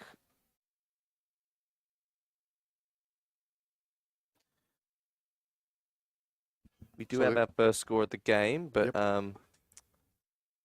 Tony Neal just giving me an idea of what's to come. Yeah, so we're going to have a guest come in and join us from Emmanuel at this point, but St Peter's just going forward there. Up it comes, down and around. And I believe our guest has just about arrived, Tony Neal, and just in time for Emmanuel to potentially put a play together. No, it's been cut off, it's been spoiled, and it's just gone over the line. So a bit of a lucky break there, but it will be a throw-in on the grandstand side wing. All right, and we're joined by Casey Mifsud from Emmanuel. Thanks so much, Casey, for coming in and joining us. Thanks for having me. Yeah, mate, we'll wait for a break and we'll have a bit of a chat. I know you're out injured at the moment, but big day down here at Thebarton as the ball goes forward. Just hold on for a moment and just see what they can do here. Geez, very vigorous, the Emmanuel team. Round on the left foot. I'll tell you what, that's a fair kick. Will it bounce? This way, that way. Under pressure there. Big fella for Emmanuel, Jesse Royans, by the looks of it. So, first of all, Casey, welcome, and you've dislocated your knee, mate. Yeah, so been a bit of a rough journey for me, unfortunately. I've was out for 2 years with concussion from the footy team, and then first game back this year, just playing in the seconds, and 6 minutes in, dislocated my knee. So you've come back, you're out again, and just keeping an eye on proceedings here, and just tell us about a few players. Jonty Clem, good set of hands. Yeah, so him and his brother, Jonty and Nash, they're both forwards for us. They've been real good for us for many, many years. I know the good part about these guys is that a lot of these guys play on the same club teams as well. So there's a lot of community that not only goes into the school team, but also in the club teams as well. So you're looking at basically the Goodwood Saints. We'll put the commentator's hat on, and the commentator's curse, is he going to kick it? Call it through for us. All right, going through. Normal lineup. Looks pretty good. There you have it. That is what you call the commentator's curse, mate. So dead in front, and he's missed it. But I'll tell you what, it was a fine mark. So you're out now for the rest of the season, I'd suggest. Yeah. And have a good start at it next year, mate. Clear the head, clear the body, get the knee right. Did you have an operation on it? Or I got surgery on Monday, actually, coming up. Okay. And from there, they reckon it'll be 3 months until back. Wow. Well, I've had 12 knee ops, mate, and on one knee and one on the other, so you will get back, trust me. Yeah. Some of it's psychological and some of it's physical, but what are they doing? Are they tightening up ligaments around there? So a bit of exploratory? Yep, so I tore 3 ligaments around it, and so they're going to stitch those back up, and there's a bit of loose something or other floating around. They get rid of that as well. Yeah, less in there the better, mate. No, exactly trust right. me. You wonder what's going to happen, but you will get back, and it's a big thing between years, mate. But you'll be fine, and you'll be out there next year running around and getting yourself fit, and before you know it, back playing this great sport. So yeah, let's let Indy take a bit of the call, and we'll come back and give us a bit of intel on some of your teammates. All positive, of course. St. Peter's off of half-back. Retain possession temporarily, but they'll lose it unless they can weed their way around this Emmanuel blockade. Mark Bickley's defence really on show at the moment, but Jack Kosh might have something to say about it. So the two Kosh brothers on field today for St. Peter's. Don't think it has anything to do with the former Sunrise host, but in the meantime, the ball stumbles down the grandstand wing. Emmanuel respond with a temporary clear out from Skip Barrow. It goes towards the corridor, but St. Peter's look to get the ball back, and that was a good kick by Patrick Higgins, the vice-captain. He kicks back to what looks like Jake Hill. Hill tries to get around his man. He wants to use the corridor with the 1-2. He ran into a bit of trouble, so he had to use side reference to George Wicks. Eventually, they got an entry into the forward 50, but it was not to the desired outcome, and it's been turned over. So, Casey, just on a situation like this, is it down the line? Do we look for a switch sometimes? It's probably off half-back, isn't it? So, yeah, so we've got lots of targets down forward. Look at, as you see a fly, I go up. But we've got big players in Marcus DePizzle, our ruckman, and Oscar Talbot, who plays for the Bloods Rezzies as well. So lots of people who can mark. So we just got to find them. And if that's not working, hit up the short targets. We've got lots of players who can set a good lead and lots of good short kicks from the side to side. So if we can link up our targets and get some good play going, all we need is to kick the first goal, really, and then it's away from there. See how we go. And runners, I see just as I mentioned that, because you have got some big players out there, but this is your senior 18 team there with Finn Crouch getting the ball away and just a blazing kick at turnover. So not so much Finn on that particular moment, but forward entry structures are very important as well. Yeah, so we got lots of good forwards as in Jonty and Nash, Clem, who I was talking about before, but it's really the kick inside 50 that matters. So former captain Macklin Mackay, who's number 17 for us, he's one of the best kicks in our team, along with Riley Davey. Just if we can get it into the right user's hands, we've got lots of players who can kick it well inside 50. So get it into the right players' hands and they'll spot up our forwards. Well, we'll have a look how they go here. Emmanuel. Into the corridor they go. It's marked by Macklin Mackay. They go one further. Well, spot on. And they find that option down a little deeper in the right forward pocket. It's going to be Jack Gray. So exactly what you were saying there, Casey, the difference between a big bomb in and using that ball, and don't be afraid to use it diagonally as well. Yeah. Got lots of good set shots, so see how Jack goes. But yeah, just get it into people like your Maccas and Skip Barrow and just players like that can link up. Good little kick there from Macca, hit the lead perfectly. So here he is. Jack Gray steps in. As he leans back. And steps up to the occasion. First goal of the game for Emmanuel on the back of a very nice set shot finish from Jack Gray. So it is so important, isn't it, using that ball like that, get it in the hands of a kicker. And you see now on whether it's AFL or local level, move around inside the 50. It doesn't have to be straight in front these days when you see skill like that. Yeah. Do you do much extra work at training just on goal kicking alone? You know, there's so much you do, back line, forward line, centre clearances. What about goal kicking? Yeah, so usually the end of the trainings, everyone comes around. At the start and the end, everyone has a bit of set shots. We used to do this little competition where you'd pick two teammates and everyone would go on who's going to kick it first. And you'd line back, just putting the fun into goal kicking again, because kicking goals is fun. So we do spend a fair bit of time, but it's usually around the start and the ends, just getting shots in. That's the most important part. Paying dividends for sure. So ball up in the middle again. Take a look in the middle.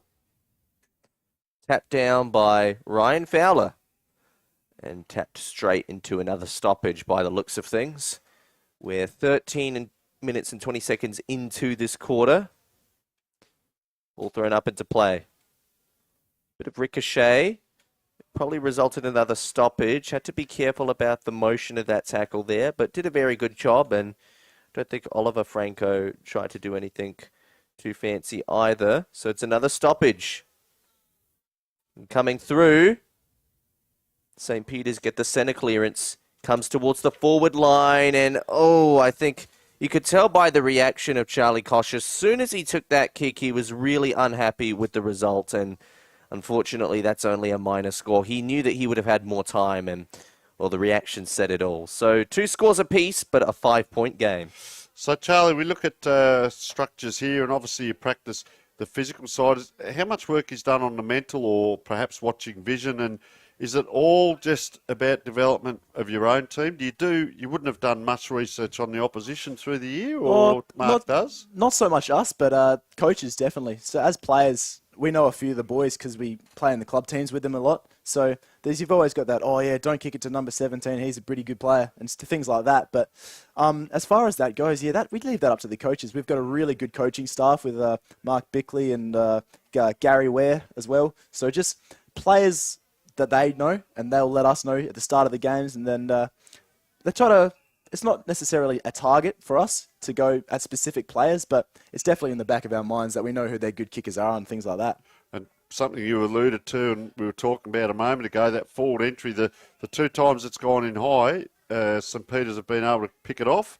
When you actually look at trying to direct it to targets, then it works well. And we look at the midfield now. We'll talk to you a little bit about that. I'll just call a little bit of this game here as the ball out there, well picked up there by Ted Newman, captain, second 18, and infringement. So we see a little bit of this end-to-end kick-to-kick, and he's giving it away to the Emmanuel player here, Bailey Fraser.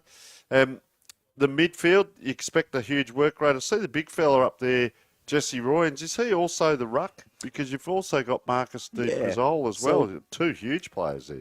Jess has been playing ruck in the 2s for a lot of this year, but he's been up recently. He's a great player, great forward as well. So if we can switch out between your Marcus DePizzles and your Jesse Royans and things like that, we should be able to go full steam for the whole game with ruck. So he's had to cover a lot of ground there, and Ryan Fowler is up against, who also can play. And they like it physical, don't they? They probably look like they're 95 to 100 kilos. There he is as we speak, big Jesse. So what's he like hand to foot? Is he all right on the boot, or he normally gives it to a runner?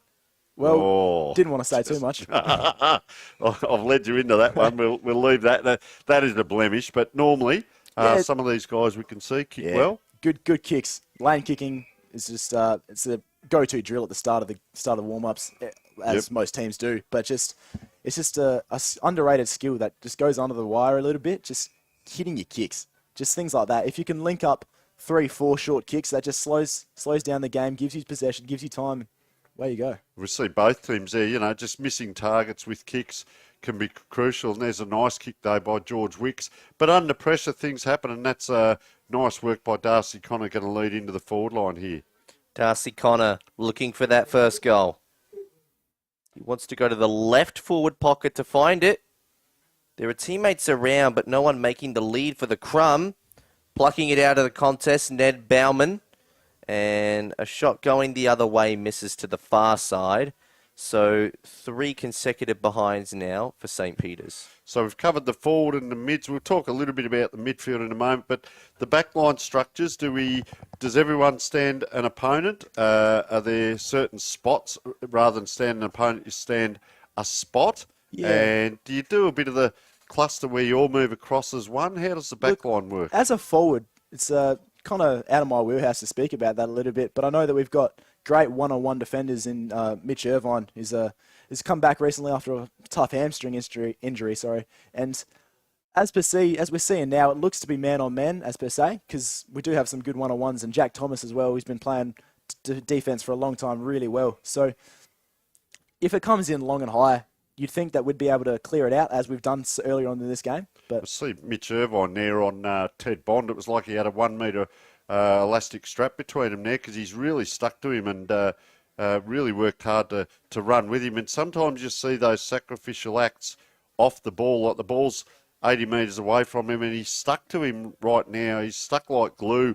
And you can see the whole back line now coming across this side of the ground. And if St. Peter's have got a bit of sense of theatre about them, well, they're going to get caught up here. So Emmanuel may go forward 2-on-1. Oh, crashing through there. Big Charlie West. Gee, that's nice to see. Oh, a player goes out the back there. He's might have hurt his ankle. So a bit of support now through Harrison Goods. Long kick in. And well done, Jacob McNichol. So the kick to advantage. And that was the next question after the back line. We all saw them work across there in one. Yeah. And then work back. And it didn't even come down there, but they're working hard. And there's a nice goal there to Harrison Goods. Well, Jacob McNichol, sorry. And nice kick in. So that kick to advantage over the back. Yeah. Extra 2 or 3 metres on the kick.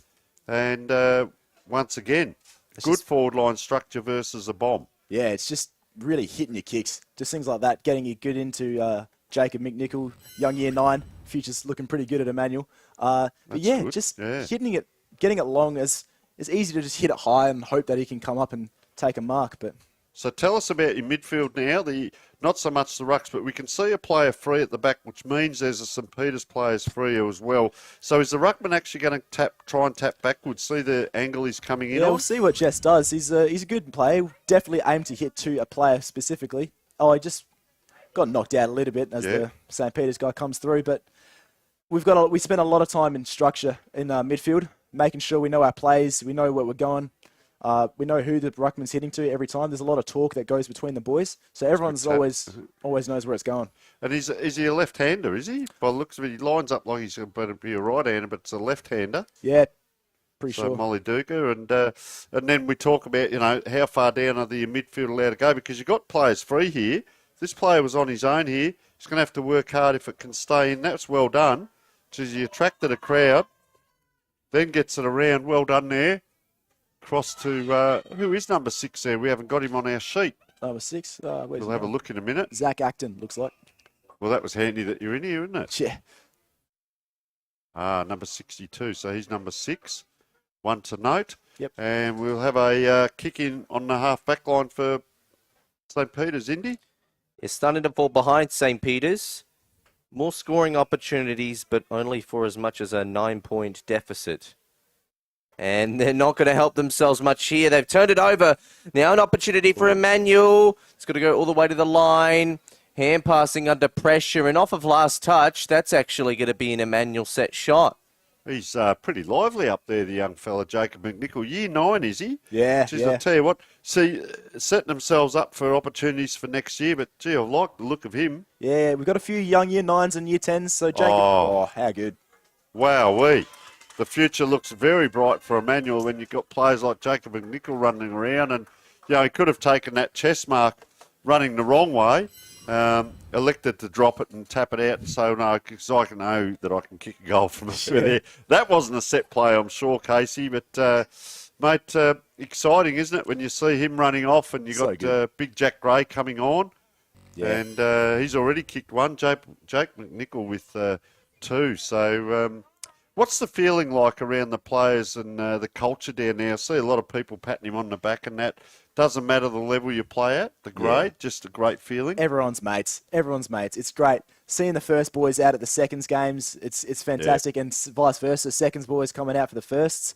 Everyone knows everyone's names. We train together, first, seconds, thirds, and it's just a really good community. You know, no one doesn't know everyone's names. It's everyone gets high fives. You get a touch here and there.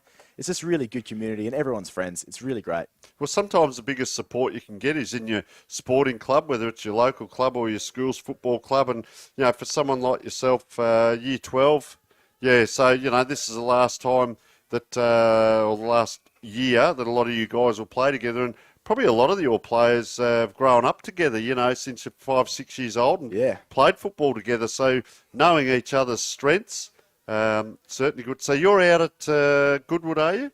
Not myself, no. What's your local club? Local was Brighton, but I played a bit of Foss early in my days, and most of the boys did. We played Foss throughout middle school and early primary school, and then made the transition over to Goodwood. I've laid off of club footy for now. I'm a basketballer myself, but So that was the next thing I was going to ask. As we're winding down, we're just going to keep an eye on the time you're in. It might be a 25-minute quarter, so I'll bring you back in and we'll have a quick chat with Casey in the when the siren goes. So come back to the game, mate. Yeah, so 2 minutes left would be expected then. Here's an opportunity. Off at the left, Jack Kosh. It's going to bounce, but through the wrong posts. So, wow, that really tells the story. 5 behinds to 3 goals won. And it's starting to become a little bit problematic, but now Manuel can reset. They just need to utilise Jack Thomas to make sure they can get a switch on, which they do. Mitch Irving. He goes to another as we get a look at some injury management on the bench there, and that could be pretty serious. Oscar Talbot, the vice-captain. We'll kick over...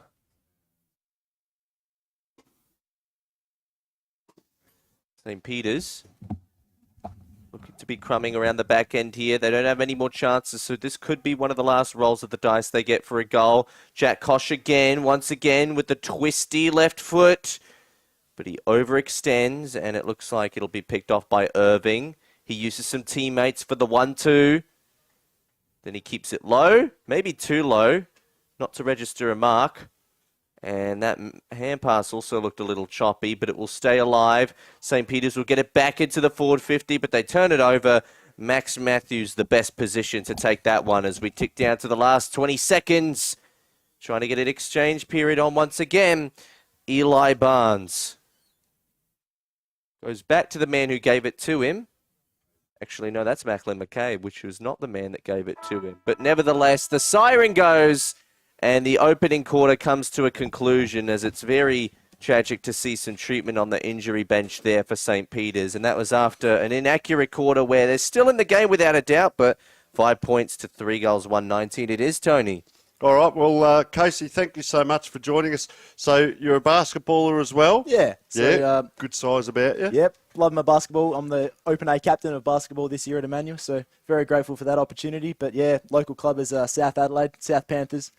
Great history there. mum, uncle, old cousins, we all play for SAAS. Wow. Yeah. Nah, fantastic, mate. Listen, basketball, football, I think you've got a great future ahead of you, mate. Keep involved in sport. We wish you all the best in your procedure. You will make a recovery, and, well, there we are on screen, mate. So sensational. You're an outstanding young man. Thanks for coming and joining us, giving us a bit of background on the Emmanuel football program and some of the many teammates and players out there, mate. And we wish you all the best for the future. Thank you very much. Cheers. All right. And we'll take a short break.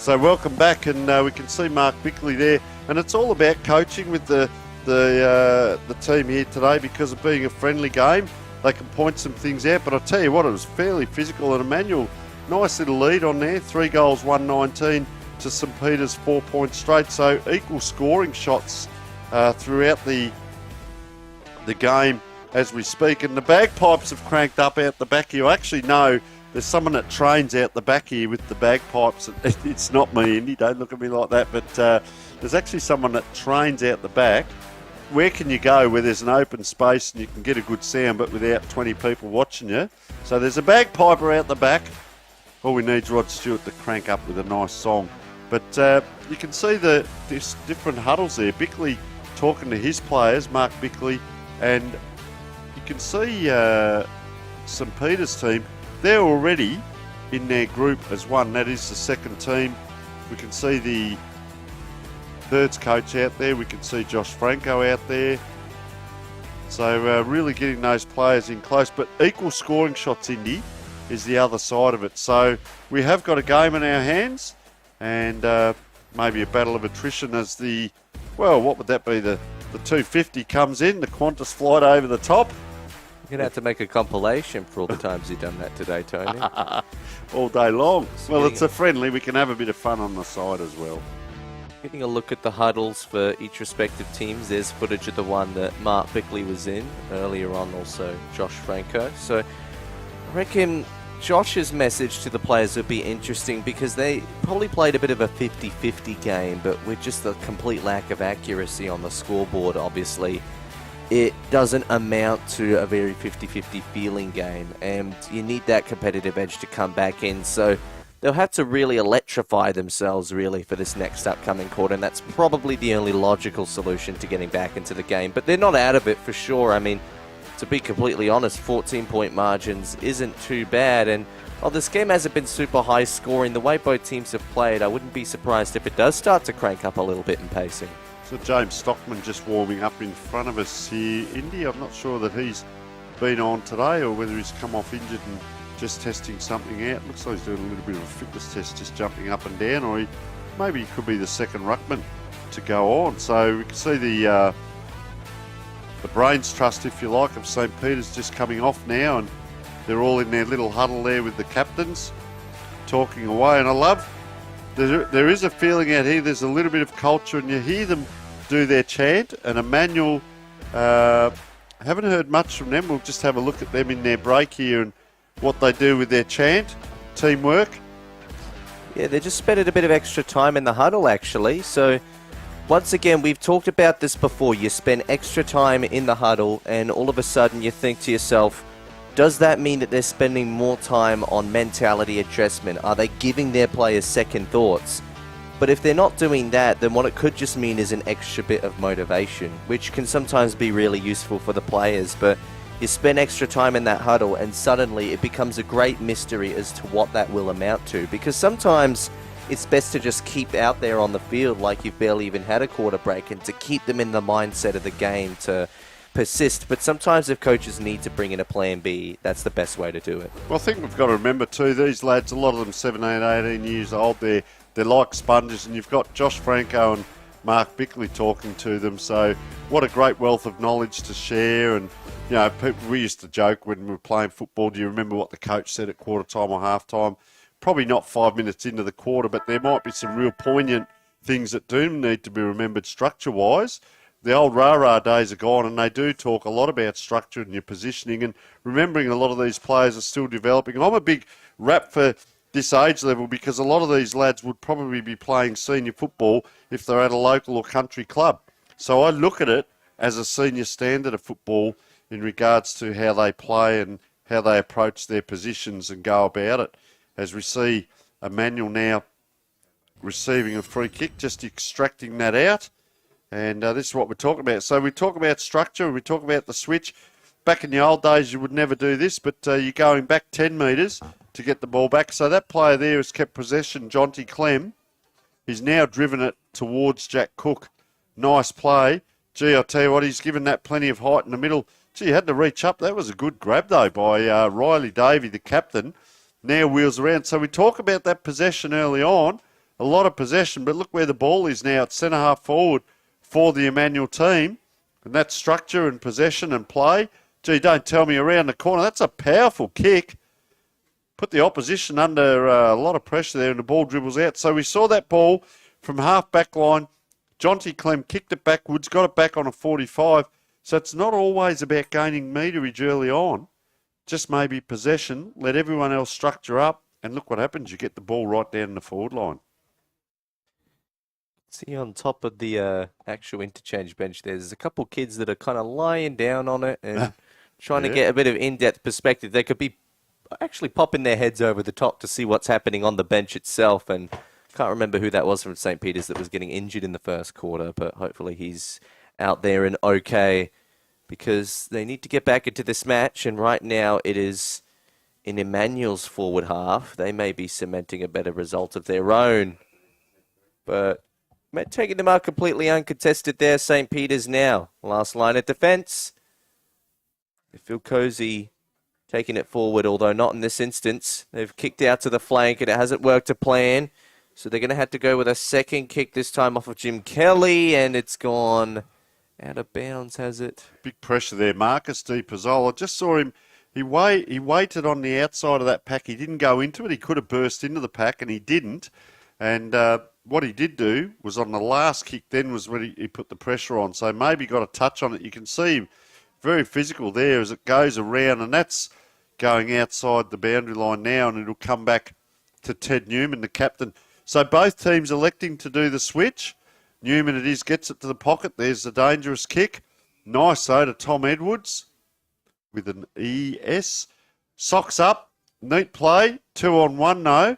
Emmanuel player. See, there's that holding on to the one arm and dragged the ground. Very quickly brought the ground. And the clamps were on. You see the players now take off. There's going to be no ruckman here. So that was an on-baller or maybe a flanker that took the ball, and that was Ned Bowman, because the two rucks were trying to get across. That's how fast-paced this game is, Indy. It's as I said, it's like a senior game. You see all the midfielders are out of this play now. They're back here on the wing trying to get down the ground. So St. Peter's will get it out with a bounce to Jet Hastings. Nice kick on that far wing. Player drops it, but good enough to get it back up. Number 6 was Sam Higgins. He gave it off to a player streaming through. Likes it off the boot. Puts the arm in the air. We'll see who that is. Geez, I'll tell you what, he was pretty happy, and that was Jet Hastings, who got that first kick in, came back, roved it, and got it back again. We'll see if we get a replay. Here it is. There he goes, just finishing with a nice finish. He watched it. I watched him celebrate and had the arm in the air, and through it went. So well done, Jet Hastings. And first goal on the board for St. Peter, and we will say much needed, Indy. Absolutely, without a doubt.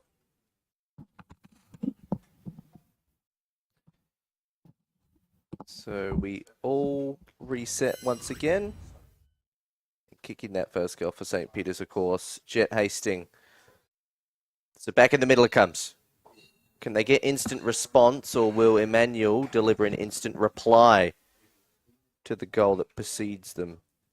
Declan McKay trying to get onto the end of it. Advantage is going to be paid here, and the short little, just 15-metre long kick to Skipper Burrow. He doesn't want to take the set shot either, and he goes one further. So a couple short little chip kicks later, and they're about 35 metres out directly in front of goal. Finn Crouch, the man who now has to deliver. 5 minutes gone in the second quarter. Another 20 to take place, plus another 50 minutes worth of football after this one. So we've commentated games today with 18-minute quarters. I reckon the ones in the second half of that last game were about 20 minutes, and now we've got the full 25-minute school quarters that we're normally accustomed to. So plenty of football to be played out once again, and of course, a lot of it will be in preparation for the intercol matches that the schools will still need to play as well. 10 points the difference just on that last kick going through for a point. It's up again here for Emmanuel. Player fall on the ground, gives a handball off. Look at the quick feet though. Gee whiz, this is a great brand of football. Getting down to it, James Stockman. This way, that way. Oh, jumping in the air was Jet Hastings giving it off. Player on the left boot comes around. That's a long... He's actually kicked that too long, if that makes sense, for the ruckman. And, oh, just a little bit of hesitation from Max Matthews. Waited for the call. Gave it off to Jack Thomas. Gives it to the Emmanuel player, and he just falls there. And Jacob McNichol, that was, who started the game well, playing up as a high half forward at the moment. Handball comes out. Tom Hill on the left, playing in front. Good skill, the Emmanuel player. That was Harrison Goods, who's had a good game. Gee, running through here, plenty of space to run through too, is Oscar Talbot, vice-captain. Geez, he kicks that across his body. That's a very well-worked, from the half-back line to the half-forward line through Harrison Goods. And also that kick coming in, very well worked. In the hands of Macklin McKay, I reckon it is. Gee, that was a nice kick in. Oscar Talbot, number 29. Big tall man. Gives it to Macklin McKay. Oh, he's just dropped that a little bit out to the right there. A let off here for St. Peter's, and unlucky by Emmanuel, and only 11 points still, Indy. Yeah, only 11 points, and I feel like the game is even more competitive than what the scoreboard suggests. So another goal could get back. That'd be big, but this is even bigger. That's not a very good turnover, and a terrible place for it. They try to go one further, and they do. Nash Clem now with the ball in hand. Hello. He's going to waste no time. He doesn't want to take his full 30. He sees the opportunity in front of him, and goodness, that's a very, very lucky break for St. Peter's there, because that turnover could have resulted in a huge goal the other way. It's the kick that's in vogue, isn't it? He just didn't stop at all and steady. He just automatically knew he was going to kick around the corner, but he didn't even steady. So offline there, and probably a drop pump would be the go. So back into play it comes once again, a turnover coming in for the kick-ins. So they might want to switch the magnets a little bit with who's doing those kick-ins and the way they structure themselves coming off of half-back, because that could be very dangerous. Now we're trying to get a good idea of who took that mark. It might be Nash Clem again, I reckon, and he might have a second opportunity to redeem himself after blazing away at the first opportunity, create a game-high 18-point margin, and more importantly, deliver something for his own confidence. Well, you won't see him kick around the corner, I guarantee you that. No, just a drop punt for this one. And he's got it. His teammates get around him. And as we hit the 9-minute mark, game-high 18-point margin. That's his first as well. Jacob McNichol with 2, the live wire up forward, Jack Gray with 1, and Nash Clem. But it's taken him 9 minutes, Indy, to get this score on the board. He had an opportunity earlier and wasted it really by going around the corner. Maybe that's just the way he kicks. There's those lads you were talking about on top of the, having a bit of fun too, up there on top of the coach's box. I don't think they'll last too long if the coaches get wind of it. But at the moment, just fun and games there. They look like they could be North Adelaide juniors going by the jumpers. They're actually quite brave being on the St. Peter's bench, Roof. I think well, they could that's actually probably be the more angsty bench of the two right now. Juniors from out there as well as, gee, a lot of bustling work in there by Marcus De Pizol. Takes a long time to pick himself up there, the big number 4, but player taken high as he handballed that out. They go forward again here, Emmanuel, up they go. Down it comes. Guess who's lurking? Jacob McNichol's in there. But a throw. That player has got up in back play, so that's good to see. Gee, they go wide, St. Peter's. They've done that a few times. Very close to the boundary. They've got another player here right next to the boundary. He comes on the 45. Lucky to be 15. That's Henry Marshall. He wants movement. He gets a diagonal lead, and that was well worked out by James Stockman. He goes back now. They're going to handball, get it across, but this kick needs to hit. It's no good just given to a running player for no win. It comes now, 28, Charlie Kosh. Goes out wide to the pocket. That's a very nice mark by the Emmanuel player. Stand rule till you called the play on. Long kick down the half-back flank. Up in front, Marcus De Pizol. Couldn't take it. Well, taken high there, Jake Hill it is. Having a pretty good game as well, young Jake Hill. They're going to wind up into the 50 again. Goal needs to come at an important time. Fergus Lamp-Brooks. And that's not a very effective kick. Man with superior positioning was Oscar Talbot, one of the vice-captains out there today. He slows up. He's not in a rush to make his next movement. They do have a 3-goal lead, and that's not enough to seal a match, but it's enough to at least give you a bit of time to catch an extra breath and not use that lightning-fast ball movement when it's unnecessary. But they do move it relatively fast here through Skipper Burrow, who's had a really good game, but that's not his best kick. It's been turned over to Jake Gill. Gill trying to get a switch on with a teammate. And they just chip it off to Darcy Connor. So opportunity now. Decide to use the corridor. Use it effectively. Here's Jake Hill. He chips out wider. Finds Tom Hill, his brother in there. There's a couple brothers out there today. Hand passes over the top to a teammate. It's Charlie Raff. He goes all the way to the line and kicks the goal of the game so far. Geez, nice goal, wasn't it? Well worked out there and just trotting back. I reckon he's come out of the midfield somehow. Just looking at where he's lining up. Just walking back with hands on hips in the midfield there.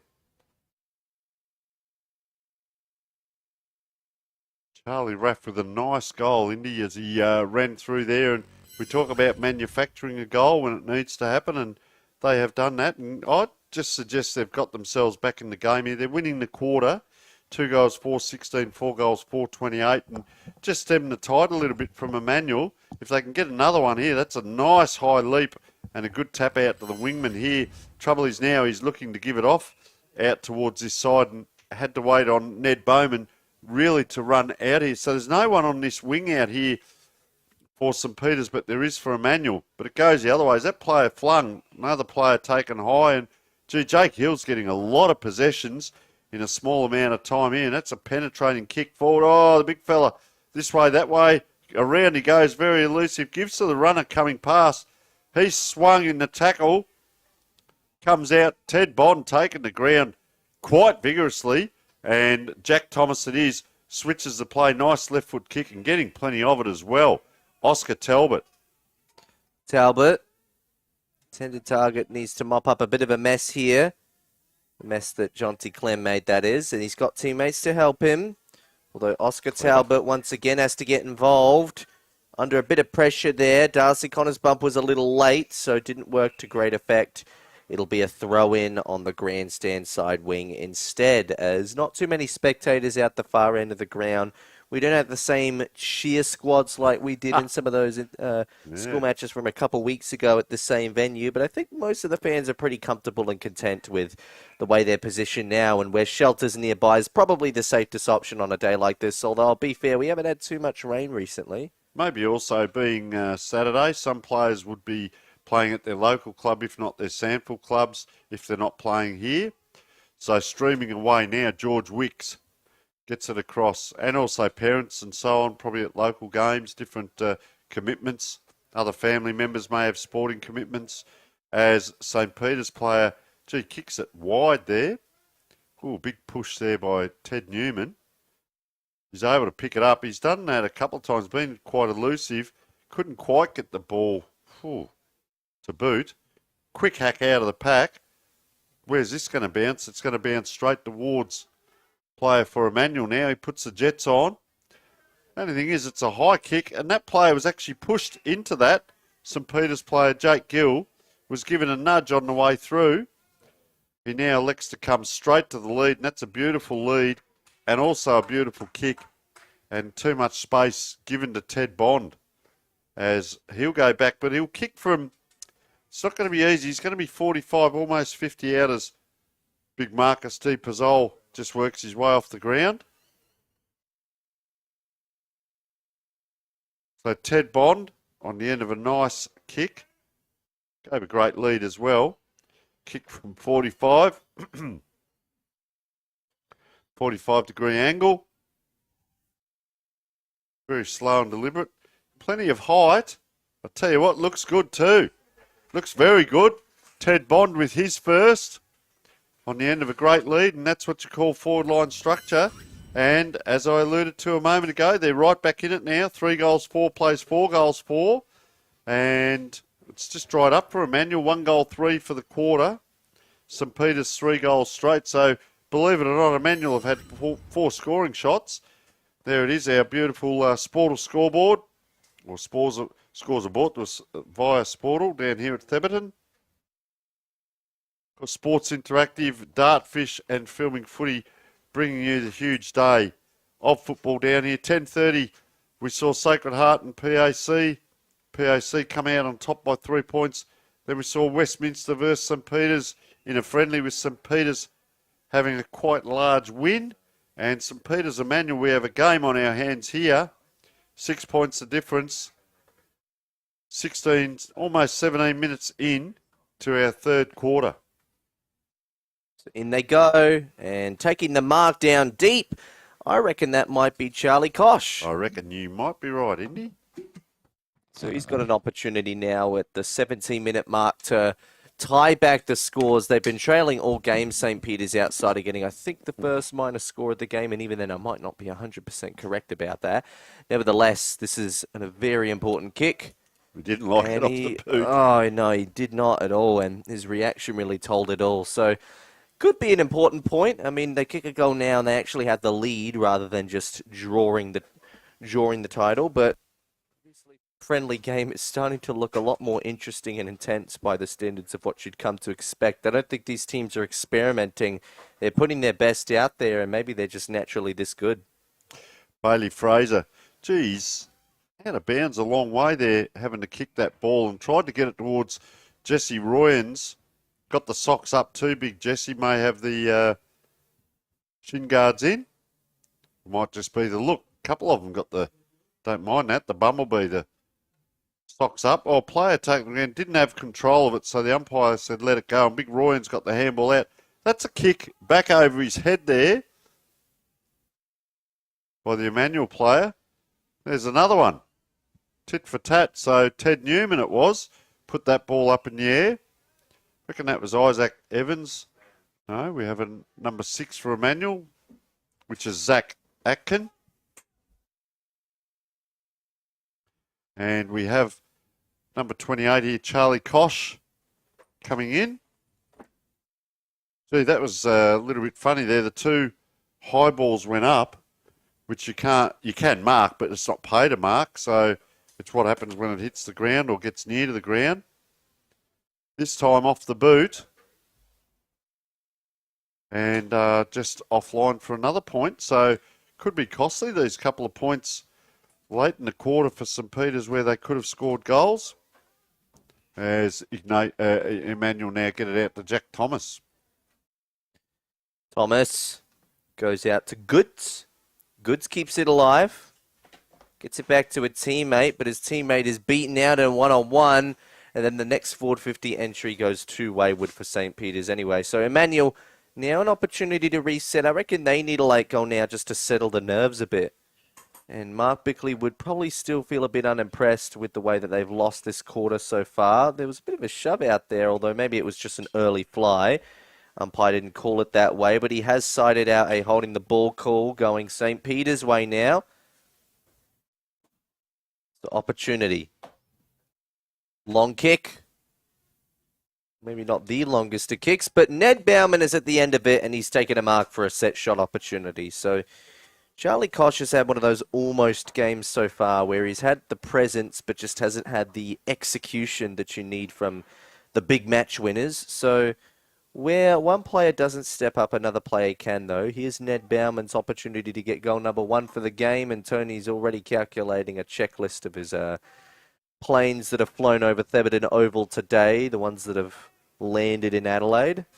But Ned Bauman, he lands a goal. St. Peter's in front. Tell you what, he liked that off the boot as well. And wouldn't surprise me if he's the son of Lockie Bowman, because I reckon Lockie Bowman wore number 29 for Norwood. But, well, clutching at straws there and checking my memory. But that's a nice goal, and I'll tell you what, that's put them in front on the scoreboard. 4 goals 6, 30 to 4 goals 4, 28. So Emmanuel have brought big Marcus D. Pizzol back in very late in the quarter there. You see some of the supporters and parents just in the background there as up it goes.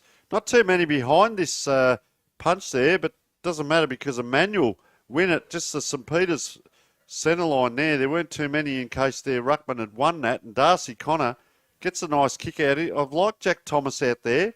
Puts the ball to his favour, plays it to his team's advantage, gets it back on the left foot, really giving us something out there. I've liked his game. And to tell you what, talk about good games, that's a good grab by Sam Higgins on that far side. And Jim Kelly, there's no one near him. He's just got an absolute paddock out there. The leads come late in the quarter, so he elects to go high and long just to the two big ruckmen. Bailey Fraser gets out of traffic, gives it to Harrison Goods. Just off one step, Harrison Goods, or the Emmanuel player coming through, gives it to a player wide on the wing there. And on the left foot, gives it straight back to the opposition. So they'll load up again here, St. Peter's. Can they get a late score with probably only a minute or two to go? Well, it would help a lot. But if you take too much momentum into halftime, sometimes it can actually work against you in the second half. The teams that are forced to do their homework are the ones that end up actually doing it. And you're always forced to do it when you're trailing or when you're the underdog and suddenly the expectation goes against you. But right now, St. Peter's have had a really fantastic quarter and would be very comfortable with finishing it strongly. Ted Bond, 2.5 minutes to go.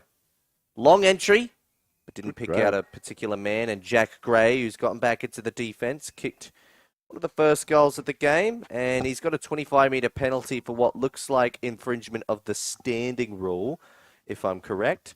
So Jack Gray will advance some territory. Plays on.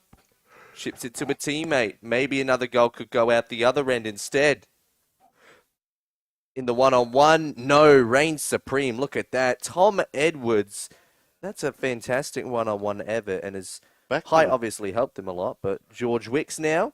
Backman have taken some good grabs out there, isn't he? It's been a good day for key defenders, and again, that's probably because the actual ball that's being used, while the ground might be a bit dewy, I don't think the conditions would be too bad on Thebarton because there is no cricket pitch, of course. But also, there hasn't been too much wet weather in probably the last 2 hours or so. Not since the last game that we commentated anyway, and even then, very light showers for the most part. Let's hope it stays that way.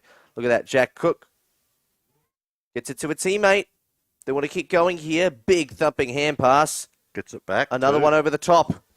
Oh, but ran into too much of a brick wall there, and St. Peter's come out. It was a great defensive setup. Now here is Charlie Koch. He needs to get it to a teammate. He's got a few to work with. They use the corridor temporarily and go straight down the middle at the forward line, but there's a holding infringement, and that is going to be a set shot opportunity for what looks like Jack Koch. So Ted Newman got that ball and kicked it down to where he normally is. So it became a 3-on-1 Emmanuel's way, but the St. Peter's player was in front, infringed with as he went for that ball, and he comes out with the ball in hand, Jack Kosh, and both of the Koshes are having a pretty good game. Well, none of them have kicked a goal yet is the only thing. So it'd be nice to see one of them get on the board. And one of them does get on the board. Jack Kosh with his first. Settles the nerves late. And that will likely take us into the end of the first half as we will tick down the final 10 seconds of no time on. And just taking another replay of that set shot. Very nice. It wasn't the prettiest kicking action, but it didn't need to be now. Our clock's gone over the 25-minute mark, but theirs is still 5 seconds to go.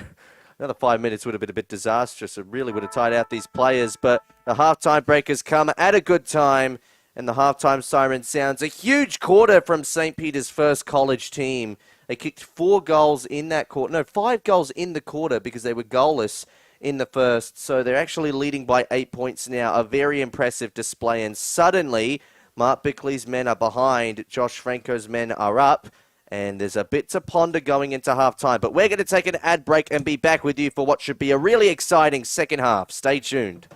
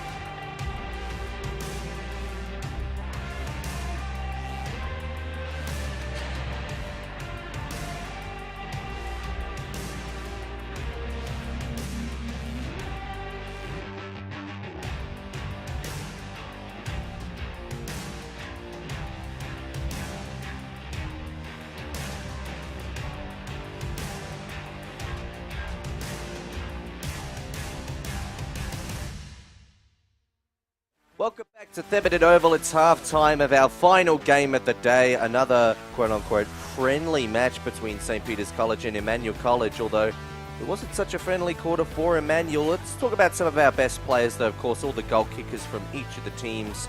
Only multi-goal kicker for the match is Jacob McNichol, of course, for Emmanuel, the only multi-goal kicker. Jack Gray with 1, Nash Clem with 1, and for St. Peter's, we've got Ted Bond with 1, Jed Hastings with 1, Charlie Rapp with 1, and Ned Baumer with 1. So 5 goals to 4. And I think I'm actually missing a goal kicker on that list. I am, because I forgot to put down Jack Kosh, who kicked that late goal. So, well, talk about some of the better Emmanuel players. Casey, who do you think stood out? It's hard to pick out a whole lot of highlights from that second quarter, but was there anyone in particular to you that you thought maybe still gave their all? Yeah, well, with our backline being pretty heavily bombarded late into that second there, Oscar Talbot really stood out for me. He's our vice-captain. He's a really tall player for us, and he's really good at up in the air. So good hands, good set of hands, took a few marks, and then was able to kick it out. As far as defence goes, also young Jed, he's been playing really well. Jed Laylock, he is. We've been put under pressure with the one-on-ones down in defence, and he's just been holding his own really tight, I reckon.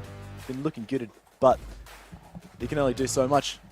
Well, we'll ask you a question. Does Mark Bickley take you through these situations where suddenly when the momentum's been conceded and you have to kind of play that come-from-behind role, what's the mentality change? Is there any mentality change in terms of getting back into the game for this point? I mean, less than 2 goals at half-time is nothing to bat an eyelash at, and, you know, it's nothing too fearful, but it's obviously, you know, something that may or may not change the way the game's pace could be controlled. Yeah, well, it's all the same for us. We know what we can do. We know what we're capable of. We've got strengths, and it's just about finding them and using them. As I said before, finding our short kicks, getting it to the right ball handlers and letting them lay it up inside forward 50 for us. I think it is a bit different coming in rather than the scores being 0-0 down a bit. You know you've got a small lead to chase. It's not much, as you said. But if we can find it to the right players, get it in the right hands, we should be looking good.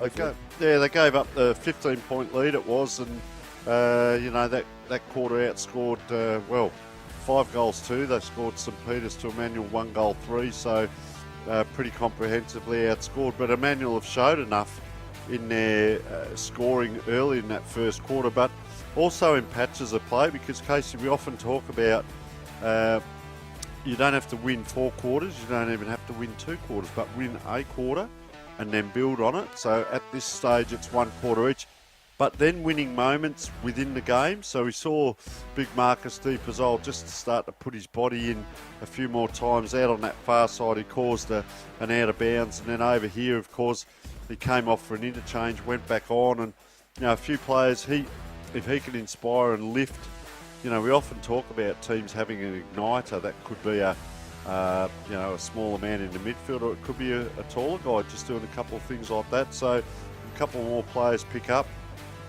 Who do you see as a couple of, if you like, the igniters? They don't have to have a big bold quarter, but they might win a moment as such. So there are a couple of igniters in this team that can inspire others. Yeah, well, as you said, Marcus De Pizzol, our ruckman, he's lucky that we have got young Jesse Royans coming in to the team because he's used to playing 100% time on ground. So with him being able to come off onto the bench, have a few spells here and there, it just means that he can go 100% all the time. And for him, he's very vocal, very loud, and he always tells his midfielders where he's going to hit it. So he's the voice in the midfield. But alongside him is Macca McKay and Skip Rowe, both very, very good ball handlers, and they're both very vocal as well. They lead from the front, and they lead by example as well. They've been doing it for very many years, whether that be Macca being the captain in the Year 10 team. They're the boys that stand up, and they know how to play.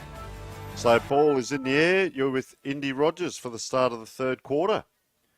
Mark Bickley's men under pressure, but Josh Franco's still a whole nother half of football to play out and another half of football to win, more importantly. So much could be shaped up, and there's nothing ladder-wise or premiership-wise at stake with this match, but an interesting footy match is an interesting footy match, and on the end of this team goal and finishing off in the end, Jack Kosh gets his second in the blink of an eye. Yeah, just wandered in, didn't he? He was on the end of all of this work here. So he ran off there, that pack. So the handball came over. And through he went, just allowed to walk in and get that next goal. And probably not the start that Emmanuel were after, but probably is the start that St Peter's were after. Only early time in the quarter, of course. And you often wonder, which team's playing at 100%. And maybe we didn't see the real St Peter's in that first quarter, although it was 4 scoring shots apiece. So Emmanuel got a bit of work on, and Big D Pizzol is such a nice bloke, had to go and get the ball for the umpire there as well. So let's have a look. You see the players each side here. Casey Free, number 15 there, and they tap it straight to him. So does it become, if they get a couple of goals, do your centres then become man on man? Yeah, well, you might have to start looking about changing the game plan. Obviously, Mark Bickley, a lot of history. He's a great coach, and he definitely knows what he's talking about. But after it keeps happening over and over again, you might have to start to put a change in. And if that is the case, he knows what's best. He's been doing it for a long time, and he's very, very intelligent with his footy smarts. So if there's a change to be made, he'll definitely be the one to make it, and he'll know when it's time. But just things like this, just hitting his short kicks, that's what we need to start doing. Just take more control of the game, get a little bit of possession here and there. You like to see movement down the ground as well. When a player has that ball in his hands, as we saw, then you get squeezed up against the boundary, but you want to see a few more players moving around as well. Yeah, just going back and re-leading is important. There's no point leading and then staying there with a man right on you. Running back, and we've got lots of targets up forward as well, so you don't always have to be the one. You'll see Jack Cook here, Yeah. just on his own there at the back of the pack, number 34. Now, he was free earlier in front of the pack, come to a different position just off that one, but it's okay because Macklem McKay, one of the players that you mentioned, high leap. That is a high leap, and that's hurt Nash. that young player. That's Nash, is it? Yep, So Nash Clem. hope he's okay there. Tom Edwards it was that was up high. Well, he's got back up, Big Nash. He's a good, solid lad. Probably copped that in the head. We've seen Princes do this a little bit at times, Indy, where they switch the play. Look at that. Out goes another one. I think that might have been a receipt from Clem, and he's given one. There's a little bit going on in back play here. You call the footy, Indy, and I'll just watch what happens here. Clem's a little bit slow to get up. And St. Peter's are going straight through the corridor, but they kick to the man in front positioning, which was not a teammate. It was Jack Gray who's back at the defence. Harrison Goods switching to the other wing. They find Oscar Talbot. So he's had a very good game, Oscar Talbot, but will he be the answer to getting back into it? He can only stop the rot in the defence. He can't kick the match winner, so they've got to find something up the ground, Emmanuel. Gee, Newman was good there. Ooh, bit of a slingish tackle, although umpire deemed it legal, and well, now it will be called a ball up on the right half forward flank for St. Peter's. They've actually gotten a bit more of the territory in this quarter than certainly the first quarter, and probably even the early parts of the second quarter, when it was going against them quite actively. There's a one-on-one contest, trying to get onto the end of it, Sam Higgins, and seeing the ball over the boundary line there. No, Jonty Clem thought it would go over the boundary line, but it's actually stayed alive, and crunching tackles from two players coming in. There's a bit of push and shove, and that shows that no, it is not a friendly game. Just watching Skip Barrow here at times. He's on his own on the outside of the pack. Just as we mentioned it, there he is coming by, but I was just watching his movements earlier. Just watch this for a moment. I'll come back to him as this little player, Jacob McNichols, had a good game. Barrow was there for the handball, didn't get it. Oh, boy, what a great kick. Gee, I thought that might have been a grab. St. Peter's player just wriggles through traffic there, gives it out. That's a high kick, and it comes back to Barrow. Gee, couldn't quite take it. Couldn't quite get a foot to it either. Ball comes out. It's past everyone now. Geez, put the Jets on there, but swung around 360. Fergus Lamp Brooks, it's against you. Just come back to Skip Barrow. He just looks sometimes like he's just trotting around out there, but his positioning is so good. And I was going to mention, as we see him just walking through the midfield almost. So a lot of the midfielders don't go inside the 50. Would that be one of the reasons? Well, Skip's very smart. He's a great athlete, great runner. He's been like that for a long time. He plays the cross as well. That's his sport. So he's been his positioning and his sport knowledge is quite high. So if he's going somewhere, it's like watching Leo Messi play. He doesn't run all the time. He just walks around, but he finds the ball and he gets it to him. So just see this. There he is. He's free. Look, he's trotted into the forward line there. That's a nice kick off the boot. little bit offline though. Big hands go up. Is that a grab? Charlie. Who's that big fella there? Looks like Charlie West. Charlie West, is it? Yes, it is. Number 24. The umpire says, oh, you have to go back and kick around. It's only a friendly. Come on, ump. Just let him get it. Yeah, so I was watching Skip Barrow there. Just thought, oh, we haven't seen a lot of him today. And watched him, and he just sort of walked between the two packs and then just positioned himself perfectly, as we were mentioning, gets the clearance. So he knows what to do and where to go. And like you said, probably doesn't waste 1 metre of going the wrong way or anything. Yeah, very efficient. He knows his footy. Very, very talented athlete. He will just find ways to find the ball. Often he was just, whether it's just walking, as you said, or like a 50-metre lead from the defensive half just to the perfect positioning. He knows Surely what he's doing. he's leading here. Surely he's not leading into the pocket. Gee whiz. But lacrosse, see, they square the ball up a lot. Yeah. That's the kick, though. Charlie West has kicked that. So that's a just a stabiliser, I think, at this point. And then if they can get another one and build on it, get a bit closer again. So I'm just harping on Skip a little bit because I love doing this with the recruiting background. You just watch certain players. So he's already back in the middle now. He's had his rest. He's talking to the players around him. And I'm interested to see now if Emmanuel set up their own way or whether they go man-on-man to St. Peter's, because you can see that St. Peter's player again. So that Skip has just pointed. Yeah. So I was going to ask you about decision-making in the middle when things happen. Are there decisions that can be made? Because that player for St. Peter's has actually hit it to the Emmanuel free player. Yeah. So having one player out for St. Peter's is worrying for us if we don't win the tap. But as you saw just there, we won the tap and it went straight to our player.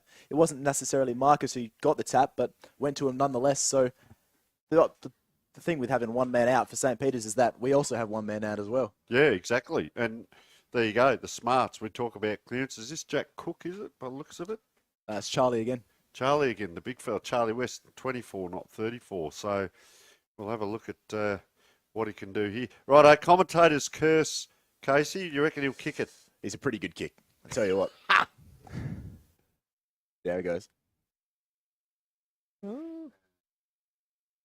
I'll tell you what, how good it was. He hit the post with it. Oh, fair amount of work for Akram, the goal umpire there.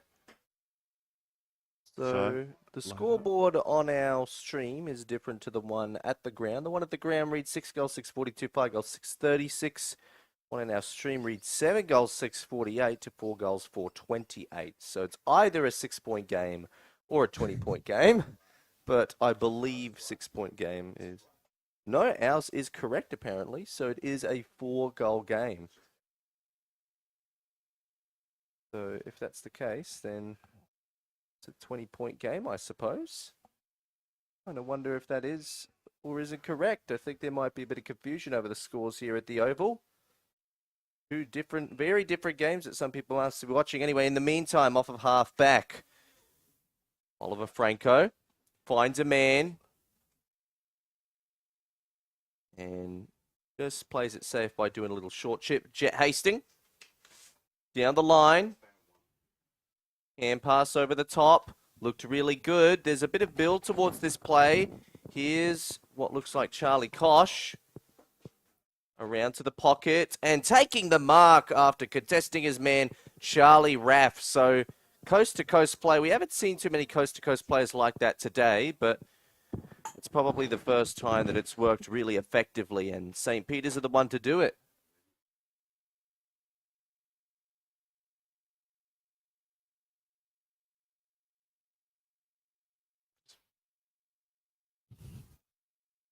And snapping around. The goal was probably the easy part of that team passage, and the goal was not what he got.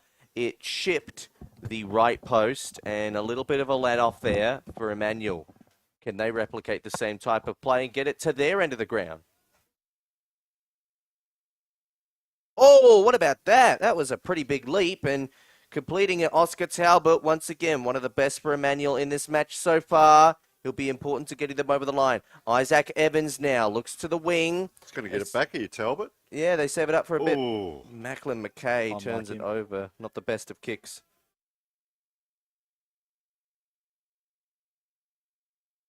This way, that way. Oh, up and down here. Anyone's ball, coming through there. Big Marcus Di Pizzol. couldn't quite. Player taken in a fierce tackle.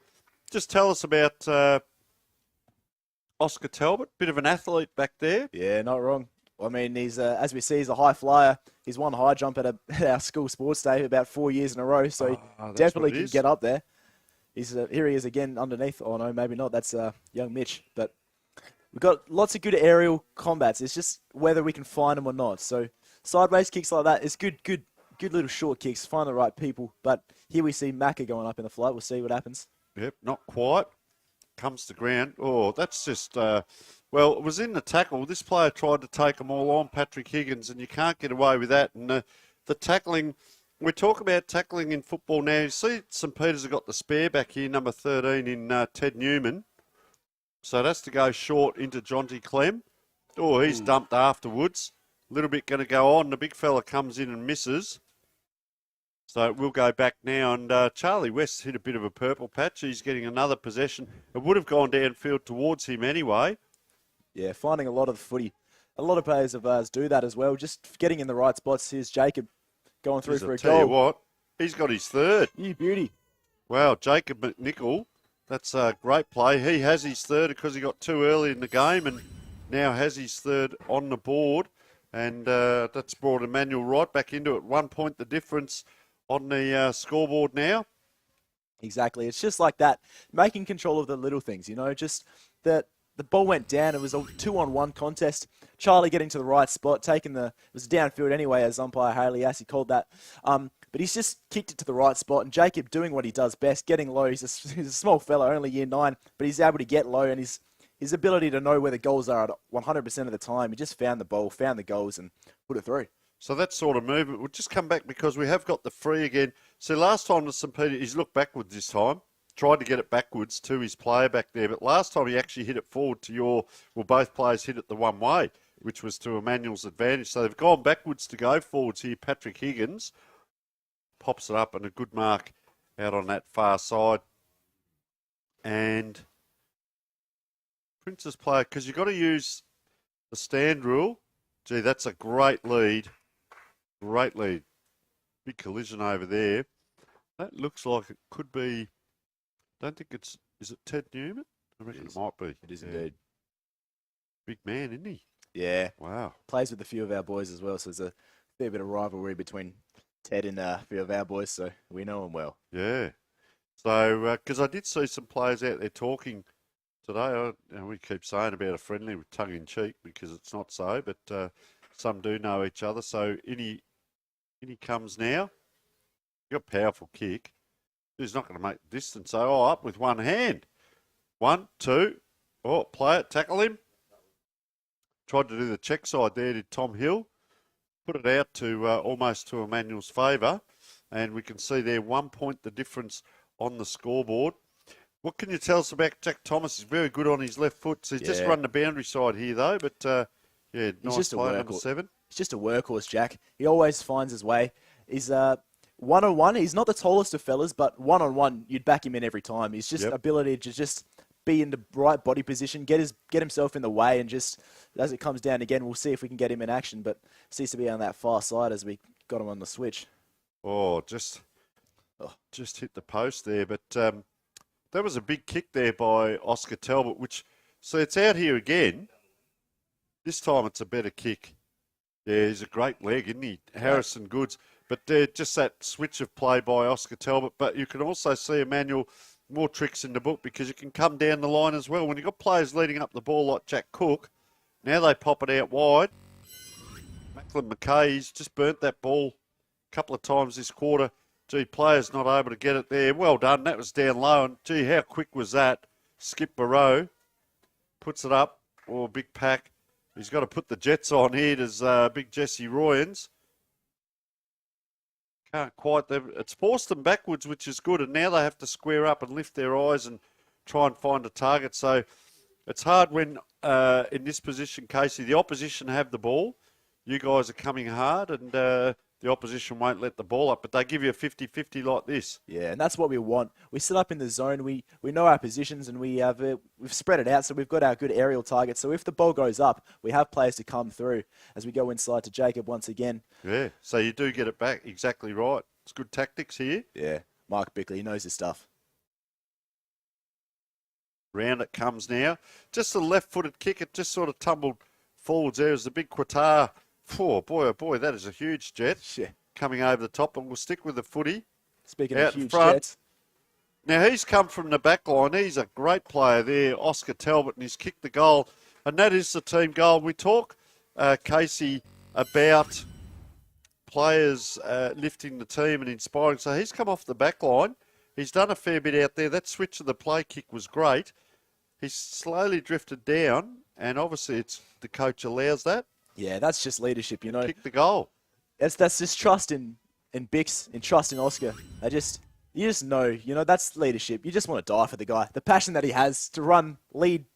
He won that contest down there, which got it to Jack Thomas outlet, and then from there, play goes on, and it ends up with Oscar kicking the goal in the end. It's just work rate. He's just a big workhorse. He does his stuff, and he plays it well, and he gets rewarded. So have a look in the middle now. All the players are at the back of this throw-up. So they've obviously, Emmanuel have matched up. Yep, bit of a change there. So another lead change later. Emmanuel are back on top. St. Peter's once again under the pump a little bit. Neither team has really gotten enough daylight between their opposition to cement a result. And that's the good thing about this game, is that it could be anyone's. It's not a friendly game. Don't try to convince us otherwise. It's gone into the forward 50. St. Peter's sent a clearance attempt, having goal side, but getting caught with it. Jack Gray didn't get rid of it. He wasn't penalised, so St. Peter's will have to get it the hard way here. If they do goal, Tom Hill around the body. The snap goes wayward. Tell you what, Jack Gray was nearly caught with his hands in the cookie jar, but just managed to get the benefit of the doubt from the umpire, and that allowed for only a minor score for St. Peter's. So a bit of a break there, but it does show that a centre clearance going for either team could be pivotal for the later stages of this match, because they don't like giving up and conceding territory easily. Like we said earlier, there's only been that one defensive 50 to forward 50 play throughout the entire afternoon, and there probably won't be too many more like that unless one happens here, which would be in favour of Emmanuel. They've used the corridor effectively. They've combined with teammates. Some hand passes later, and then the kick from Harrison Goods is ineffective, and it's cut off instead by Jake Gill, who looks out, plays it safe, goes to a short option. Gave it high. A switch on here. Oh no, it's intercepted. Well, not quite, but it's cut off anyways. And another poor forward 50 entry results in Patrick Higgins taking the ball, and St. Peter's will just take a moment to catch their breath here, because Emmanuel have had some really good turnover efforts. Well, Patrick Higgins there, he's just got two different boots on as well. He's got an orange boot and a blue boot. So that's interesting to see. And I might actually go out at three-quarter time and have a bit of a listen to coaches here as St. Peter's now. They've kicked 1 goal, 3 for the quarter, and Emmanuel have kicked 3 goals, 1. St. Peter's were leading by 8 points. Emmanuel 15 points at quarter time. St. Peter's 8 points at half time. And as we speak, Emmanuel back in front by 3 points. So they've reduced that margin and got themselves in front. Now the players taking off a little bit going on in back play. Oh, bang, he's ran into a brick wall. Able to get it off because support comes, and that is teamwork. High kick in. Oh, that is courage personified. That is, I say, almost Wayne Carey-like. He ran back with the flight of the ball, or a Brown from Brisbane, to take a mark like that. That is huge courage, Nash Clem. How do you go training with him, Casey? He doesn't take a backward step. Tell you what, safe as houses. In year 10, year 9, even year 11, he's out there kicking 10 against PAC, games like that. Righto, call us through. Right, what do you reckon? We've given you a couple of goes at it. I reckon he slots it through. As he trots through, kicks right through it. Goal umpire doesn't even move. Oh, there we go. Never in doubt. Hey, Nash Clem. So he's kicked his second. They've kicked 4 for the quarter. Goal scorers Charlie West 1, Oscar Talbot 1, running off the back line. Nash Clem with 2, Jack Gray with 2, and Jacob McNichol with 3, and looks dangerous every time the ball comes in. That last kick in just didn't quite get over the top, did it? We sat here and we almost saw the air get sucked out of the room. You could see what was going to happen, and just another 2 metres on the kick, and he was out the back there. Yeah, you see a lot of small forwards in the AFL like that as well, just waiting for the ball to go over the top. So exactly what you're saying here, Marcus de Pizol now is pointing to the players. He's going to put this, not quite, Thought he might have given it to Jack Cook. So they come out again here. St. Peter's ball on the half-forward line. And it's not often Tomo loses a one-on-one. As he comes through, he gets the short handballs out, and now Emmanuel are out. Got a few numbers off the back. Look inside to Marcus de Pizzle again. Never handball to a ruckman, but he does all right as our captain, Riley Davies, sends it inside. So now off of half-back the slingshot, St. Peter's way will require composure from Darcy Connor, and he had to escape a dangerous tackle to get through that. I don't mean that in the literal sense. I mean, it spelt danger for him. That's why it was dangerous. Now it's been intercepted again by Emmanuel. A chance to respond. Across their back line, Oscar Talbot, who's been an absolute unit in that defense, is definitely one of the contenders for best on ground today. Eli Barnes, they're just playing it safe at the moment, not taking anything too risky because we are actually down to the final 4 or 3.5 minutes, I should say, of this quarter. And Emmanuel don't need to play that fast corridor brand. They'd rather rejuvenate that energy for the last term. And there is another 25 minutes of football to play after this one. Oh, bit of a clever tap on there. That was really clever. Skip Burrow could take a bow for that one if it results in a goal, which it does. It's Skip Burrow's goal, but the actual delivery man was, in the end, Jack Cook with his first. Wow. And that just kept rolling. Didn't hear it is here, Indy. Look, outside 50. So the figurative goal kicker and the literal one both mentioned there, and congratulations to both of them. Emmanuel have now kicked multiple in a row to suddenly get back up by a pretty comfortable 15-point margin. 5 goals in a row, in fact. 5 for the quarter. St. Peter's 1 goal, 3. So, gee, they've really poured it on here. 15 points now, the difference. It's just a matter of keeping this as well. We saw this happen in the first quarter. We got out to a nice lead, and then St. Peter's came back. But if we can hold on to this lead and play like we are now in the fourth, should be good for us. Those centre-line clearances have been interesting as well because every player this time was the Emmanuel side of the throw-up, but they're winning so many of those, getting that thrust forward, and that's pressure there on a kicker and turns it over. And they're hunting the ball now, the Emmanuel players. Look at them. In they go. Geez, I like him. Jacob McNichol, he does give it to a player that was under pressure, having to do the work, and he's had to come down a long way, Ted Newman, down the ground, but to no avail because, look, 1, 2, 3, there's your back pocket, I reckon, Jack Thomas running to give that ball to Jonty Clem. Oh, almost a towering mark there, and they are under pressure here, St. Peter's, and they're walking through a point for Emmanuel as we're late in the quarter, almost coming around to 23.5 minutes. Ball up in the air, but it's a slower transition now by St. Peter's trying to get that ball along. But, geez, I'll tell you what, Casey, Emmanuel have really lit up this quarter, haven't they? Yeah, well, St. Peter's have seen it happen a few times now. They've gone long in the air to try and get an aerial mark, but our tall fellas are just getting up there, not necessarily taking the intercept, but just making a contest. And then we've got small players coming through, like your Jack Cooks and your Jacob McNichols, just coming through, cleaning up the small ball on the ground and just winning it for us. So it's a bit of a shootout, Indy. 5 goals, 2 in the last quarter, St. Peter's. This quarter, Emmanuel, guess what they've kicked? They've kicked 5 goals. And 2 points. And 2 points to go with it. 32-point quarter is a very successful one. And, I mean, the total score is 61 for the game. So to basically double your score within the span of a quarter, there is a reason why they call it the Premiership quarter. And, of course, this game is not being played for Premiership points. It's a cracking match without the requirement for context.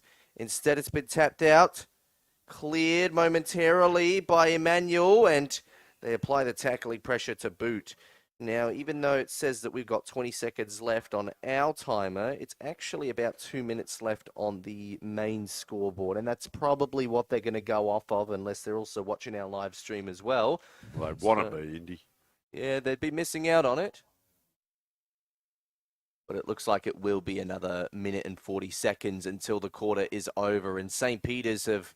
Well, Josh Franco now has to go into the last quarter with a lot to ponder. And I'm not sure if there's a whole lot in the conditions that are going to make the momentum change. It is going to have to be self-activated. I'll tell you, Indy, we've got a fair set of lungs to get through 3 games of commentating, but whoever's on those bagpipes out the back there, they're still going an hour and a half later. They're still going. So that's a fair set of lungs too, just quietly. We're having a bit of fun on friendly game day. And have a look at the size of that bird over there on the interchange bench. That is absolutely massive. What is that? A quokka or something, is it? Look at it.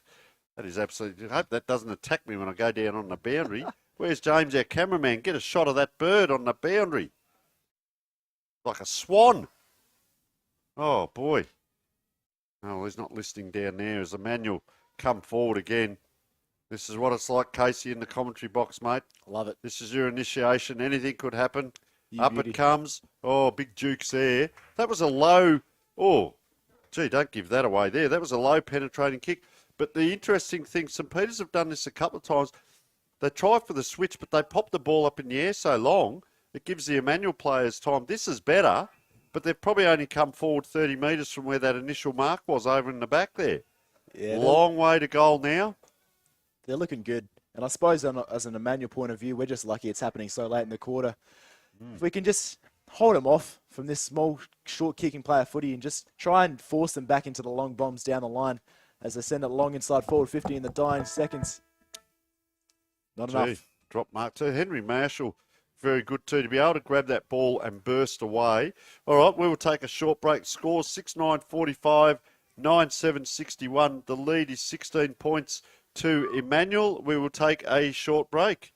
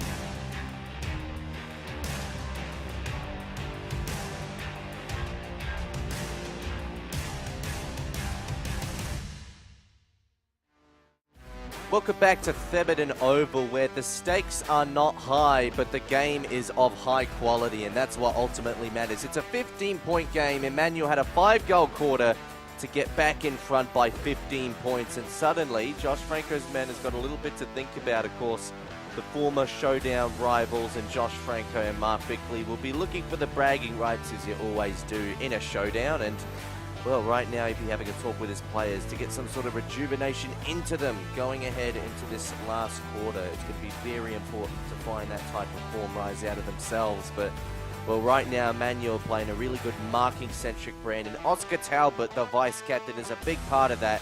He's a swingman who could take he can take marks wherever he needs to on the ground, but primarily he's been a very good defensive source of output and has been able to tailor together some big plays. But he's also kicked the goal of his own. So Oscar Talbot, take a bow. You are very much looking good for the thongs and beanie, but much can change in the span of another 25 minutes, and a potential match winner could be the solution to what they need, or maybe someone else who's yet to be the hero who will step up and have a massive next 25 minutes to win that beanie and thongs for themselves. So it's a very exciting quarter coming up without a doubt, as Tony Neal is just out there right now trying to get a listen into the huddle and trying to ponder exactly what type of message the St. Peter's boys are going to be sending to their players, of course. We're getting a view of the Emmanuel huddle on screen right now, but things could change, and if that's the case, Josh Franco would need to be the one who looks for it. So we hope you've obviously enjoyed your coverage today as we're looking out there. And Tony, have you got some words for us? Well, interesting in three-quarter time. Brendan Hardman just having a good stern talk to the players there. Spoke very well, positive. They're not out of this game. The focus, don't overdo it. Don't force and don't rush. Need to take control and just control their possessions and care. I really like this one.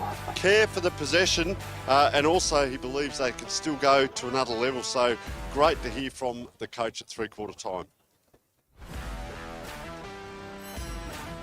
Thank you very much, Tony, and look forward to having you back in the box for the final term as we're just taking a look once again at that scoreboard. It is the last quarter of the last game of the day. We've enjoyed bringing you the coverage from Thebarton Oval on a day of school football. We started, of course, with the Year 10's grand final, then Westminster's second team coming against St. Peter's College third team. And right now it's the first choice teams for both Emmanuel and St. Peter's sharpening their swords in preparation for some big intercol matches that could potentially be coming up. And well, ultimately, it's that type of result that could be making a huge difference in the way these teams perform in Intercol. Who knows what awaits and what is in line for these next 25 minutes? Do we have an exciting finish? Will Emmanuel put the foot on the throat early and quellish any opportunity for a comeback? Or will St. Peter's end up completely dominating the quarter? Or will it be something that we haven't mentioned yet? Once again, fourth quarter is always a time where a player who hasn't had a good game can step up and be a hero. It's also a time where players who are already established can be even better, go from good to elite. There's so many possibilities in the last term of football. You're with Indiana Rogers and Tony Neal for the final quarter of our final game today of school football. Going in it, the ruck coming out St. Peter's way. Can they clear it? They do. That looked like on the boot of Jack Kosh. Oh, front positioning. No mark. Not quite for Henry Marshall. But a good tackle. That was a really great tackle from Jack Kosh. Almost caught his man, but kept him running instead. And that's going to be paid what looks like... Well, I'm not sure what the hand gesture from the umpire was there, but it was a free kick of sorts. Advantage being paid and, well, not so much of an advantage in the literal sense in the end because, well... they only got a minor score. But our guest feature is also back at the box, Tony? Yes, certainly Casey is, because they've been out sampling for anyone at the game. There's a pile of leftover bread. I don't know whether there's any sausages as well, but there's leftover bread. And I just snuck out to have a listen to the coaches at three-quarter time. And there's Casey in next door having a good old feed. And he's doing a great job here with us in commentary as well. We see a nice mark to one of your Emmanuel teammates there, and they just take possession along the sidelines here. How'd you find the barbecue today, Casey? Beautiful. Can't complain. Sausages and bread, man. Well, what more could you want? Yeah, I tell you what, you're a big lad. You'd probably absorb half a dozen there at three-quarter time and then go home to mum at the end of the game and say, I'm hungry. So good on you, mate. As we see... Interesting here, I went out and had a listen to the St. Peter's coach. Pretty well controlled with what he said and instructed. They think they can go to another level, and I think Emmanuel are already at that level. So St. Peter's are going to strive to push and get a contest going this quarter if they can, but they're behind it by 14 points at the moment, although we did see in the last game, didn't we, a player just coming off there. Hopefully he's not injured. Just in that last game, the second last game, sorry, the first game of the day, Sacred Heart really came back in that last quarter, so it can be done. It comes down to fitness and want and will. The next game that comes up, you guys got Intercol or something coming up? Yeah. Tell us about that. Yeah, so we have our Intercol against Scotch. It's not as big as the other Intercols, whether that be Hearts and Ross Trevor and things like that, as Skip rolls onto his right. But... yeah, there's a lot of heart in the Intercol. Everyone gets around it, where we have our soccer on the Wednesday and all the first 18 boys, we all get out to the Open A soccer, and then basketball on the Saturday morning, over to footy in the afternoon. It's just everyone gets around it. You like aeroplanes, Charlie? I reckon, Casey, sorry, that'd be the 410 coming in, I reckon. We've had a big day on the aeroplanes. I'll keep quiet about that now. As forward they come now. and I'll just ask a question about that. So, with your Intercol, whereabouts is it played this year? Is it your home game or the opposition's? Yeah, so basketball this year, because as the basketball captain, that's where I know we're going. We're playing at home. As far as footy goes, I think it's Scotch's turn to host this year. Yep. Which is always good to win away. Wow. So we've won the last few against Scotch. We've been pretty lucky, and there's a few rivalries between, because we've been playing these boys for many, many years now. So we know who they are and they know us. I like it. Yeah, it's a great rivalry, isn't it? You may see them in the old scholars. Who knows? As Emmanuel just come out the backside now of that pack. But, gee, coming in, that's a dangerous play to come inside from St. Peter's to try and switch. And the big fist goes up from Marcus Di Pizzoli. He just punched that and gave up on it because he just went back into position. And little Jacob McNichol, he's been around it today. Loved his game. Just we talk about playing. He's been playing boundary umpire now, but he just plays his part, doesn't he? Yeah. Look at him. He's wandering back in now. He looks like he should be on horse 3 at Morphettville, but he's doing a great job, young lad. And I say that respectfully. He's playing a great game. Players run off the back line, so once again they're allowed to do this as they penetrate forward now with a big high kick. Up it comes down the ground now. Look at them in around that like seagulls to a chip, and just out of bounds here. So let's see the setup here where there's a free play. So we see Harrison Goods in a good spot here just on the 52. Yeah, very dangerous, Goodsy, as he is. Just getting into position, and that's trust with Bix as well, letting them players roll off, because he knows that they'll be able to get back into the one-on-ones as we see now. Although St. Peter's going on to a one-on-one with Jed Laylock, and looks like big Ted Newman coming through with a snap, and he's kicked it through. St. Peter's get the first one for the quarter. And that's the first one to Ted Newman as well. It came in, didn't he? You see this come in here? Yeah. Jed, I don't know, getting out of position and just beautiful body work. Good forward craft from Ted Newman there, just snapping it around the body, and the teammates get around him as he kicks it through for his first, the big captain. Well, 8 points in it now, and we've got a game in our hands. As we said, what are we looking at? 25-minute quarters, Indy, no time on, and we're about 5 minutes in, 8 points in it. So will we see St. Peter's fight back now and maybe push Emmanuel a little bit here? I'm very interested this bounce. Who lines up where big Marcus Di Pizzoli positions everyone. You see they're all on his right hand if he punches his forward, and there's only 2 behind him. Next centre clearance crucial. Still with 20 minutes to play out, but it feels like a lot shorter than that, particularly, of course, without time on, but also the way these teams have really been able to get a hold of each other at different times of the game. I don't think a surge in momentum one way or another could be continuous for most of the quarter, but the all-important centre clearance was won by Emmanuel, dodging around one and kicking on his own Riley Davey, and it's been marked. He kept the eyes low, and Ash Clem was willing to keep them lower to get down and dirty to take the mark. Now he's got an opportunity to kick goal number 3 and equal the tally with Jacob McNichol for the game as the leading goal kicker. Look at that. It's hard to get a whole lot of that, but obviously Nash Clem was perfectly positioned to take the mark, and he's a difficult force to stop. One-on-one is physicality, pretty irreplaceable. Got the height, and he's got the muscle, and he's also got the kicking accuracy. They get an extra breath here, Emmanuel, on the back of this man having a really good game. That was a great grab we saw come in there, Casey, as that ball come in. He almost got himself horizontal and held it in. And that's what you want to see as a footballer, is the ball gets down to the forward line. That's great. And all these coaches bang on, we put it in our forward 50. It's great to get in the forward 50, but you've got to get a score as well, don't you? Finish it off. Yeah, well, that looks to be classic catches from Marks up at lunchtime. Nash just at full stretch, reaching out there, and the composure to go back and kick it through. It's such a high-pressure game. They're out here, St. Peter's, just tapping that ball forward. Gee, Jet Hastings it is. Oh, look at Newman. So we're getting a real good shootout here in the last quarter. What a great, entertaining game of football outstanding by these young men. And Newman it is now. Ted Newman's just introduced himself into the game up forward where he needs to be. And, well, he's going to line up for his second. 20 out. Commentators curse, surely not. 20 out. Just picking at the boot.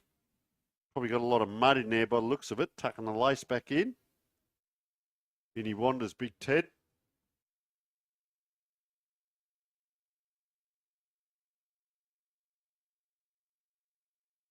Yeah, nice off the boot. Just, I know, a lot of them out there. He just looks a natural footballer. He could probably play senior football anywhere he liked. A bit surprising that he's in the second team, which probably says a lot for their first team. He may well move up and down. Don't know a lot about the background of him, but gee whiz, he worked his way to the front there and kicked a big goal, and he's got a good future in front of him as well. Well, Casey, let's have a look at the centre bounce again. I know I harp on it, but only the one.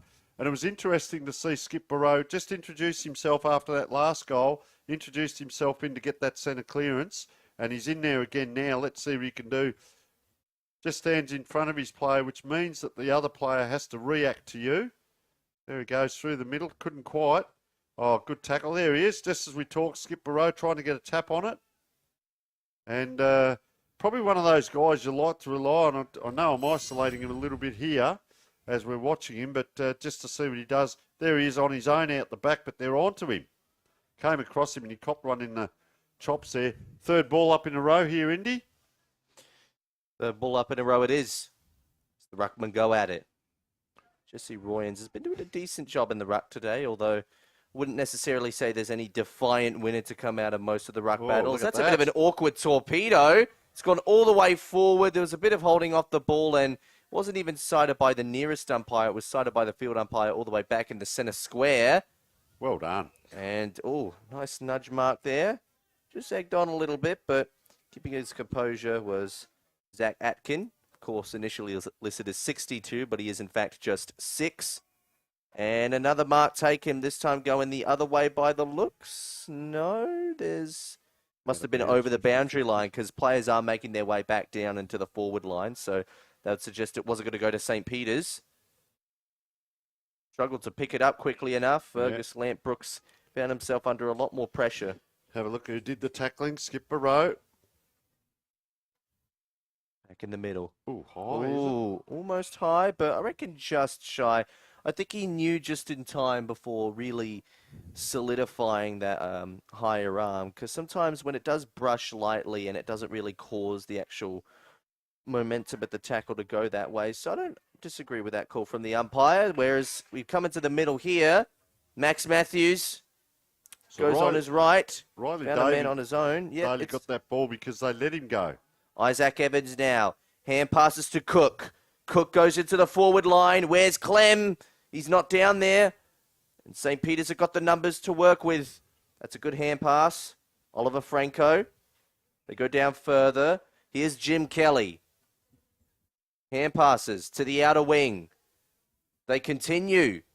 And, oh, he jumped, but he didn't complete it with the hands. Ned Bowman was... Well, it was a perfectly timed jump, but his hands just weren't clean enough. There's a big smother. That could really save them a lot of pain, Emmanuel, but it might go the other way. So now St. Peter's with the deeper options will be tested. Now the Crummers will also have to come in as extra reinforcements. Another crucial smother from Emmanuel. Can it save them some pain? The ball goes high. It's not going to reach the goal distance, but getting goal side, hacking it off the deck and getting it through. Charlie Kosh. How good was that? He's kicked his, well, that's Charlie Kosh, so he's kicked his first. Just have a look at this. Up and down.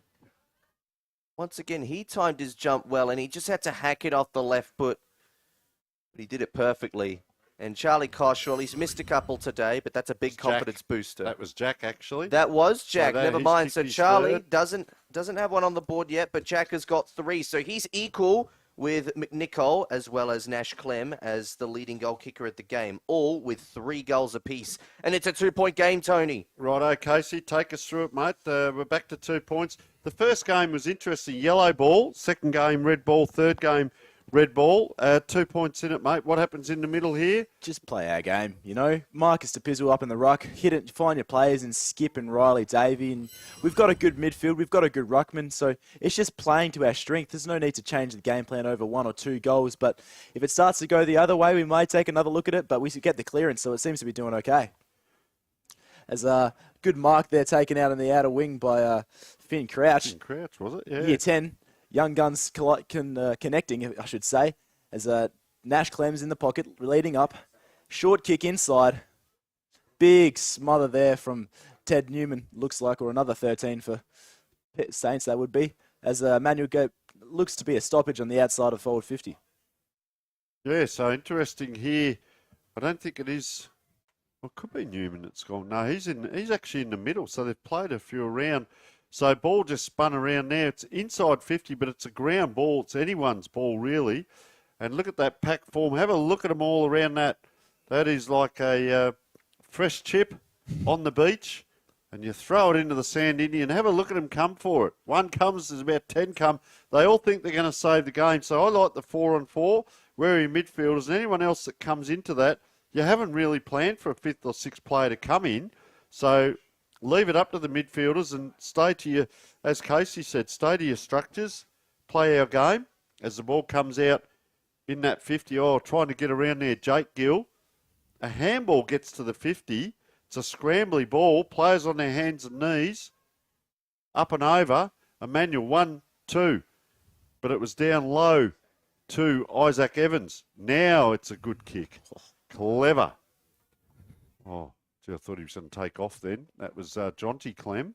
He hasn't kicked one yet, has he? No, Nash has done 3 and Jonty is lining up. Just like the Kosh brothers at the other end. One's got 3 and the other hasn't got one yet. Well, here we go. Around the corner again. This worries me a little bit. Players starting to really bring this into vogue. So he runs around. Have a look at that. He's got under the wrong end of it. He's hit the, you wouldn't believe it, he's hit the 420 into Adelaide. It's bounced off the top of that plane. Come back down. And Big Charlie West. Can't say that was a set play. Righto, Casey, we've put it on you. 2 points in it. Casey West. Charlie West. Charlie. Yep. Casey Mifsud with us. What do you reckon? Oh, come on. He's a good Give kick. us something. Get it through, Charlie. Oh, I'll let you call it. Put us back in front as he shots through. Slight angle. Oh, he's running out to the right. Kicks true. Perfect angle for us to see that go straight through the middle. Big Charlie West. West. Kicks his second for the day. Never in doubt, Casey. Never in doubt. Let's have a look at who we think might be a couple of better players. Who are you thinking through this little list here? Who have you looked at? Well, for our boys, as you were saying before, Skip Burrow's just been a force to be reckoned with. He doesn't have to be running 100% the guy there in the face all the time, but he just ends up being that guy. The ball will get to him, find him, and then he's everywhere. Yep. Without trying too hard. And another one that stood out for me has been big Oscar Talbot, our vice captain, playing in defence, loved him. owning the back line and just running forward, kicking that goal as he did before. Just leadership. It's really good as we go through the middle again. All right, so Jacob McNichol, of course, popped in with his 3 goals, just an in-and-out type burst player as Emmanuel come forward now. But Prince Alfred on the back line. What plane's that one, Indy? That's the Virgin flight coming in. The Virgin 417. Now I'm doing your job. You've ingrained it into my brain, Tony. And that one's just gone across the face. That could have been huge. That almost could have been the game sealer. But St. Peter's still had to go coast to coast, which, like we've said, they've only done once or twice in this match. It's no easy fix.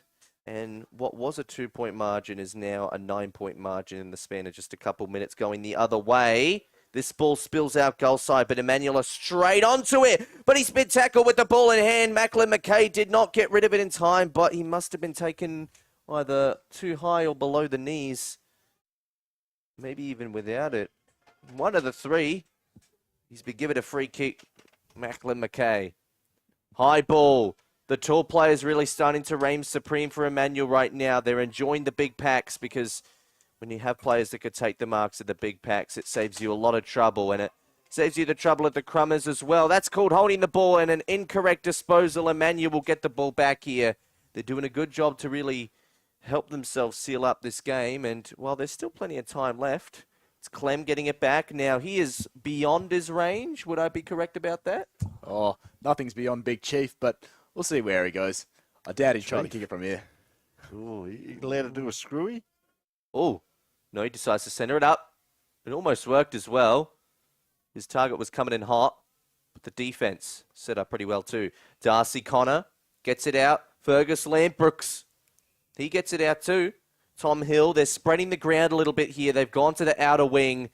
A little indecisive on where to go next, but that's a really good kick to Charlie Kosh, who's up the ground. They continue running through. Deepest option down there looks to be Ted Newman, who's kicked 2 final quarter goals. He's trying to sniff out a third, but it's been thumped over the boundary line. And I think Tony and I are just deciding on our best on ground, and I'm pretty clear on who I think mine would be. So just wonder if Tony agrees, which he does. I think we're all in agreement, and we won't say who that player is and what team he's from. Surprise for the viewers. Yes. But if St. Peter's end up winning, I think I'd also have a good idea of who their best player would be, although I'd probably end up giving it to the match winner maybe, although Jeez, that's a maybe fair not. effort. That is a fair effort. It's actually gone to the tip of the square. Charlie Kosh. So, what about 9 points in it? Not long to go. I'm off to the airport tonight to watch all the planes coming in and land, Indy. I don't know about yourself, but entertaining evening ahead for all. And anyone out there that wants to come down and join me, no worries at all. It's a wonderful sight right on dusk. Let's see how this plays out.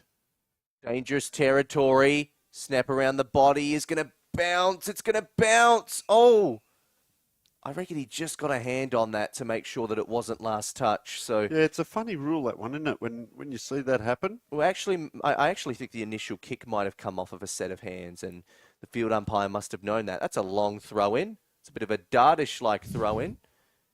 Goes fair ways. Kick over the top. Ooh. Oh, spoiled to the last line of the defence. He decided not to rush it through for a behind because he liked the look of his option. Maybe it wasn't a very good one, though. Maybe he needed to get his eyes checked. Now St. Peter's in a bit of danger. They need to get it forward. Henry Marshall, high ball. This will be impossible to mark. And as a result, no one marks it. But Emmanuel still have a couple last lines of defence. And they almost wanted to rush it over the boundary line there. But I'm going to go out for the next 5 minutes. You are with Tony Neal for the final calls of this game. But there is a free kick, so we'll see to the end of this set shot. Sorry, Tony. No, you're right. I reckon it's Tom Hill because that handball came out. No one actually touched it. So Tom Hill with the socks up. Hard kick. You don't mind this around the corner on the left boot. Oh no, he's hit the wrong side of it too. This is what Harry Mackay has done to the game of AFL. Oh, he's to blame. No, good on him for having a go when it's there, and that is the kick, but you're not on your Pat Malone. So, Indy, nice pair of thongs over there, and the Dartfish beanie. Archie's thongs, of course, which, well, young Casey here might, if he plays his cards right, might get a pair of thongs as well towards the end of the game for coming and helping. And you've been outstanding, Casey, with your knowledge and helping us with all the players. There's 21 minutes in, the clock winds around. Still anyone's game because they get a... Oh, he's played on quickly, and that was a smother. No, it wasn't a smother, it's a grab. And this is Darcy Connor. Look, he's in a bit of a rush because there can't be long to go. 21 and a half minutes, probably 3.5 minutes if they're lucky. And Darcy Connor. Really put his names up in lights, and 3 players now coming off for Emmanuel, 3 on. They will have fresh legs. Oh, he's made the most of it. I tell you what, how good that is. That's true. And that has made it very uncomfortable for young Casey Mifsud sitting next to me. Just a bit of a wriggle in the seat there. Yeah. And that is 20 scoring shots to 17. And they're 3 points off it. So, well, Casey, welcome to commentating, mate. You're in the seat. You've got to be 50-50. Take us through the middle of the ground now. So he's gone back in, Darcy Connor. You've got 3 pairs of fresh legs in. Yeah. Really good. Oh, sorry. Yeah, I was going to say Skip Burrows in there. Exactly as I was going to say. Really good play by Bix. Taken off. Love to them. three of our not as strong players to bring on players like Zach Acton, Skip Burrow and Riley Davey back onto the field for the last couple of minutes. And here is Zach straight away with the pressure tackle. But yes, just going back to our structure, just because there's a couple minutes left does not mean you have to change any part about your game. Just play the game you know that's been working so far. Gee, Jed Hastings came out. Great play by Jack Thomas today, but he's given it back up. Player Scragg there, gets it across. Player with ball in hand, Jed Hastings. That is a penetrating kick, and what a set of jukes on Newman. This will be the clutch shot because we are 23 minutes in, and Ted Newman is having a shot at goal here. Just looking around where Indy might be. He's probably pacing up and down the boundary now because it could go either way. And if ever you need a goal, this would be it. And he's taking up plenty of time.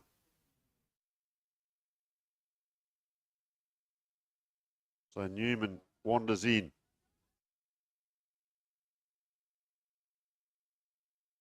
Fine looking footballer when we talk about kicking styles and so on. And he has missed it. And let me just tell you, Emmanuel are up by 15 points at quarter time. St Peter's 8 points at half time. Emmanuel worked their way back to get 15 points in front at 3/4 time. Up go the big fellas. Down it comes. Just a punch out by Skip Burrow. That'll do because that tackle that's in vogue, hold an arm, bring the player to ground. They've kicked 3 goals too this quarter, St Peter's. Emmanuel have kicked 2 goals, 1, which means St Peter's are now 2 points behind on the scoreboard. There can't be long to go. It's bounced out the back, but run into trouble now. The Emmanuel player, St Peter's player taken high. No. I'll tell you what, they're up and about on the bench too here, Casey. All the Emmanuel players, and you can see all the St Peter's. So there is a lot on this for a friendly game. Yep, maybe a friendly, but for this year we're 1-1, so this is the tiebreaker. Gee, trying to get through like a rugby player there. Just carried the pack with him was Charlie West. Have a look. There can only be 15 seconds to go. The ball is on the half-forward flank. There is a spare back for Emmanuel. There's holding on, and there's a free kick here. Henry Marshall, this is the last time. Load up. They need a mark. Marshall goes bang. Not quite the screwy. The siren goes, and flying high was Newman. Could not take it. Players stream from everywhere. Casey Mifsud takes a huge relief breath. Someone's lost a boot or a drink bottle out there. My little bird from the sidelines is gone. 10 goals, 11, 71. What a game for a friendly. 11 goals, 7, 73. A 2-point win to Emmanuel. They hold on. They're up by 15 points at 3/4 time. 21 scoring shots to 18.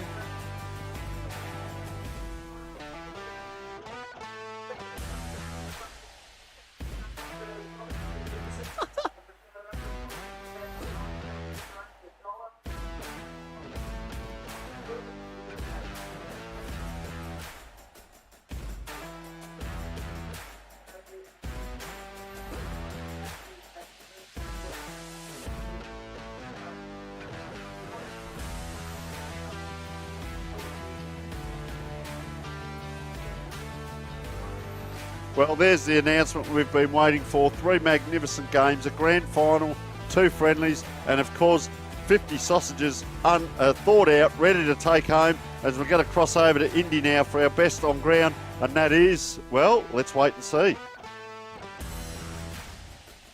Well, for the second time today, we had an absolute nail-biter, and our best player on the ground today is Oscar Talbot for our final match. Congratulations, Oscar. You win a pair of Archie's thongs and the Dartfish beanie. Well, take us through those last few minutes, particularly as a defender. What's the instruction as a tall player when you have to really deal with those big pack crunches? Yeah, well, you really just got to, everyone was putting their body on the line, so it was really good to see everyone, just head over heels and trying to stop them from getting a goal because the midfield was coming in real hot, so we dealt with the pressure really well, so it was good. Was the priority more about reading where the ball was going, or was it just about being able to withstand the sheer pressure of everybody coming at you at once? I mean, it's a tough ask, of course, of taller players when everybody's really trying to crunch in on you. How do you withstand that? Yeah, well, I think we just had to man down their inside 45s because their skills were just a class above, and we just had to man that because, you know, if they got a long ball in, it was going to be pressure with their crummers, so it's really good. Yeah, did really well. Do you think you enjoy the privilege of playing as a more defensive tool, or do you sometimes like to move up the ground? You did kick a goal in this match. Yeah, I found my way up in the forward 50 somehow. I was pretty just lurking around the ball a bit, but as a key defender, you know, it's an honour to bloody, you know, lock down players and, you know, work with your boys in there. So it's a privilege to be with those back six. Well, Oscar Talbot, we're not going to waste any more of your time now, but congratulations on the beanie and the thongs. Your teammates are waiting for you, so go join them and enjoy your rest up. It was a really fantastic game. Thank you very much. Cheers.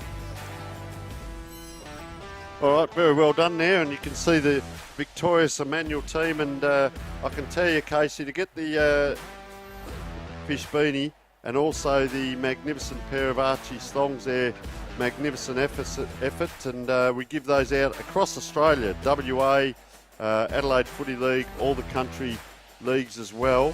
Those Dartfish beanies, he'll wear that with pride, and of course the thongs, we might have to get him a size to fit, and he's leading the team off. So very well done there as Indy comes back in. So. So what would be the occasion tonight? Will they just do a quick little celebration in the rooms? Do you think, have they got a... Yeah. What's the club song? Do you know the words? So, big fan of this one with, as a Port Adelaide supporter myself, when Mark Williams was back in there, we have the Port Magpies song of Cheer, Cheer, the old double blues. Oh, no. So, yeah. Fair dinkum. Well, there we go. So, quick wrap-up of the game. There we go. 10 goals, 11-71.